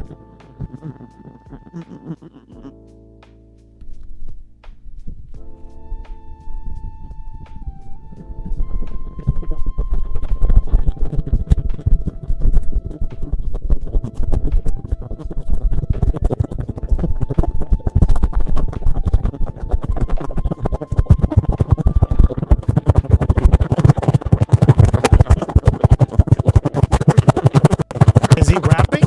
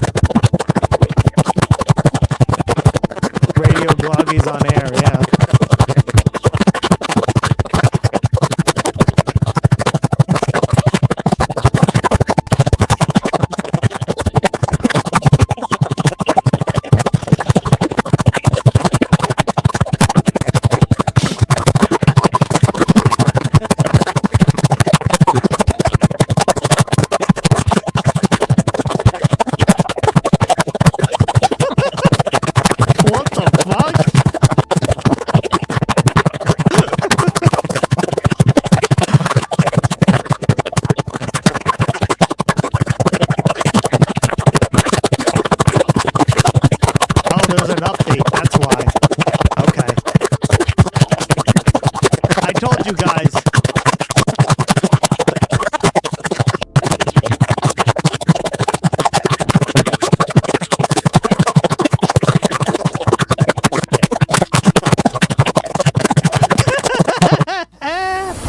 Strategy member reached 35 stream streak 3 hours ago, 35 streaking violations. There we go. See? I just updated the program. So it looks like this is the thing about the program is that it's good. It's just like they update it a lot. And if you don't always check like what the fuck is going on, or like you're say like I start streaming and the update doesn't start until like the stream's already starting, then that will happen, right? Turn the rabbit ears, maybe that will help. Yeah, for real. That's what it sounds like, static, right?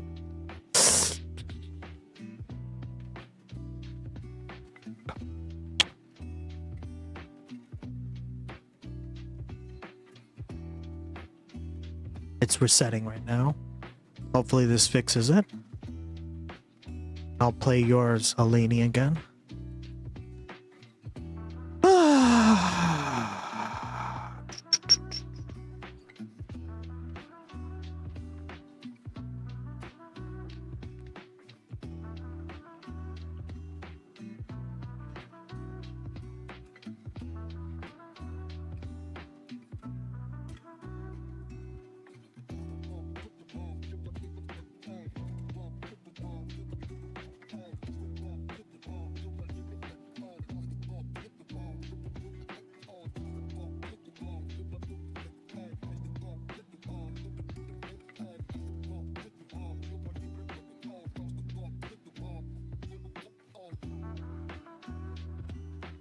You know what? I remixed this one while it loads up again, guys. I remixed this one.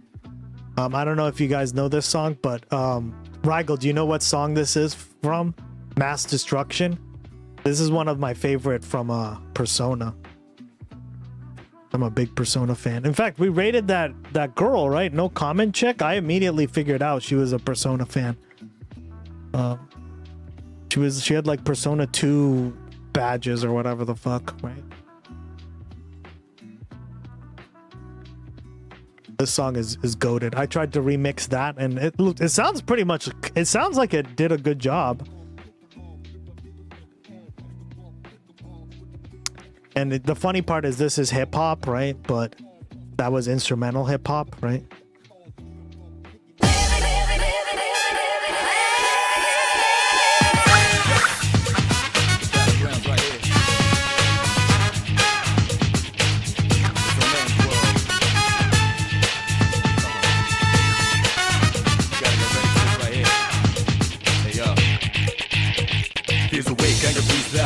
Reality, never be charity. The enemy you're fighting covers all society. Damn right, mommy's not here, gonna fight all night. Right here, shadow 10 o'clock direction. Seize the moment, destroy the nation. You rhyme slow motion, give me motivation. Breathe out now, and then on arrival. Round up around, spit out all over. Rhyme like a rolling stone, calm in the crowd. Watch out the moon, that this too loud. This was this sound, and bombs whole ground. Surround up, don't ease.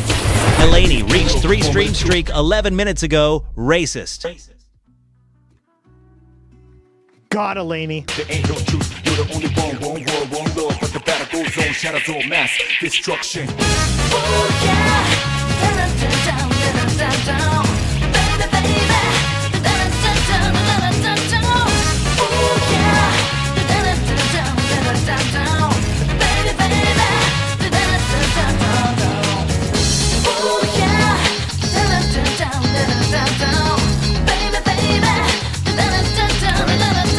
It's very different. I was like, oh, I appreciate how different it is.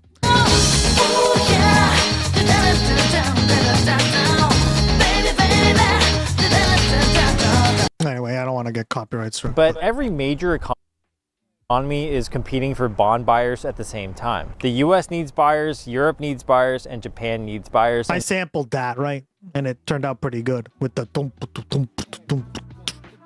that, see? Do you hear it now? The guy singing it, man. Yeah.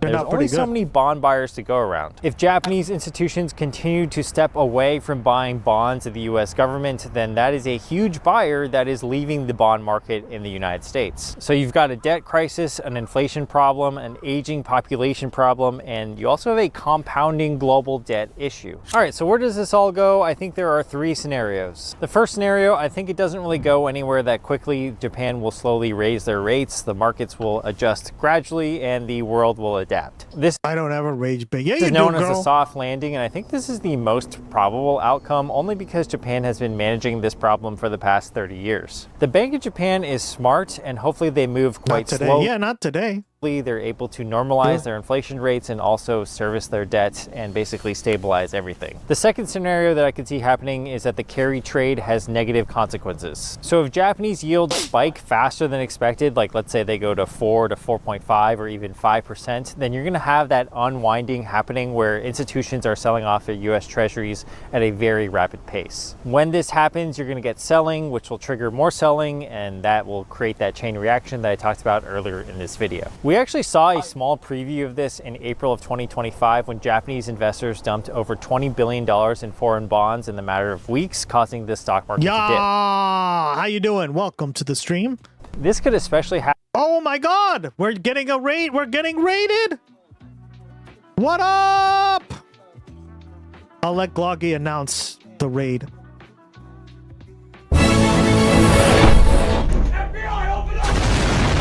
What DDPARRTTYYY Casual Revolt 1 just raided our broadcast with 23. Thanks for the raid. Thank you for the raid, buddy. That's our Gloggy. That's Gloggy. He's our mascot. Yeah, he kind of runs the stream. He does all the announcements. He interrupts my ass when I'm trying to make a base political point. But it's fun, right? It's all in good fun. Hey, how you doing, Casual Revolt? Good to see you again, buddy. How you been? Clown motherfucker. Laney, we got a new emote. We have a Gloggy gun emote. Use it, girl. How you been? How was your stream, man? What did you guys talk about? Welcome, Raiders. Yeah, thank you so much for raiding. I feel like I haven't seen you in a long time, dude. Elevator Lady, welcome to the stream. LaCroix Boy, I haven't seen you in a while too. How you been? Welcome to the stream. Outer Signal, there you are. LOL tier, LLO tier, welcome to the stream. I think that's your most favorite emote, your most famous emote. I see that cat a lot. People love that cat. J Mac, how you doing? Casual Revolt stream was great. He was teaching us respect to the police. Oh, could never be me.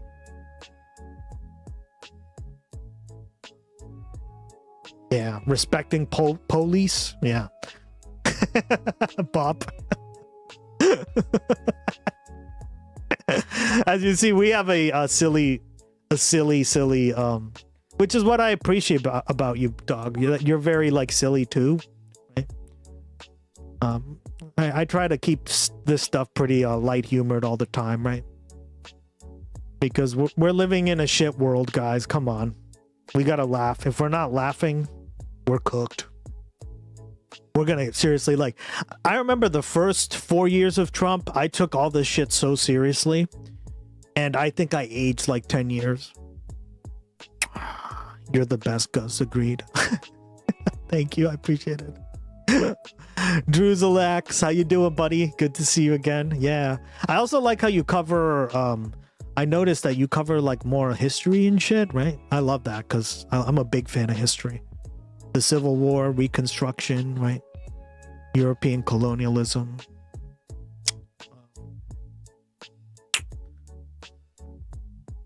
I went to school for Latin American politics as well, right?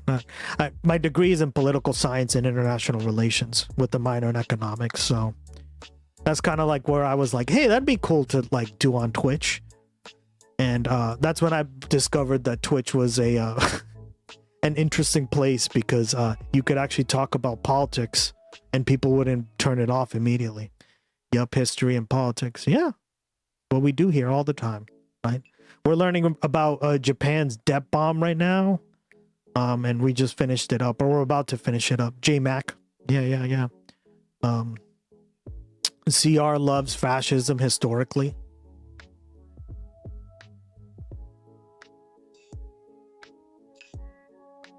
Real. I'm joking. Yeah, I told a few people to go check you out. So I hope they've been going over there and at least watching you, right? Yeah, Lucy, I told you too. Yeah, so my only degree is in Dark Souls 2. Gotcha. I heard. Thank you. Yeah, of course. Like I'm not always able to raid you because I think you generally don't like. I stream longer than you, and I think I stream like a little later, generally speaking, right? But like I'm more than willing to help out fellow streamer, right? I want to build connections, and like the more we help each other, guys, it's not a competition, right? As Peace Fire always says. I agree with him there. He's absolutely right. It's not a competition, but yeah.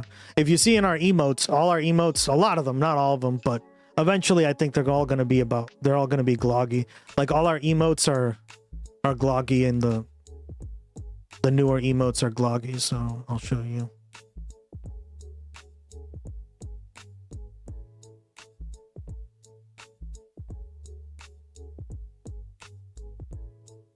Well, that's our boy there, right?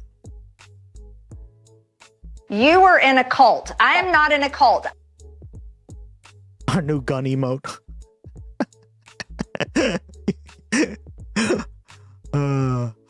But yeah, so there you go, guys. In case you're like, who the fuck is that little green dude and all his emotes? There you go. He's our mascot, right? He does all our TTS. He's an AI. You can talk to him. Just be like, hey, Gloggy, what do you think about this? He's also very historical, right? He's a historic. He collects political merch. So he's a political merch treasure goblin, right? And if you want to talk to him and ask him about like historical subjects and shit, he'll happily do so, right?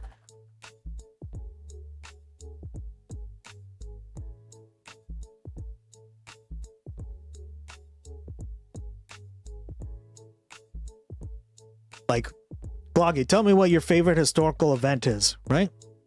He will tell you in the chat. And then when we have the starting soon screen, he will like say it to you. You can ask him when we're doing the starting soon. The Wagner Act, July 5th, right? Like he just says like random stuff. Like I've programmed him to say different things, but generally, right? There you go. Happen if there are some geopolitical shocks to the system. So for example, if things escalate in Taiwan, or today I was reading the news and I saw that there was an airstrike over in Iran and Iran was retaliating as well. If there's a sudden move in the yen that forces investors to sell off assets quickly, then this is what you're going to see. The third scenario is a full fiscal crisis. Okay, Gus, you're cool. I'll give Gus shit if he ain't nice to you. This is when the debt You're cool, yeah. I give shit to everyone here, but it's all in good fun. Just like how you guys are memeing on Casual Revolt. It's all in good fun. I kid.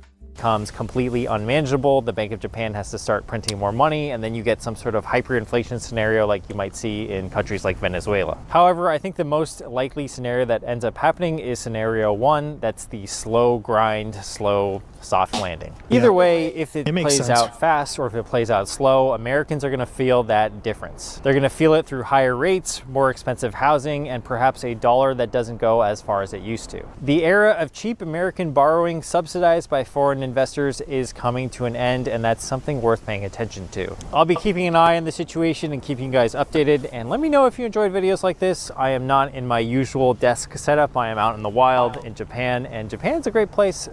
You need to give J-Mac a open environment to be a degenerate, or you'll never stop laughing at his comments. Well, I'm super chill, so I really don't care what people say as long as it's not like super racist or anything, right? Like, and you're not being like you're not bullying anyone, right? I'm very go with the flow, guys, so you're good. In fact, I have a very goofy sense of humor myself. So, what's this?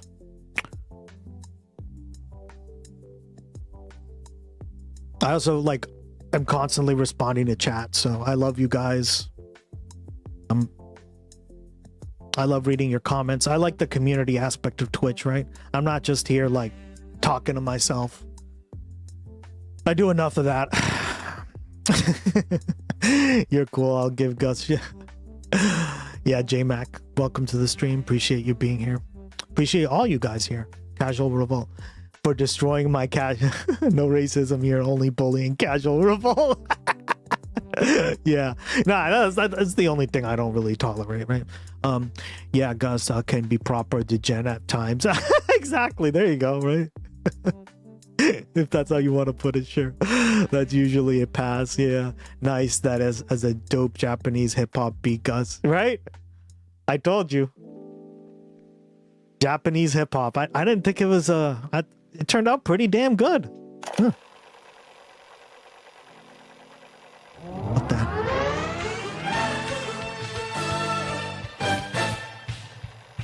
What the hell is this?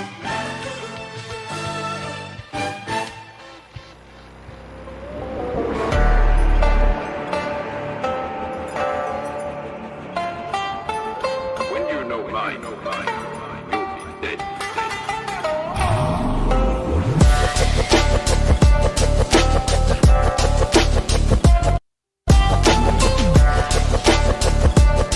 Okay, this beat is sick.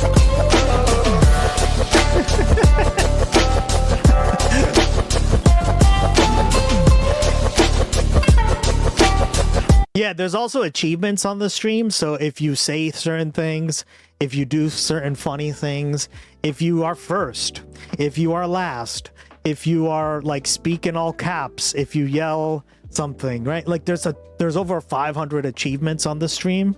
So you get achievements for that, and it's just like a fun way to interact with the stream, and you guys do that. We also have a channel point redeem system that people love. Yeah,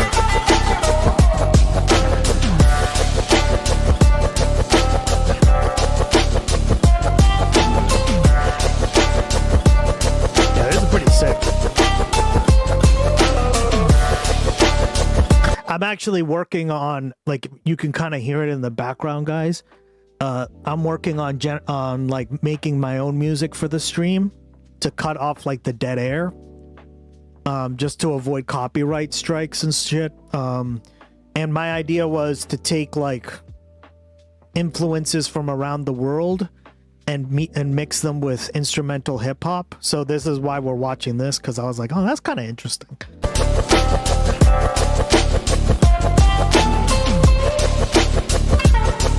Yeah. That would be elite. I really like that idea. Thank you for. I'll do a Mongolian track. I did one for, like, I've already done a few myself, right? I've been learning how to use this program. I've been working on, so I finished Tango, right? Because Lucy's from Argentina. Rigel is from Germany, and he was like, let's do German death metal. So we're mixing German death metal with instrumental hip hop, right? We did one for Singapore. We did two for Singapore because Kiki's from Singapore. We did two from Cuba, right? Because we have a few people who are from Cuba here. We have one from Spain because Pijer is from Spain, right? So, like, I've been trying to take as much inspiration to do my own music. Sounds like Igor. Well, I can't do Idaho music because what does Idaho music sound like? Potatoes clashing together? God, Idaho, am I right? That place?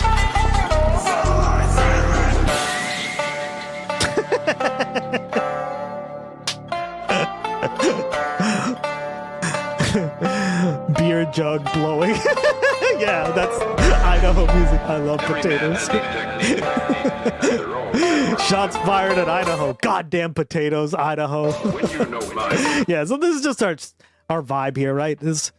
We're very jokey, and we watch, like, we do all the serious commentary stuff as well, but we also try to lighten the mood, right? Much like Casual does.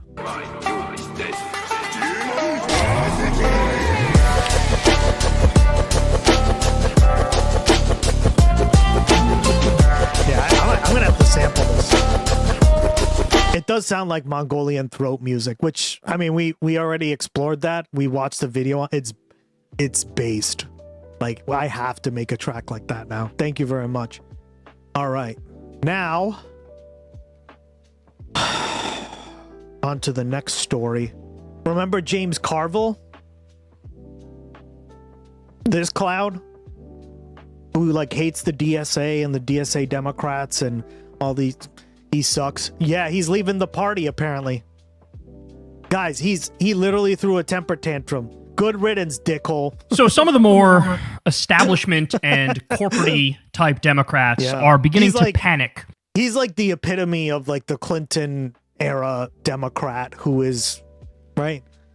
You learn about him in class and you're just like, dog, you are so bad. Oh, bye, bitch. Over the rise of DSA and the left, now there's been a number of ascendant left-wing candidates who ended up winning, not only like Zoran in New York, but you also have like Malat Kiros in Colorado.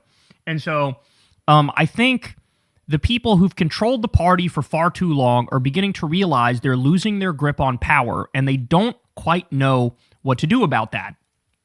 Well, here's one thing you definitely shouldn't do about that is morph into a version of John Fetterman and go to the home court of the enemy, Fox News, where they super serve MAGA and the Republican Party. It is state regime media, and then go feed them the exact talking points that they want you to feed them.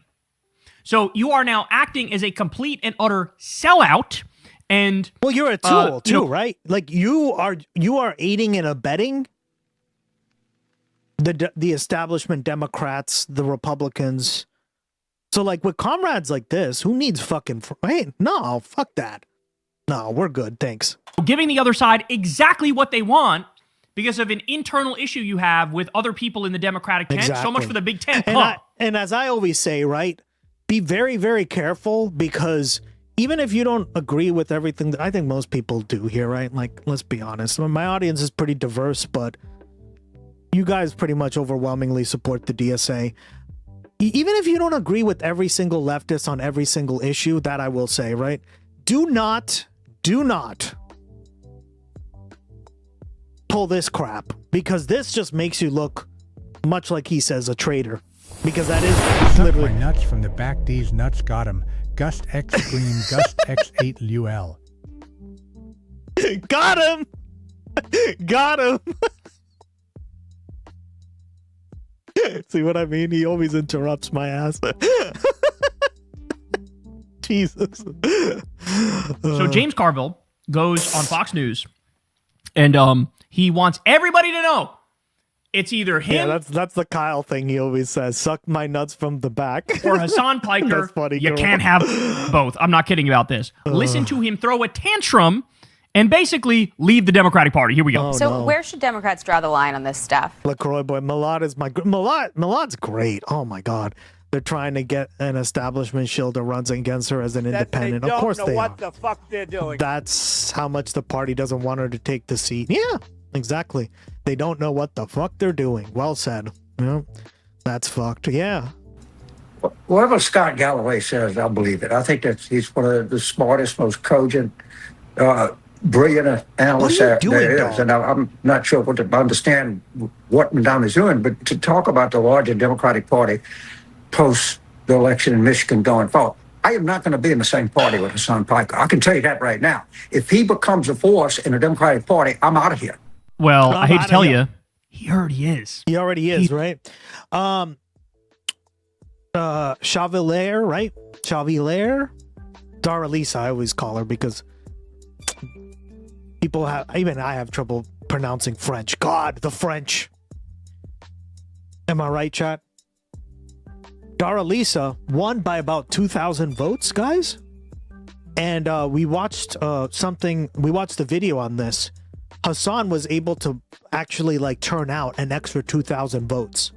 So literally, guys, let this sink in. This is the power of Twitch and streaming. Because of Hassan Piker, she was able to win by 2,000 votes, meaning she won the election. Otherwise, she would have lost, right? Based. That's why I say, guys, this stuff matters, right? He's already campaigned for a shit.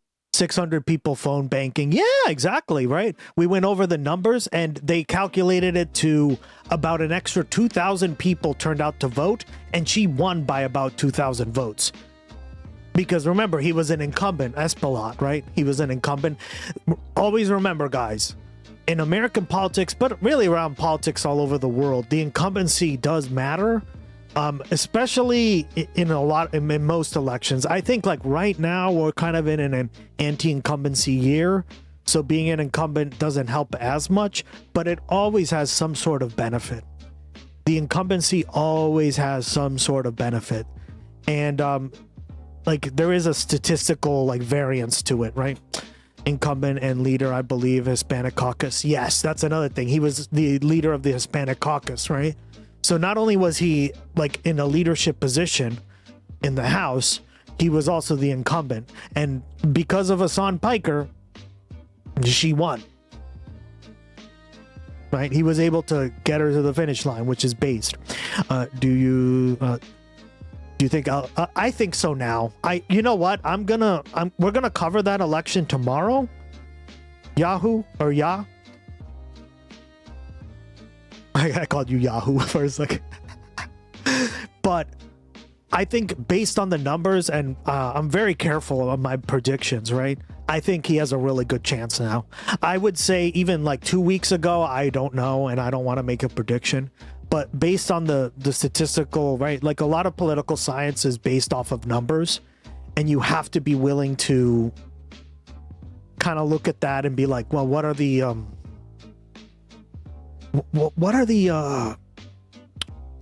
odds? And I think once you see enough information, I'm almost willing to say that he's probably has a very good chance. Give me the money. Oh my God! Give me the money. Okay. Look at all the love going around. Thank you so much, Doubting Josephus. My goat. Damn, dude. Okay, thank you. I really appreciate it. Woohoo! Doubting Josephus just dropped a tier 1 gifty sub bomb. Everyone take cover. Bombs left and right, guys. Take cover. Load of candidates. Thank you, man, for paying forward your gifty. Why did it? Whoops. Sorry. My camera is dropping left and right. My bad. If you see the Cash Patel thing, it means my camera died. I don't know what's been going on. Ducky just hit 250 messages. Damn, girl. And you say you're not a chatter. God damn it. Could never be you, girl. Appreciate the support. Maddie Holmes got gifted a sub. Cool. I've seen her in here. And I think most of... I was wondering why the fuck I was forced to look at Cash. That's why. Yeah, I did it as a joke. Like, you can't see my face, but you're going to be looking at Cash Patel. them have ended up winning. If this guy he's an emote on the stream for that reason, right? So then I made the joke. Like, he's literally an emote, right? Like, his cross-eyed fucking stare. Democratic politics. I'm not going to be with you. Fucking look. Oh, wow. We watched that live, right? On the stream. We watched that. Yeah, the Valhalla Cash. So we literally made like a white version of him because he literally thinks he's going to be some Viking god. Seeing Charlie Kirk in Valhalla. Bullshit, dog. Come on. Oh, boy. Party anymore. Well, is this your way of saying you've already left the party? Because if you haven't, you might as well get on that because it's done, bro. He already is a big name. His endorsement already means something. It means something. Most of his candidates have already won. That's crazy.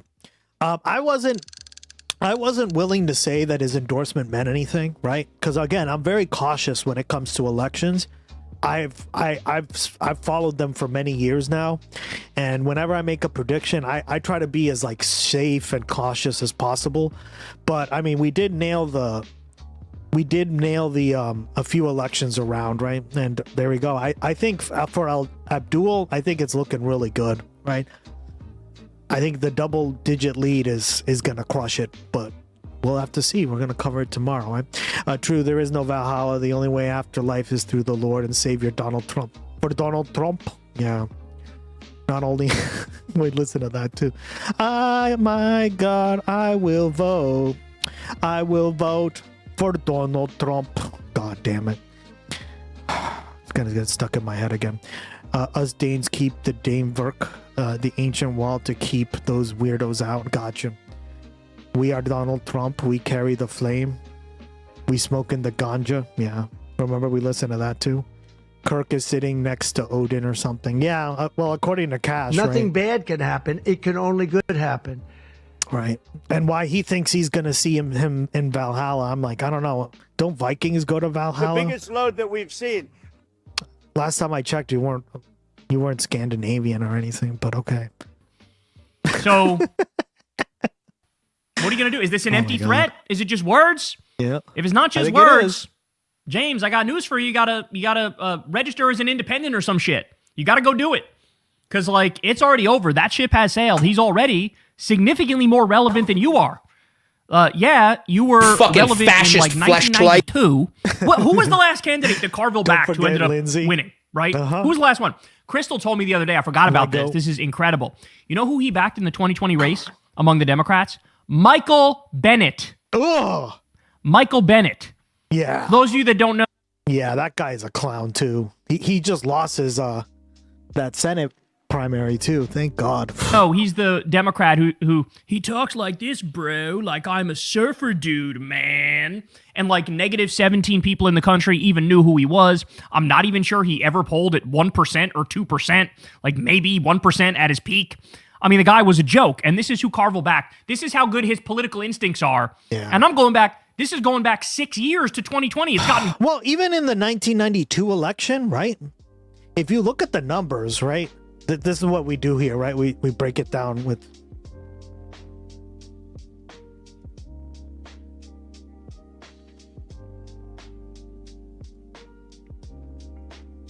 All right. Where is it? I like the Wikipedia because it shows you the percentages.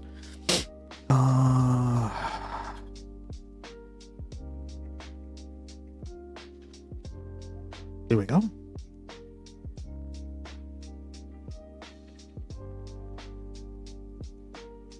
To the presidential one, right? There we go. Okay. So James Carville was responsible for this one, right? We're holding him up as this, like, god in politics. The motherfucker couldn't even crack 43% of the popular vote. Okay? Right? And yeah, there was Ross Perot running, but like the fact that he got almost 20% of the vote, 19% of the vote is crazy, right?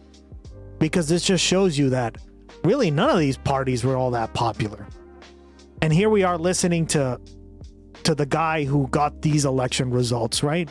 When we should be listening to people who actually win elections that matter with a popular majority, right? We'll see how much Abdul wins, but with Zoran, he crushed it that night, right? We covered that shit. I'm trying to think.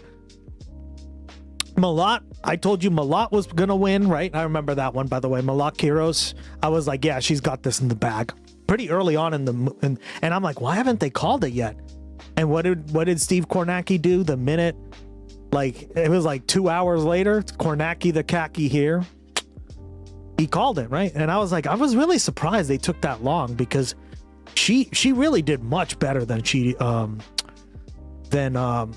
that corporate dem did. I'm blanking on her name now, but yeah, like we shouldn't be praising people with these kind of results, right? These are not good results for a presidential candidate, right? We should be praising people who like get over 50% or more, right?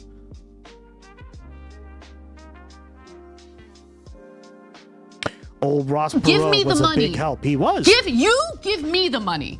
Okay. He was a big help. What up? Oh my God. Woo! Woo! Doubting Josephus just dropped a tier 1 gifty sub bomb. Everyone take cover. Thank you, buddy. Appreciate the support again. Oh my God. Thank you. Yeah, enjoy the gifted sub. Zoran crushed it despite the media fucking him. Oh, of course he did. Yeah, he did pretty damn good against all that. was a great election to watch live too. Yeah, we try to do the elections, the big ones, the good ones, right? If it's some shit candidate, I don't give a shit because I don't want to get too much into the electoralism, right? But if they're genuinely a good candidate, I think it's important to cover this stuff. All right, now worse since then, right? So it's insane for this guy. Guys are cool. Yeah, they're cool. Whose heyday was literally like 1992 or 1996. Like, oh yeah? Well, maybe I'll leave the party. Bro, I don't know if you know this. You're 81 years old. You have like 17 minutes left to live. No cap. So, I mean, just for practical reasons, it would be insane for people to go, oh yeah, we're going to go with James Carville over fuck. But I just think, I think my argument's more persuasive, right? I never understood why anybody in the Democratic establishment ever sucked off James Carville, right? Like, he wasn't a god. Like, he wasn't even that great. Because when you have Ross Perot winning against, or sorry, taking away a lot of the Republican vote or the anti-establishment vote against Bush, right? Of course they're gonna lose, right?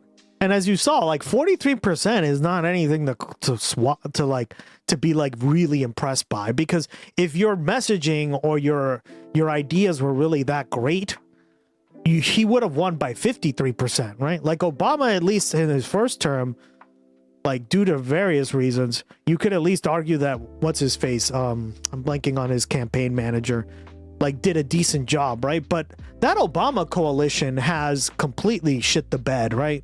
Like the Obama coalition is dead, guys. Dead. Yeah. Fucking Hassan Piker. Like, what a sick joke. Okay, let's keep going. He's not done. David Axelrod. That's his name. Yep. I haven't heard his name in a while, right? And he's kind of done the press circuit thing like James Carville. Have you noticed that? But every election ever since Trump, have you noticed David Axelrod isn't being like wheeled out? He isn't being like asked to do very many interviews anymore. Why? Because his ass doesn't mean shit no more. Like, the thing about political like campaigns and movements and stuff is the only reason people care what you have to say when it comes to these kind of like consultant class Democrats or even Republicans or any of these party people, right? The reason your opinion is valued is because you have an insight that other people may not have. And the minute I think that these people just don't like are not in reality anymore, like David Axelrod, like James Carville, their ass should be grass, guys, right? And that's what I've been saying for years. And David Axelrod is just the newest example of this, right? There's another Republican, but I'm blanking on his name too now. Oh yeah, MC Rove, Karl Rove, right? He was very much like the David Axelrod of the right for a while, and now his ass doesn't mean shit anymore either, right? So like these people come and go, and I think like I don't understand why like people just don't listen to them anymore, but that's literally our system, right? Let's do some GOE locate. GOE? GeoGuessr? I'm solely ignorant on this part of the world doing... Wait, what? The region is managed by a minority party.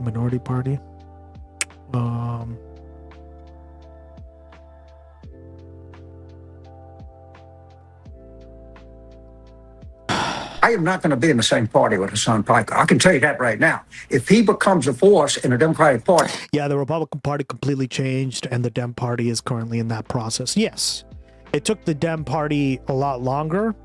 And this is why I was telling you guys, I mean, this stuff can't come sooner rather than later. Ducky, yeah, well said. Hey, I'm out of here. Boomer, I'm out of here. I have no intention of... I forgot he's a Southerner. ...ever being in the same political party with that guy. Now, again, I just need you to notice what he's doing. He's sucking up to Fox. He's giving Fox the exact talking points they want. Yeah, he's giving ammunition to the right. And this is where I'm like, I don't like the leftist infighting, right? Because he's not even a leftist, fuck it. But there is a lot of leftist infighting, and I think that's hurt the movement to like actually move to something that could be a lot better, right? And this is why I always talk about it, guys. Like, we need to start like having more solidarity with people on the left, even if you don't agree with every little thing they say, right? Congrats, you hit 25 messages. That's an achievement too, and you get points. The past year and a half of Trump doing evil and stupid things have been a huge help.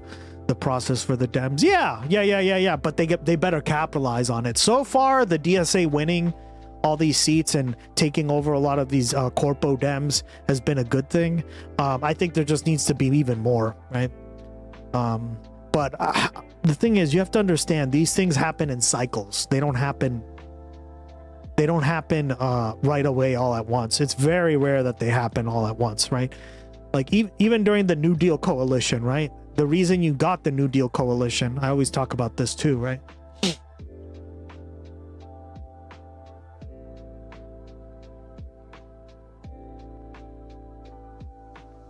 So in 1929, the stock market crashed, right? This was the beginning of the New Deal coalition, you could argue, right?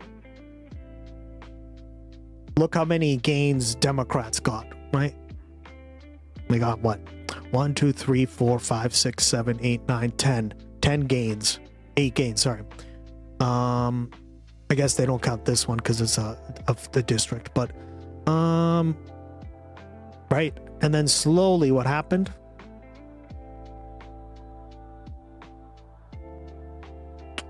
Is the big one, right?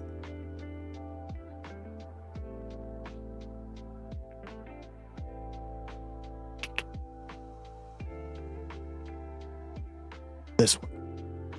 Then you get a map like this, where basically Roosevelt won 57% of the vote, right? See, if we had results like this, I'd be like, oh, okay, maybe he's worth something, right?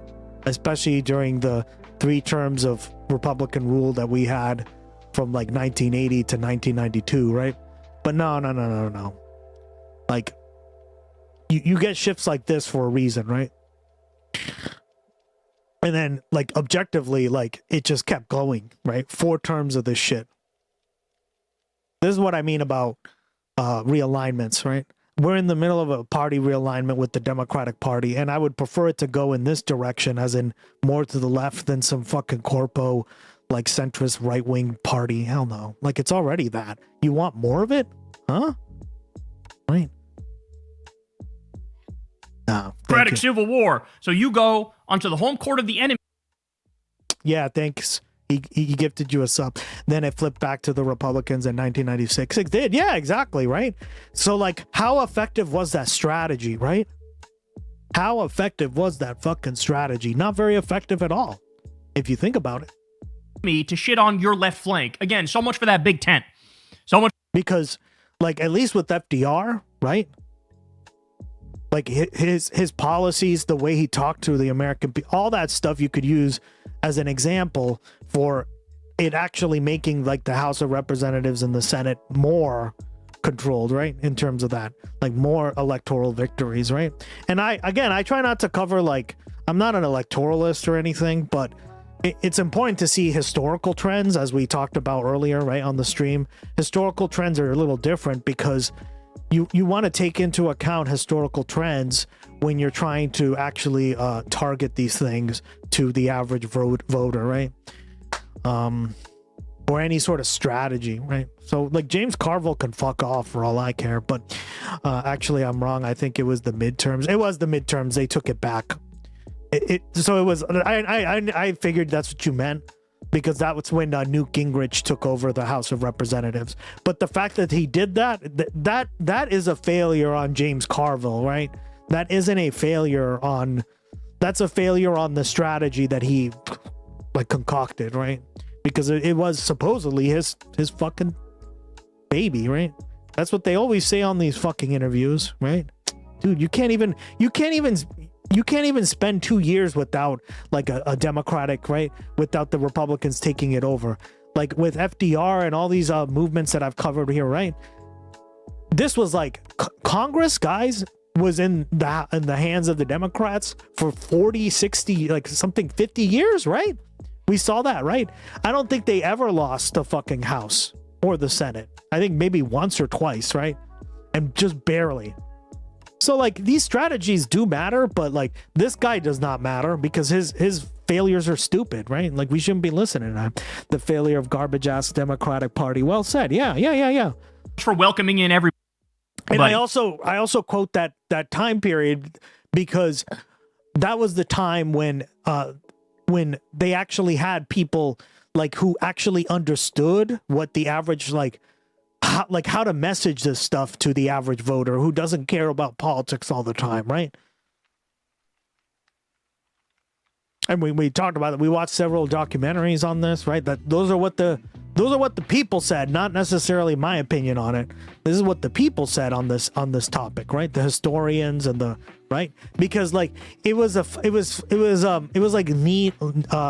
It was like there was a fine-tooth comb that you had to use, right? A needle that you had to weave. People didn't like the fact that they were getting handouts. They felt like that, but at the same time, like they also were desperate for help, right? So like, how do you weave the two kind of contradictory positions? A lot of these people figured out that stuff like the New Deal became very popular because even though a lot of people were against it,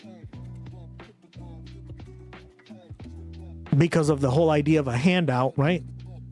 The way they went about it was kind of like weaving it in and out, right? And that's what's so interesting about this is that you had people that actually understood this stuff, and James Carville is not one of those fuckers. So further away we got from time than the New Deal, the shittier the Dems did. Yeah, exactly. Well said, right? But that was like what the Dems were really focusing on, what they were really struggling with, right? They struggled with an era that the average American didn't believe the government should be doing anything, right? Because they had never done anything like this before. So then how do you tailor something to give something out to somebody without making it seem like you're giving them a handout, right? It was very like you had to basically like step like this very fine line between like giving a direct payment versus like actual help, and that's what's so fascinating, right? But I think times have changed. I think they haven't changed that much, right? How many people hate the idea that they're getting government subsidies, right? There are a ton of people I talk to. I remember when I worked at the homeless shelter, they're like, I don't want any government subsidies. I don't want government handouts, right? And this is like the practical side that you as someone on the left also has to fully accept, is that most Americans there's a lot of stigma behind this crap, right? Behind like giving stuff to people in general, or like feeling like they're getting stuff. And I think we have to just educate people, but we also have to like be aware of that and kind of ride that line, right? Because then you basically step into this territory where like you're not actually helping the people that you're trying to help, right? And that's the whole point of activism, right? You know who isn't complaining about subsidies? Rich people. Well, yeah, exactly. They love subsidies. Why the fuck do they love subsidies? But the people we're trying to help don't. Well said, dog. J-Mac. The further away we go. Yeah, well said. Well said. If you're governing well, you shouldn't lose the incumbency presidents in the... Exactly. And I think that's what FDR's presidency up until like, right? Like we looked at this, right? Look at this these fucking gains. Look at this. Congressional...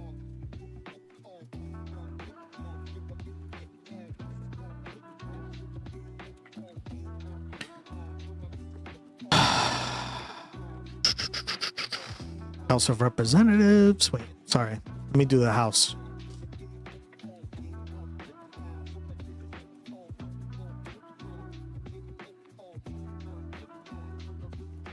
Here we go.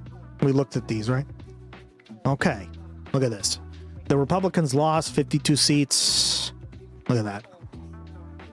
Democrats gained all these dark blue seats, right? This is not even like a presidential year. This was an off year. This is what I'm equating to when it comes to the 2016 election that we're talking about. You're going to see minor You're going to see some gains, but you're not going to see anything too big. Right? Because this is generally how it works, right? This is what we study here. All right. Well, let's look at the next one. Right. So they still had the House by 218, but now this is the presidential year that Roosevelt was. Look at that, 313, 97 seats gained.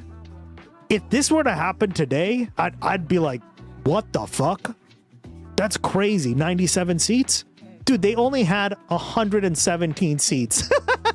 Yeah. That's crazy, right? But that just shows you like the mood of the country. Okay, now look at this. They went up by 9 seats. Wow, it's almost like whatever they did actually worked.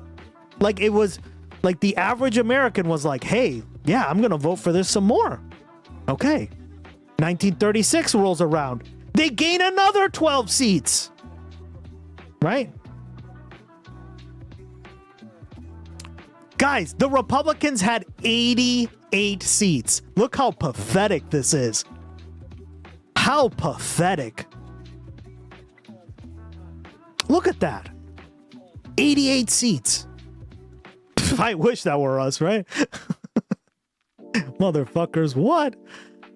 Right? And then 1938 rolls around with the Supreme Court packing thing failing. This is where it kind of drops a little bit. But they never lost it. Do you notice how they lost a lot of seats, but they still had the majority? Look at that. Okay, then 1940 rolls around. They gained 5 seats. This is during World War II, right? The Republicans gain, 47 seats? They lose 45, right? Okay, but they're still in the majority. Okay. They gained 22. 1944, right? This is the last election he was in. There you go. Right? They gained 55 seats in 1946, right? So guys, if you have a good strategy on a political level, you won't lose seats like James Carville did. That's my point, right?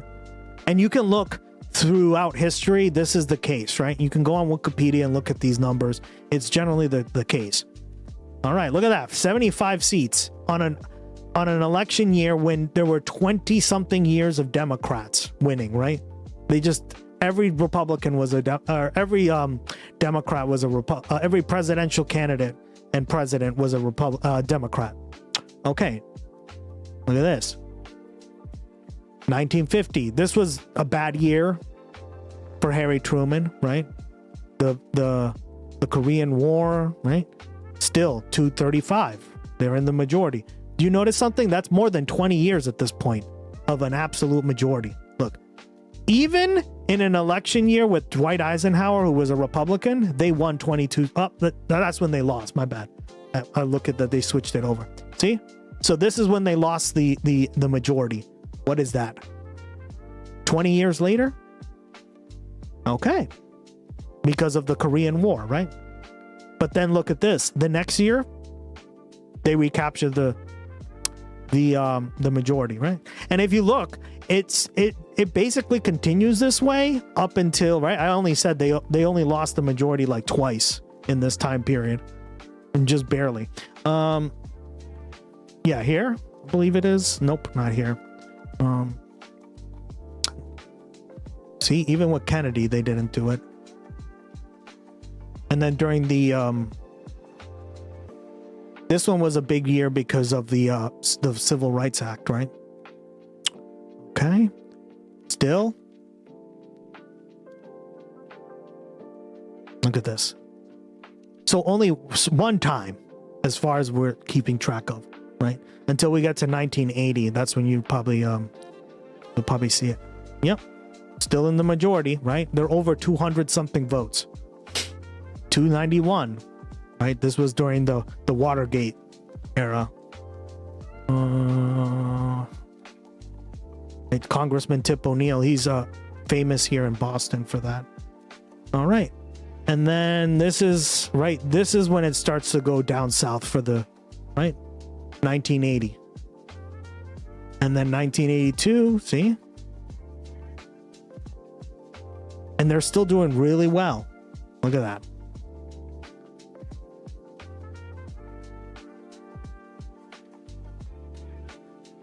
Not, guys, literally, right? Not one time. So just that one time that we did in 1952, they lost.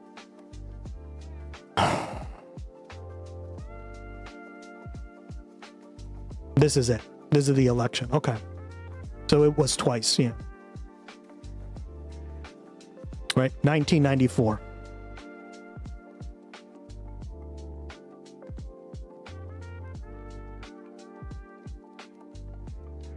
And then Newt Gingrich in 1996. Yep. So you were right, J Mac. It was both. I thought Gingrich was on 94, but it was 96. Yep. So by this time they had already gone the majority, right? And this is when we're in the period today, right? So this is how you measure this success, right? You shouldn't be losing the House every couple years. I'm sorry, you shouldn't. So much for that. You immediately shit on that. And James Carville is a loser. So now this is a full Fetterman. We call this a full Fetterman. Now, I think that overwhelming majority of Democrats agree with me. Think again, son. Think again. What does Hassan want to do? He wants to raise taxes on the rich. He wants Medicare for all. He wants free college. And to be fair, this is why a lot of the stuff that you see in Congress is so like half-assed and nothing ever really gets done, right? Because the corporate interests lobby the government, obviously, right? But it's because there's this flip-flop back and forth between the parties, right? So it's a combination of factors, but it's also because the Democratic Party isn't really a left-wing party. It's just a center right-wing party as well, right? He wants a living wage. He wants unions. He wants universal child care. He wants to end the wars. He wants to stop funding Israel and stop giving them weapons. Literally, like, the majority of the things Hassan believes in are popular ideas. And Hassan just represents the Democratic voting base more than you do. This idea that we're going to seize the means of production. Oh my Kill days. Me. Oh no. Literally, their only move is to argue against a straw lefty. That's their only move, is to argue against a straw lefty. Just like the other thing they do is they go to the DSA platform and they pick the least popular parts of it.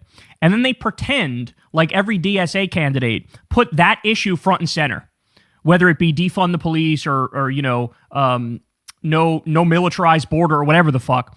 They handpick the least popular things in there. Then they pretend like this is all DSA talks about. When the fact of the matter is they are doing the Republicans' dirty work for them. Because this is what Republicans say. They're parroting right-wing talking points. Because the fact of the matter is, what are all the DSA candidates and left-wing candidates actually running on? They're running on Medicare for all. They're running on higher wages. They're running on ending the illegal war against Iran. They're running on no longer giving an endless supply of money and weapons to the fascist, terrorist, apartheid rape state known as Israel. And that's why they're fucking winning. Yep. Okay? That's why they're winning. Well said. It's just astonishing to me, like, to just morph this much into a Republican is just so gross. Agree with me. But this idea that we're going to seize the means of production and just go look at the DSA platform. You don't have to look any further. I literally just told you he was going to do that. I told you. They go to, by the way, they ignore the like 80 to 90% of policy proposals in the DSA platform that poll at over 50%, and they just hone in on the handful that don't, and they pretend like that's all DSA is about. Further than that. Right. And, Jackie, it may be that the two-party system is just going to be under tremendous stress here in the coming months. I mean, you see it with Tucker and Martin Taylor Greene. It's funny because this is the exact opposite of the truth. The truth is the Democratic Party is becoming stronger and more of a formidable force because of the left-wing takeover, because of the Democratic Tea Party. And he's pretending like, oh, no, the two-party system is going to be under stress. No, it's actually being strengthened by the Democratic Party becoming stronger because of left-wing people finally getting in the room and winning some races. On the Republican side, you see it going on right now. And I can't sit here and tell you for certain how this is going to turn out. But the one thing I can tell you for certain, Hassan Piker and James Carville are not going to be in the same political party. One of us is going to lead. It might even be me. Well, that's a little bit of awareness at the end there. But let me say this, and this is a point that I don't see many people. Right. And that was the whole point of my rant there. that like the data just shows that like this strategy just doesn't work, right? Like James Carville's centrism shit doesn't work. The times where people actually had like absolute control of the government like that were the times where people were the most direct with these kind of policies that we're talking about. And you know, I don't like, I think we could go even further, but at least like they did have a vision for the time period, right? We're talking about 80 something years ago. So of course things have changed drastically, right? And we need to be doing way more on all these fronts, right? So like, again, this isn't like we need to do, right? We need to do New Deal on steroids, right? Essentially, or New Deal type policies on steroids, because at this point it's like, that's what a lot of the voters are clearly responding to, right? But I think it's true. I honestly believe a lot of what's driving this is flat out bigotry, because James Carville recently came forward and he said, sense. You know what? Actually, Bernie was right about a lot of stuff.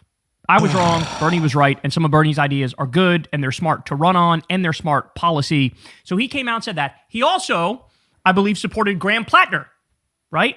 So if you support what Bernie stands for and you supported the policies Graham Plattner stands for, but you hate Hassan Piker, what's the difference? What do Bernie and Plattner have in common that Hassan doesn't? Oh, that's right. Their name isn't Hassan. Bingo. And I hate to say this, right? But I wonder where he's getting these ideas from, right? Oh man. Caught. I got him. His name's Hassan Piker. He's Turkish.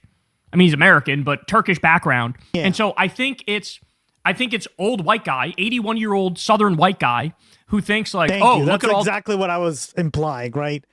Is that you were raised in a part of the country, I mean, really the whole country, but especially the South, right? Is far more like racist, and more like prone to these kind of things, right? Oh God, like, didn't we fight a civil war over this too? These young people of color winning, right? Like Daria Liza, for example, Zoran, for example, Malat Kiros, for example. I can go on and on. But look at all these young people of color who are... Hassan needs to start going by Hank Pecker. Yeah. I saw a video about that. I thought it was hilarious. Hank Pecker. Yeah, it says Hassan Piker, but my name is Hank Pecker.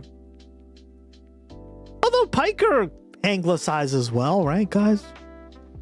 Because of Piker. I don't know. Fuck it.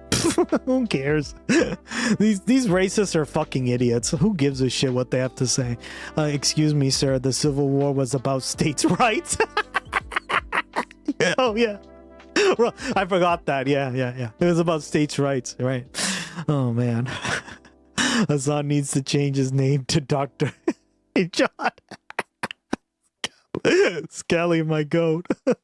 Oh my God. It was One Hand Politics who dropped Hank Pecker as a commentator during the debate. I don't remember. I don't know who it is. Again, I'm sorry, guys. I don't watch a lot of streamers because I stream 7 to 8 hours a day, except probably today because we're going to be raiding into the Batman thing, right?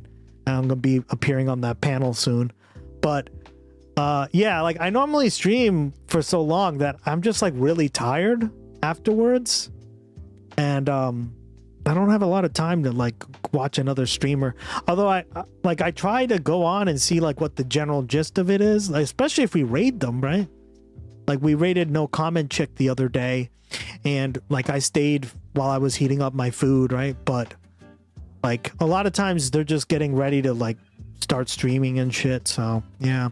Hassan coined Hank Pecker for when he talks like a hog. Oh, he did? Okay, I didn't know that. Yeah, I mean, obviously me and him are streaming at the same time, and like I said, I'm either like watching people's streams for like 2 or 3 minutes and then leaving because I'm so tired, and I have a lot of other work to do, right? Like all the fun stuff that I do for you guys on this stream like takes a lot of work. I've been learning a lot of programming. I've been learning how to like mix my own music. So yeah, make sure you join the Discord and tell me what region of the world you are in, so I can make you a track that plays in the background, right? Yeah, make sure. Yeah, thank you very much. Join the Discord. We're a pretty lively community in there. Yeah.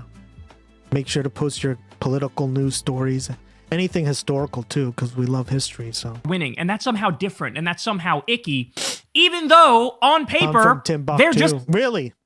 It's like Bernie. What's the weather in Timbuktu? This is a feature I've worked on.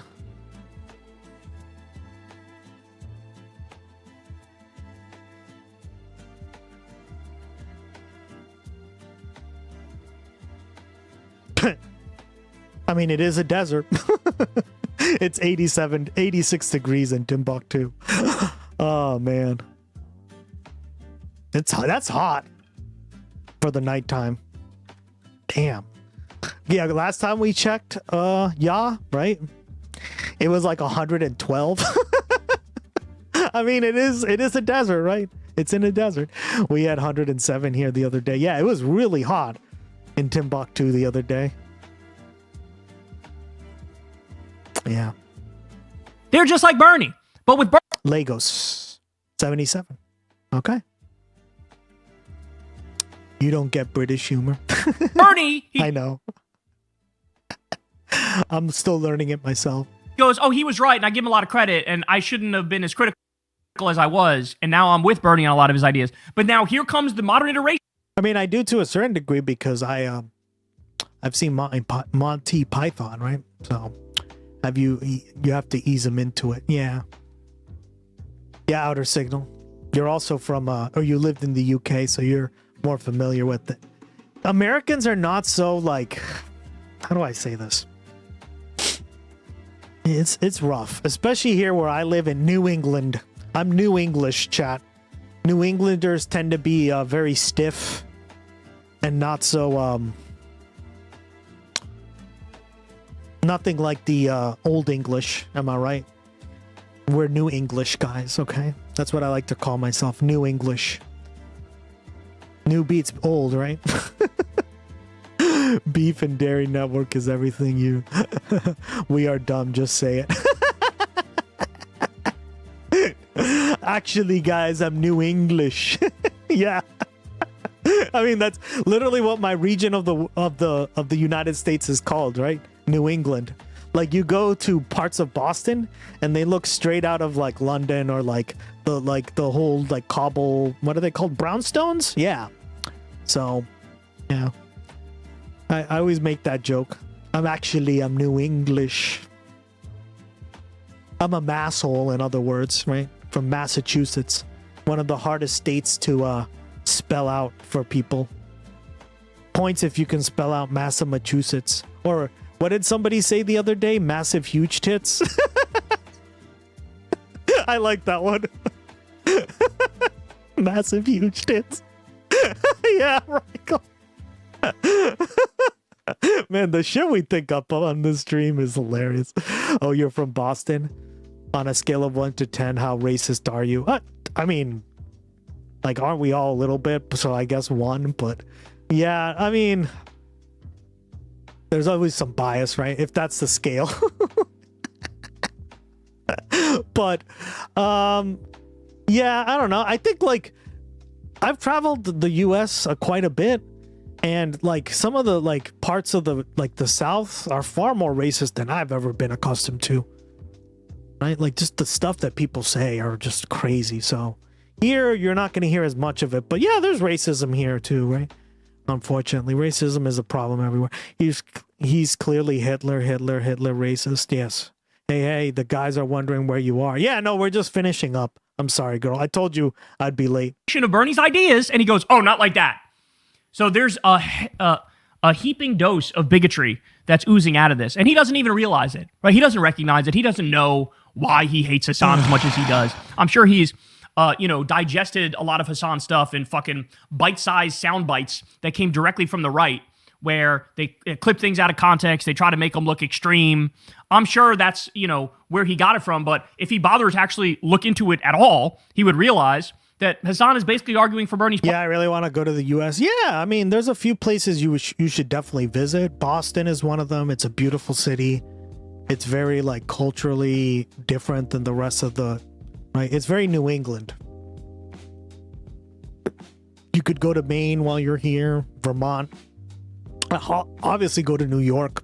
Obviously go to LA, but they're very different, right? LA is very like up class, very kind of like douchey. I don't know how to describe it, but it's very at least like the LA area. Yeah, don't go to Boston. Mark Wahlberg will beat you up. Yeah, Marky Mark. I don't know, the accent will fucking ruin you two guys. I have that accent sometimes, even when I do the, right? Oh man, like I always play this clip on the stream because this is like the most Boston accent you can think of.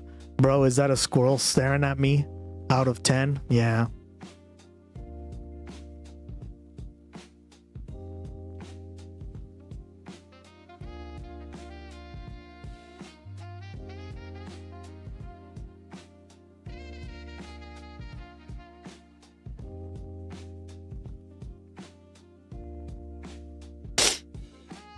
This is Michael Bergen and Jason Foster. I don't know what this is. Holy shit. Holy shit. Holy shit. Holy shit. Holy shit. Holy shit. Holy shit. Holy shit. Holy shit. Holy shit. Holy shit. Holy shit. What the hell is it? What the fuck? What the fuck? Let's hook it. Wait, that isn't even the full clip. That's the supercut jam.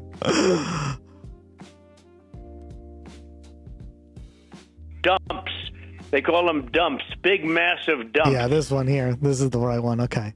This is basically a lot of the accent around here. And you'll hear this come out of my mouth sometimes. I don't know what this is, but Jay says it's a fucking big sea turtle. Look, it's a baby fucking wheel, man. Holy shit, we are witnessing a baby fucking wheel right here, dude. Holy shit. Yeah, that thing is big, Jay. What is that thing? It looks hurt. I don't know. That thing looks hurt, Jay. Jay, that thing is hurt, bro.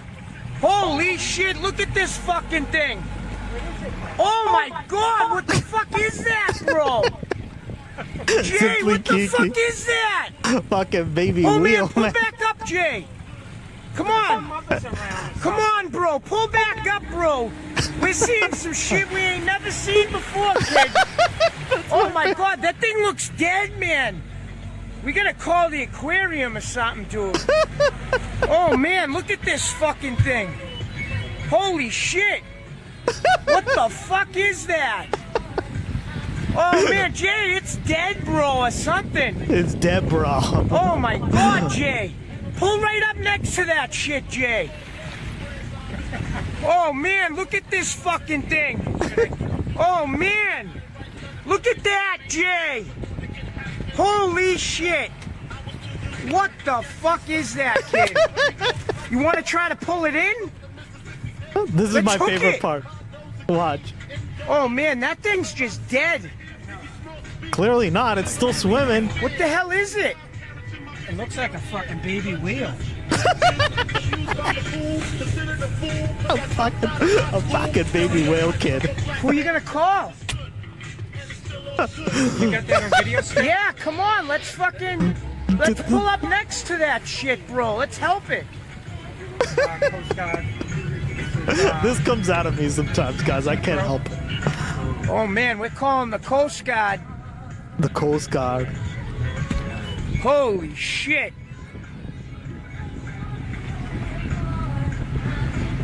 All while playing Biggie. Jay, stop. Here it is, right here, Jay. Oh man, look at this fucking thing. Holy shit. What is that fucking thing? It's a sunfish. Oh, if that's a flounder, man, let's pull it in, Jay. Come on. Jay, we could get some big money for that if it's a fucking fish, buddy. Come on. I mean, Let's is clearly fucking hook that shit, and we'll be on the fucking news, man. Uh-huh. Come on, man. Let's get that thing. I don't know what the fuck it is, Mike. What is that thing? It needs help, whatever it is, dude. It's dying. Holy shit. Will you look at this shit? Oh my God, Jay. Jay, look at this fucking thing. Jay, let's get it. Yeah, he's dying, Mike. Let's get it. It's a powerful accent. It Oh, is. man. It's very distinguished, right? And Jay, that is a fucking, that's a tuna, bro. No, Okay, I'll end it there. That's my favorite part. He goes like, it's a tuner, right? Because a lot of people around here will put R's at the end of stuff that don't have R's. It's very strange. I never understood that. I don't think I do that. But I do a lot of the other fucking kid. I do a lot of that other stuff sometimes, especially if I'm talking to a lot of Bostonians. Platform, and you already conceded Bernie's platform was good. Now the Bernie candidates are winning, and now all of a sudden you don't like it. Could it be because they're young and brown? Maybe that has something to do with it. Yeah. By the way, the replies are brutal. Look at this. Medea Benjamin says, bye-bye, James. Don't let the door hit you in the ass. For real. 50 Shades of Way says, old man yells at cloud. Jay, where the fuck are you, kid? Yeah, that's like how you would do it, right? I get caught doing that all the time, kid, at the end of stuff. While Geeter says, going to be hard to replace him with someone else that is as good at losing to Trump. Exactly. The people, like, you've controlled the party since, like, the early 1990s. Like, your ideology, your philosophy, your Thank mindset. you, And look right? where we are. And that was the whole point of viewing those elections, right? Being like, this is a general like gauge of information that you can use to be like, how effective was the strategy? Not very effective, apparently. Oh, look, Blakey's commenting on this. Trump's in his second term and he's implementing fascism. By the way, in this moment where fascism is here and is taking over the country at a rapid pace, and Trump is implementing his agenda, his terrifying agenda day after day, if you're using this money to left punch, you're fucking sick. You're sick. You need to look in the mirror and reevaluate, because there should be no left punching happening when the fascists are here and taking everything over. Blakely says, incredible how passionate they become when it comes to talking about money and capitalism. Carville says, one of us is going to leave, and this person says, then die. I mean, he's 81. He's not going to be around that much longer. That's not that wrong, right? Connor says, Carville threatening to leave if Hassan gets powers like a VHS player quitting because Netflix exists. The party already walked out on you, James. Door's right there. Yep. This guy says, he says, inches away from his casket while on Fox News. Popular Monster says, why is he dressed up like a gangster version of Fetterman? This guy says, bye, Felicia. Haven't done shit since Clinton, and he acts like he knows what to do. So anyway, don't threaten us with a good time. Party's over, Grandpa. Yeah, I mean, like, it's brutal. It's vicious. Yeah, man, time has passed you by. I don't know what else you want me to say. Like, why do we even care what he has to say? I've never understood that for the longest time. And I'm glad now that, like, my opinion is now in the majority, because I never understood why anybody gives a shit what James Carville has to say, even back in 1992 or whatever the fuck. It is what it is. And by the way, he also took a little shot at Zoran there early on in this clip. He did. I mean, that just shows how fucking out of touch he is. He's just so out of touch. What has Zoran done? He cracked down on shitty landlords. He ordered. He literally opened like government-run grocery stores that are 30% off. Right? We covered that too. We did the live announcement. It's he even cracked down on like the price the people who are just gonna buy in bulk. Right? All this stuff. Yeah. The deep cleaning of the subway. He got Hochul on board for universal childcare. He froze the rent. He filled a record number of potholes. He taxed the rich. Like for a mayor, that's pretty successful stuff right there, like alone. And here we are, like listening to James Carville. Nah, dude, thank you. Yeah, crime went down to a record low. Like, what more do you want? Like, there's a reason why his approval rating is higher now than it was when he got in there. That doesn't happen. That doesn't happen in politics. But now, if you actually deliver for people, it does. So we finally get politicians that deliver for people, and he's like, no, not like that. Well, again, because why? He's a Bill Clinton alum, and Bill Clinton is the king of neoliberalism. And so he still got that in him, and this is a pathetic, pathetic display. Hey, y'all, do me a favor and like and subscribe. It helps out big time in the algorithm. Click the bell as well for notifications when videos drop, and watch that video on screen right now. You know you want to. All right. And with that, guys, I got to get to the panel that I'm doing. Normally, I stream longer. So don't let this persuade you from not watching, but I appreciate the raid. I do normally stream till like 9 or 10 p.m. Yeah, so it's a little shorter today just because I'm going to go talk about Batman Begins. So join the, if you want to like hear like a panel talk about Batman Begins as a movie, I'm kind of curious how this is going to turn out. I'm just trying to reach out and get in contact with more creators, right? To build connections and grow the channel. But yeah, we're gonna raid over there. Thank you so much for joining me on another episode of the Gustx broadcast. I'll be back tomorrow, same time, same place, for a fun time. And thank you very much, Doubting Josephus, for the gifted subs. I cannot do it without your support. And thank you so much, Casual Revolt, for the raid. And I welcome all the new raiders here. I appreciate it. Thank you so much, guys. Stay tuned for the credits, and I'll see you soon. Meeting tomorrow. Bye. Thanks, Gus and Chatter. See you tomorrow. Yeah, thank you.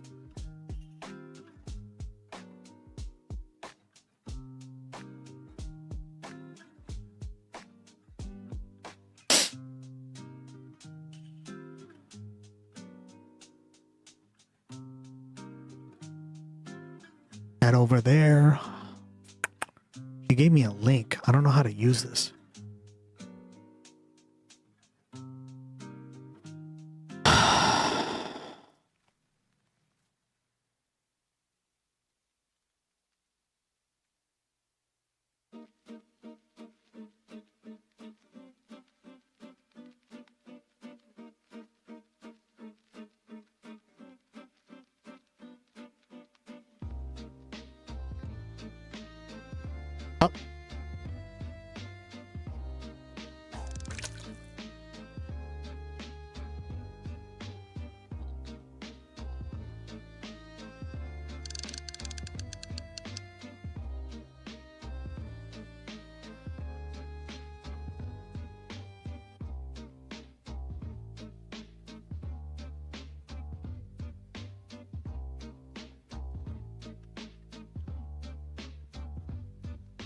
Vibe, yep. Make sure you check out your vibe. Bug all.